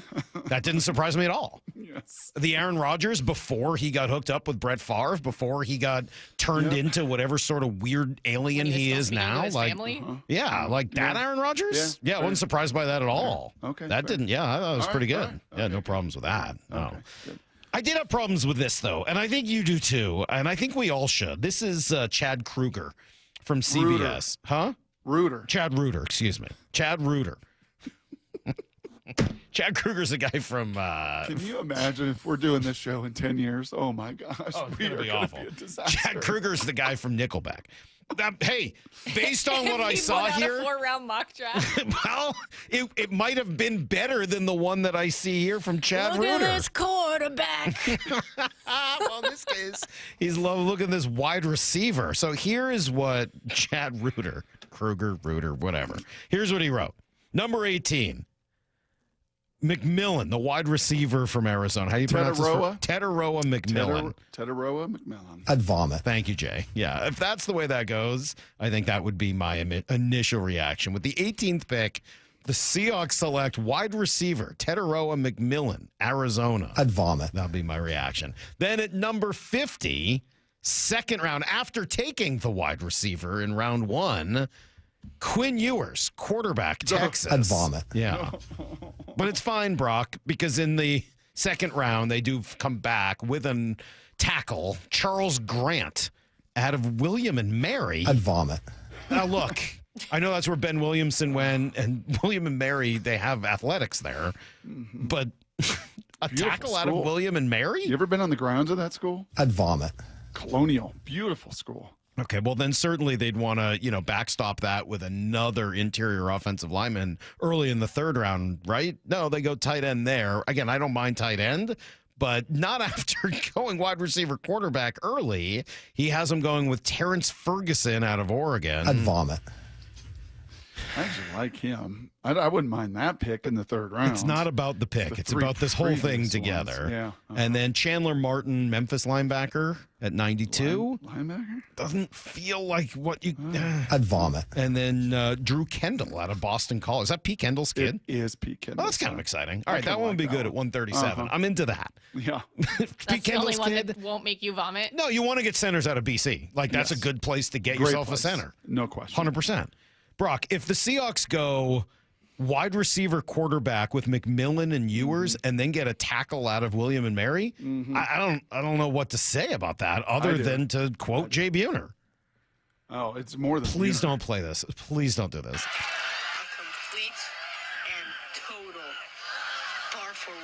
Yes, it would be a barfarama. Yes, it would be a total barfarama at that point. So we're a professional radio show. If you really want that, you can send it to more. No, you don't want me to send it. And have them.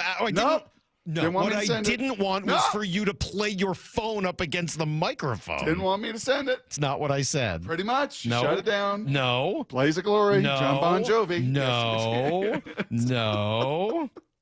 Complete and total barfarama. That's what that would be. That's a terrible draft, terrible right? mock. Terrible draft.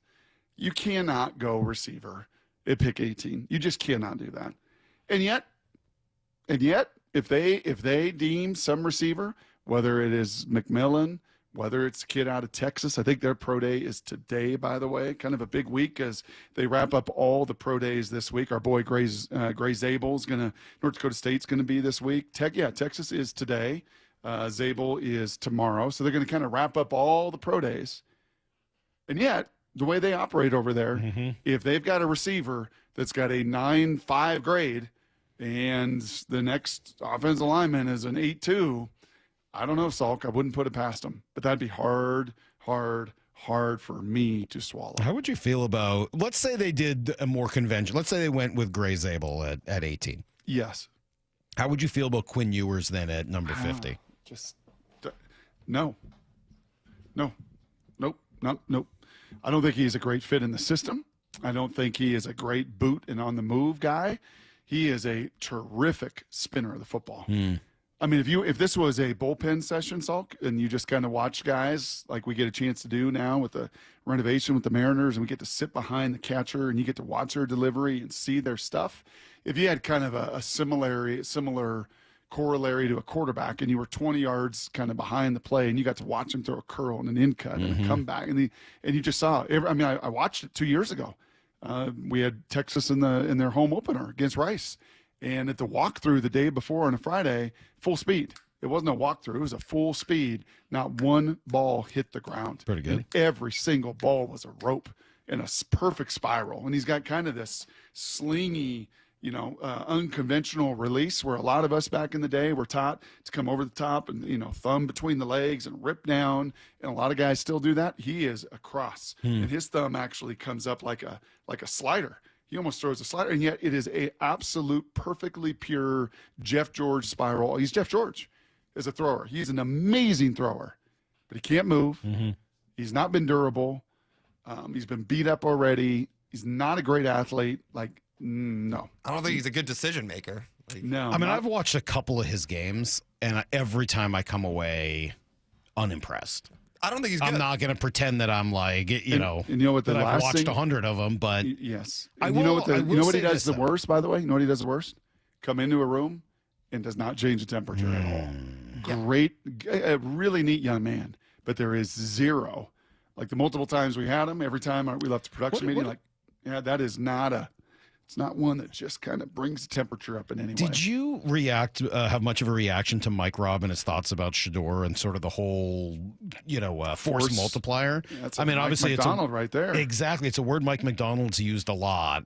I still think that Shedeur ends up going in the top 5 picks when it's all said and done, that there'll be some of this up and down. But I think he'll end up being a top 5 pick. But there is this question of if there's a group out there that just doesn't like him and thinks that it's too big a circus or whatever, and then he ends up sliding down that board. Is there a point at which either you draft him or you trade up to try to draft him? I don't know. Yeah, there's things about him that I love, and having seen him 4 times this year was a great advantage because he definitely is one tough sucker.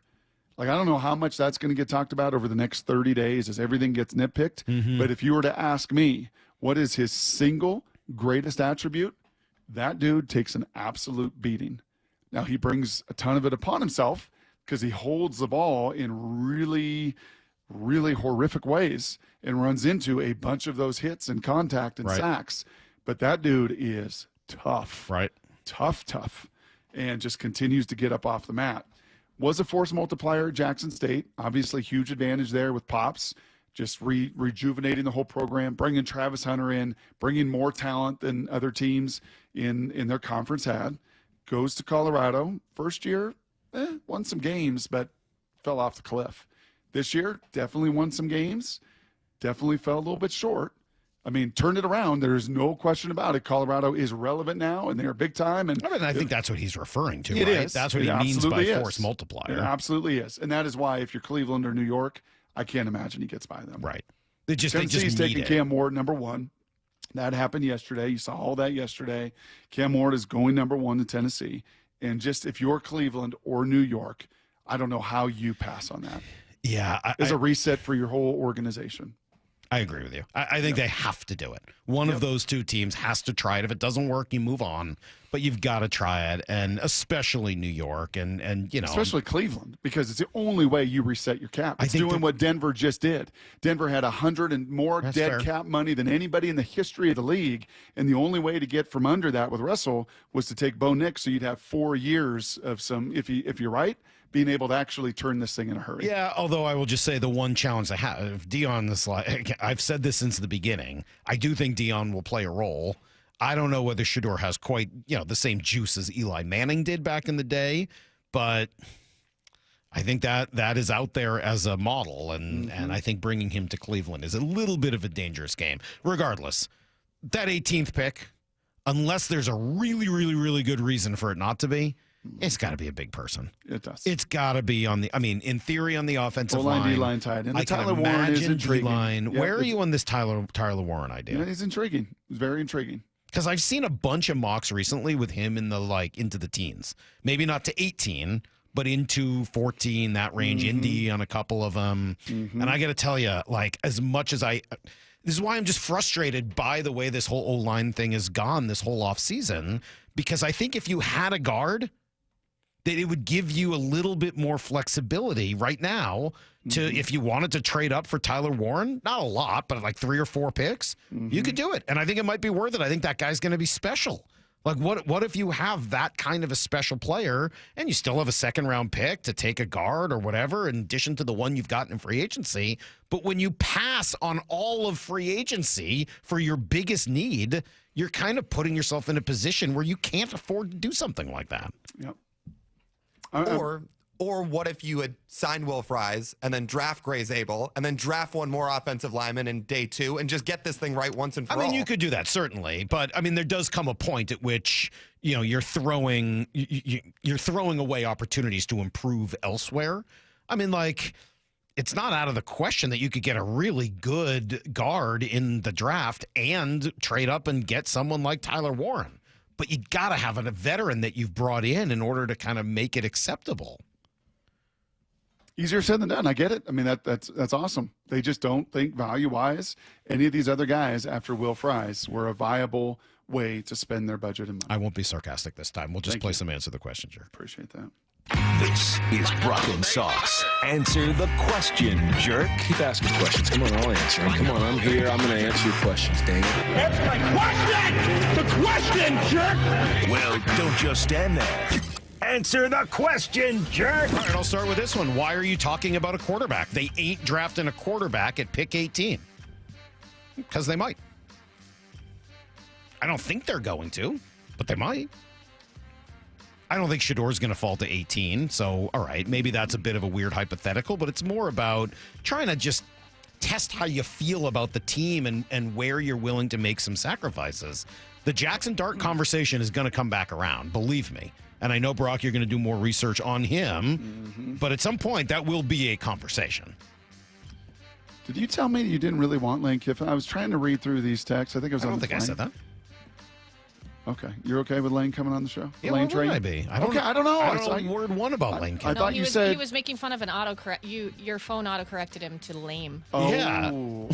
Yes. Or maybe I thought it was funny that you wrote lame Kiffin. Oh, maybe I didn't have my readers on. Oh, okay. Good. That's all. Another danger if we were doing a show in 10 years. I wasn't making fun of him. I was when making you fun of you. text him, don't say, hey, lame. Hey, lame. Can you come on our show?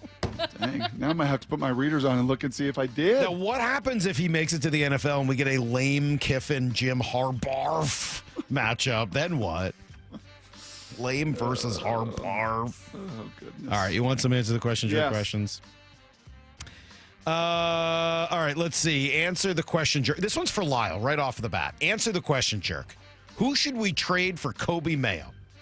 Oh, I like the way this guy thinks. Give me the trade. What's the deal? Who do you trade for Kobe? How do you make it happen? Well, I don't have in my back pocket who you give up, but I just like Kobe Mayo. Well, that doesn't. I need more than that. Lyle, don't be soft. Lyle, The this is problem not what you're is, here Lyle, do for. you want Kobe Mayo or not? What do you think? You're just going to go to Baltimore and be like, hey, can I have Kobe Mayo? No. But Lyle, what are you giving up for Kobe Mayo? What would I give up? The problem is I think Baltimore is still going to ask for one of the 5 starters for him, and that's... Would you do it? Not for one of the 5 starters. All right. Okay. Would you do it for Emerson Hancock? Not that they would, but you would, right? I mean, yeah. Of course, the answer to that is yes. Yes. I mean, if you package... Felton Celestine? You would probably have to package some of your infield prospects with a pitcher. All right, so I'm going to build you a pack because I'm going to put you on the spot. Answer this question, man. Come on, Lyle. This is not don't answer the question, jerk, or dodge the question, jerk. TJ's disappointed in you right now, Lyle. Step Answer up. the question, jerk. Put your cup on and swing. Emerson Hancock and Colt Emerson. Not Colt Emerson, no. Emerson Hancock and Laz Montez and Felton Celestine. The Celestine one is what makes that a no. I would do it for the first 2. Yeah, but that's not enough. All right, so throw in. You can't throw in. No, not throw in. What about Laz, Arroyo, and Hancock? I would do that. I'd probably do that too, to be honest with you. I'd probably have that conversation pretty quick. Yeah. But anyway. All right. Jerks. Brock, here's one. I'm going on a golf trip this weekend. I'm playing some very nice courses, Spyglass and Pasatiempo. I've been to Pasatiempo, not Spyglass. Any tips for going into a round of golf with the right expectations just to enjoy the ambiance and vibes? Well, if I'm playing Pasa again, I would tell you to go in with very low expectations. Those Where is greens. that? It's Santa Cruz. Okay. That's an Alistair So McKenzie it's Bay course. Area. They're both Bay Area. Yeah, Alistair McKenzie. He's designed Augusta. The greens are impossible. Yep. I would say just, I mean, kind of drink heavily, and then you don't have, like, the choice of playing well. Yes. Right? Like you're building in an excuse. What did I see? Oh, gosh, there was a funny tweet last week, a couple weeks ago, about the average man travels X amount of miles in their lifetime on a golf course and drinks X amount of gallons of alcohol on a golf course. It gets to 40 miles a gallon, so it should feel pretty good about 40 miles a efficiency or gallon. something like that. Yes, that's funny. Yeah, no, you just gotta slow down and take a look at the scenery, right? At both of those spots, Beautiful. and just on a tee block, and just man, even if you double bogey or triple bogey or you 3-putt, just take a breath and take in the scenes. I think you got to think about your friend, right? You're going with your friends. That Yes. should be the point. Yeah. Jerk, should my kids still be taught to say Mr. or Mrs. when their friends call adults by their first name? Sure. Now, you do the in-between, or you did when your kids did? were younger. What'd I do? The in-between is Mr. or Mrs. and then the first name. Mr. Mike. Right. Yeah. I don't like that. You don't? I don't know. I've always felt uncomfortable with that. Huh. You didn't like when Jamal Adams called Joe Pham Mr. Joe? That I liked. In that case, I liked it. But like, and Brock's not alone. I've always felt awkward with the Mr. Mike thing. Like, Really? I don't know, either a Mr. Salk, which I don't want to be, Right. or a Mike. Like, I don't mind if your kids call me Mike. They I should think call there's me an Mike. age thing. I think you're at the age thing now. They would call you Mr. Salk. I think when you know Well, now you you're were taking young, a shot. when you were young and sprung, they call you Mr. Mike. But then I'd just be happy to be called Mike. But now, when you get to these years, you're Mr. Salk. I'm kind of growing into being Mr. Salk. I think I'm ready for that. Although all anybody ever calls me is like Cecily's dad, right? That seems to be what the kids all say now anyway. Hey, Cecily's dad? Like, all right. Can you pick me up? And yeah, exactly. And Avery's friends won't even talk to me. So. Avery says one of her friends, she goes, oh, I read an article of yours yesterday. I said, really? She says, yeah. I said, why? She said, well, we were at school and one of my friends heard that you were on the radio, so she wanted to see what that was about. And so we Googled you, and I was like, oh, well, great. So you get to see everybody who hates me. Awesome. And she's like, no, we didn't see any of that. We found an article. So I read it. I was like, oh, what was it about? She goes, I don't know. What do you mean you don't know? You read it this morning. And she's like, yeah, I think it was about baseball. That was the best she could do. It was like talking to Lyle. Jeez. Really left a mark, so. I was a little offended. Spent a lot of time, I'm sure, on that article. She didn't even know what it was about. Well, I'm not offended at all that you just compared that to talking to Lyle. I just asked you who you would trade for your favorite young player, and you couldn't come up with an answer. I don't know. No, I came up with one. Eventually, when I led you to water like a horse. Earlier in the morning, do you remember when you asked Lyle if he was awake, and he said, I guess so. All right, now I'm going to bow out. Typical quitter. Fun hypothetical. Would you rather have Sam Darnold and DK Metcalf together or Geno Smith and Cooper Kupp? I think Darnold and DK. Yeah, just still young. Yeah. Still young. Yeah, I think that's right. Give me the youth at quarterback. There's just much more injury concern. Yeah, I think that's also true. Jerks, best easy cheese medium. Crackers, hot dogs, or straight to mouth from can? Oh, crackers. You've never done straight to the mouth from? You can do can to mouth with easy cheese. I mean, I haven't had easy cheese in a long time. You can get that right in there. Never? I don't think so. Oh, yeah. How about that on a saltine? Good for you? Saltine? Good for you? I mean, no, but the real goal, I think, with easy cheese would be a Ritz cracker. If you're going to go all in, and just get all the buttery Ritz crackerness to go with it. Yeah. Got one more? Can you sneak one more? Yeah, I'm just trying to figure out which one. When you run into a local celebrity, i.e. Brock or Mike McDonald or whomever, thanks, appreciate that, what is the preferred etiquette? Ignore them and act like you don't recognize them, give them a brief acknowledgement, or stick your hand out and ask for a photo? Brock? I think I think on the other end of it, I'm always amused at what the first question is. Mm-hmm. So there's always a level of amusement on the other side, so you can't really go wrong. Stick your fist out, appreciate them. The picture thing's probably, that's a little aggressive. Depending on where you are, what the timing of it is. Like, you're just like walking. Like, Yeah. You don't like the pictures? I don't mind it. That'd be the most aggressive of all those. I really don't mind it. I think it's flattering. I don't know. Yeah. Anything but an autograph, I think, is always the answer to that question. yeah. The autograph you're just going to throw away. Don't do the Piece of junk. So Autographs are the biggest waste Well, that makes of me time feel on the bad. planet. I may have signed a few autographs out of Peoria, but now I know people are just going to throw them away. Of course they will. They're autographs. They're worthless. You signed some autographs, Lyle? Yeah, there was a kid that was like 10 or 11 with this trident and asked me to autograph it. Yeah. Okay. You have a good signature? I would say yes to the photos, too. I don't know. Do you have a good signature?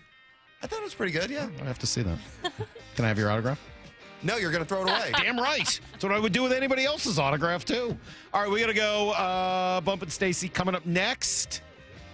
Oh, man. We'll see you guys at 6 a.m. Enjoy the nice weather today and the hay. Barn. See you, everybody.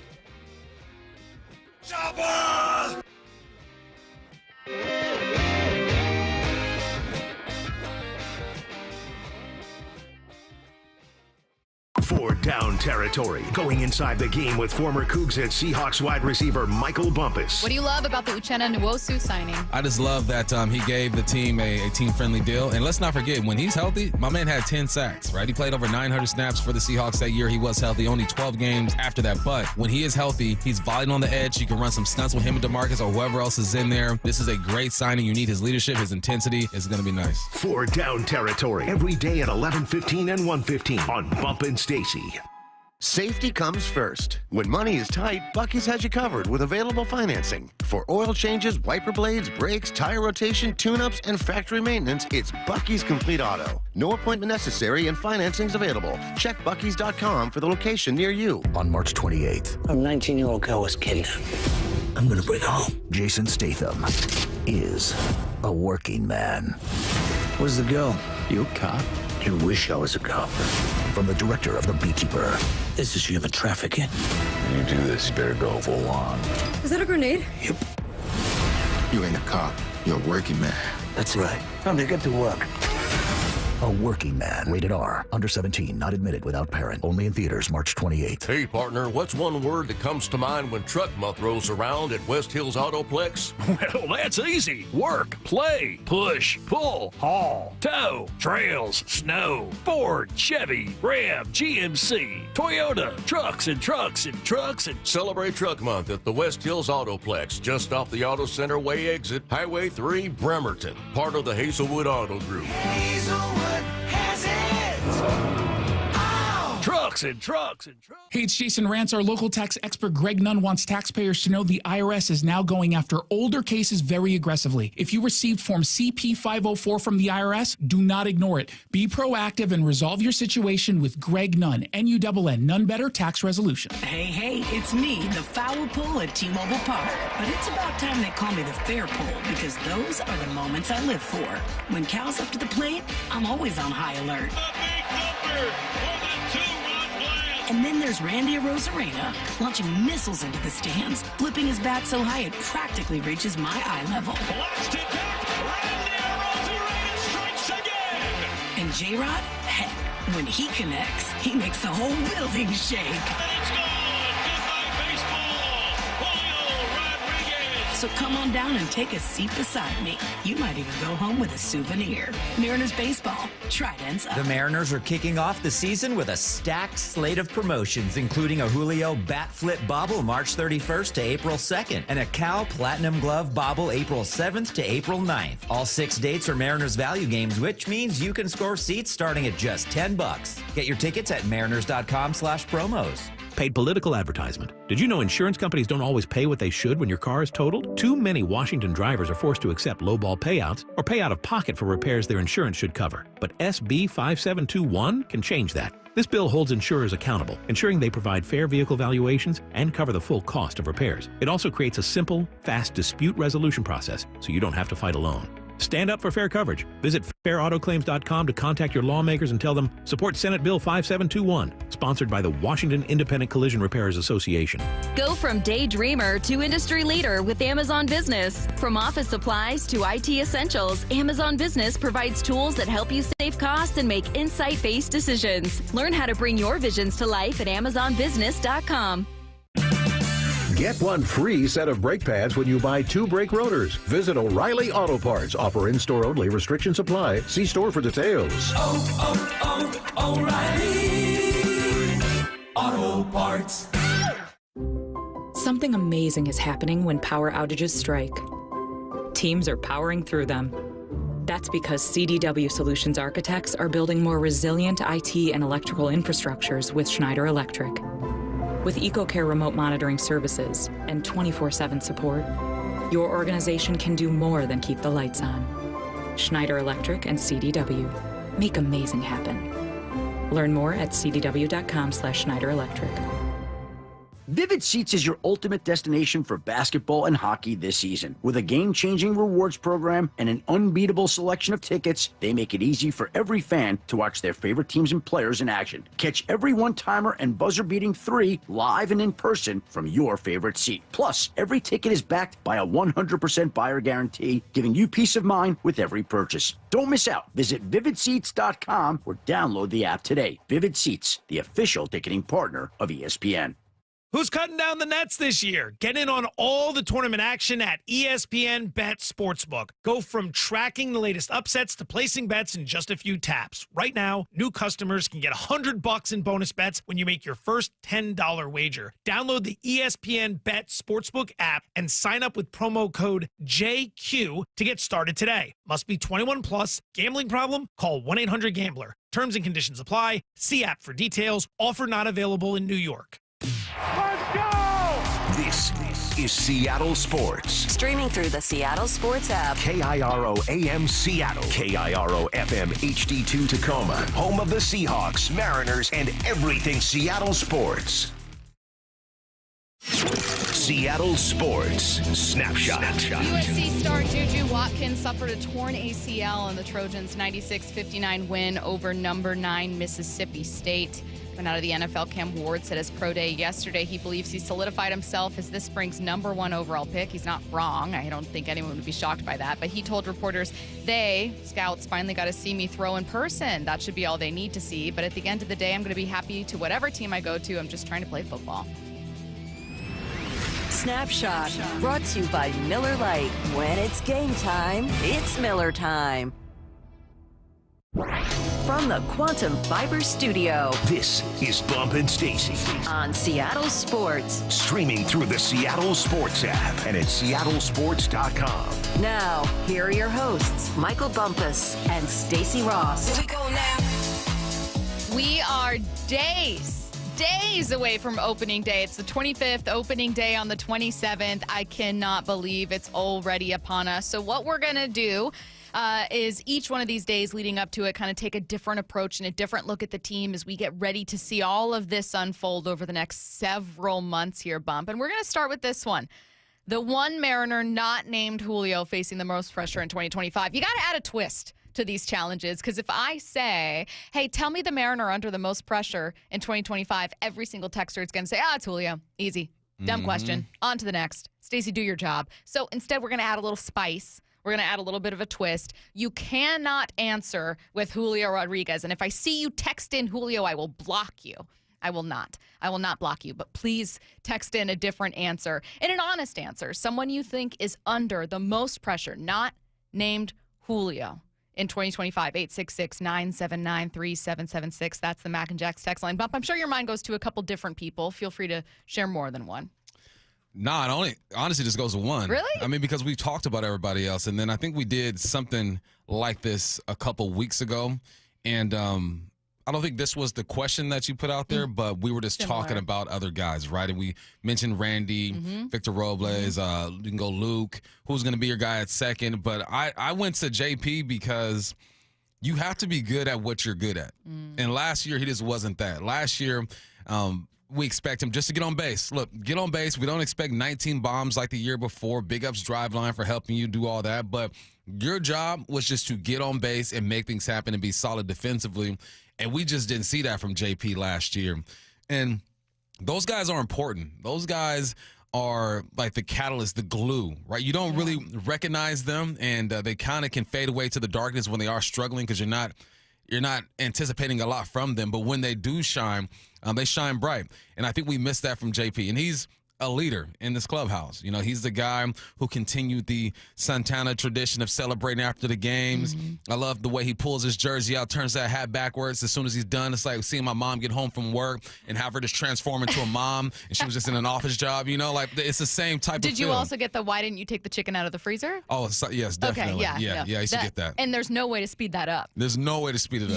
Let me tell you what, if you did not take anything out of the freezer, you can't undo that. It's a wrap. You know, you might try to run some warm water on it to help out the process, but it ain't going to happen. But we just didn't see JP be JP last year. And if you want to be that leadoff guy, we also saw him being shuffled around in the lineup a little bit because he wasn't producing. JP at his finest is going to swing at good pitches. He is going to walk a couple times, get on base. He is going to hit line drives, singles and doubles, and just be solid defensively. Didn't see enough of that from JP. And what that does, it takes pressure off of everybody else if JP can be JP. Just do what you're good at. Be exactly that. That's what we need. As a wise man once said, that being Tom Brady, do your job. Just do your job. And granted, he had a much less radio-friendly edit of that, but I agree. I think that JP is a perfect answer. A couple other people on the Mac and Jack's text line saying JP Crawford has to be JP, says the 509-253. JP, if he doesn't ball, the young bucks are coming in, pointing out rightfully that the Mariners have some young bats that are not going to debut this year, but certainly in the system and all eyes on them. Yeah, it's JP has the most competition behind him in the minors, says another 206. You're absolutely right. I was looking up some of the stats yesterday, and I was just writing down. I got my Bob Carpenter scorebook, and I was writing down kind of in the margins, just like slash lines from 2024, just like a very quick thing that I could look at and, like, oh, yeah, Garver was under, the Mendoza line in 2024, and like the margin for like what does improvement look like is like the bar is pretty low, but it's there. And I forgot JP struggled as much as he did. And it sounds so silly because we've talked about it, right? It's not like we weren't talking about it during the season, but he kind of, and I don't mean this disrespectfully, was able to dodge a lot of criticism because so much of the spotlight was on Julio. So many people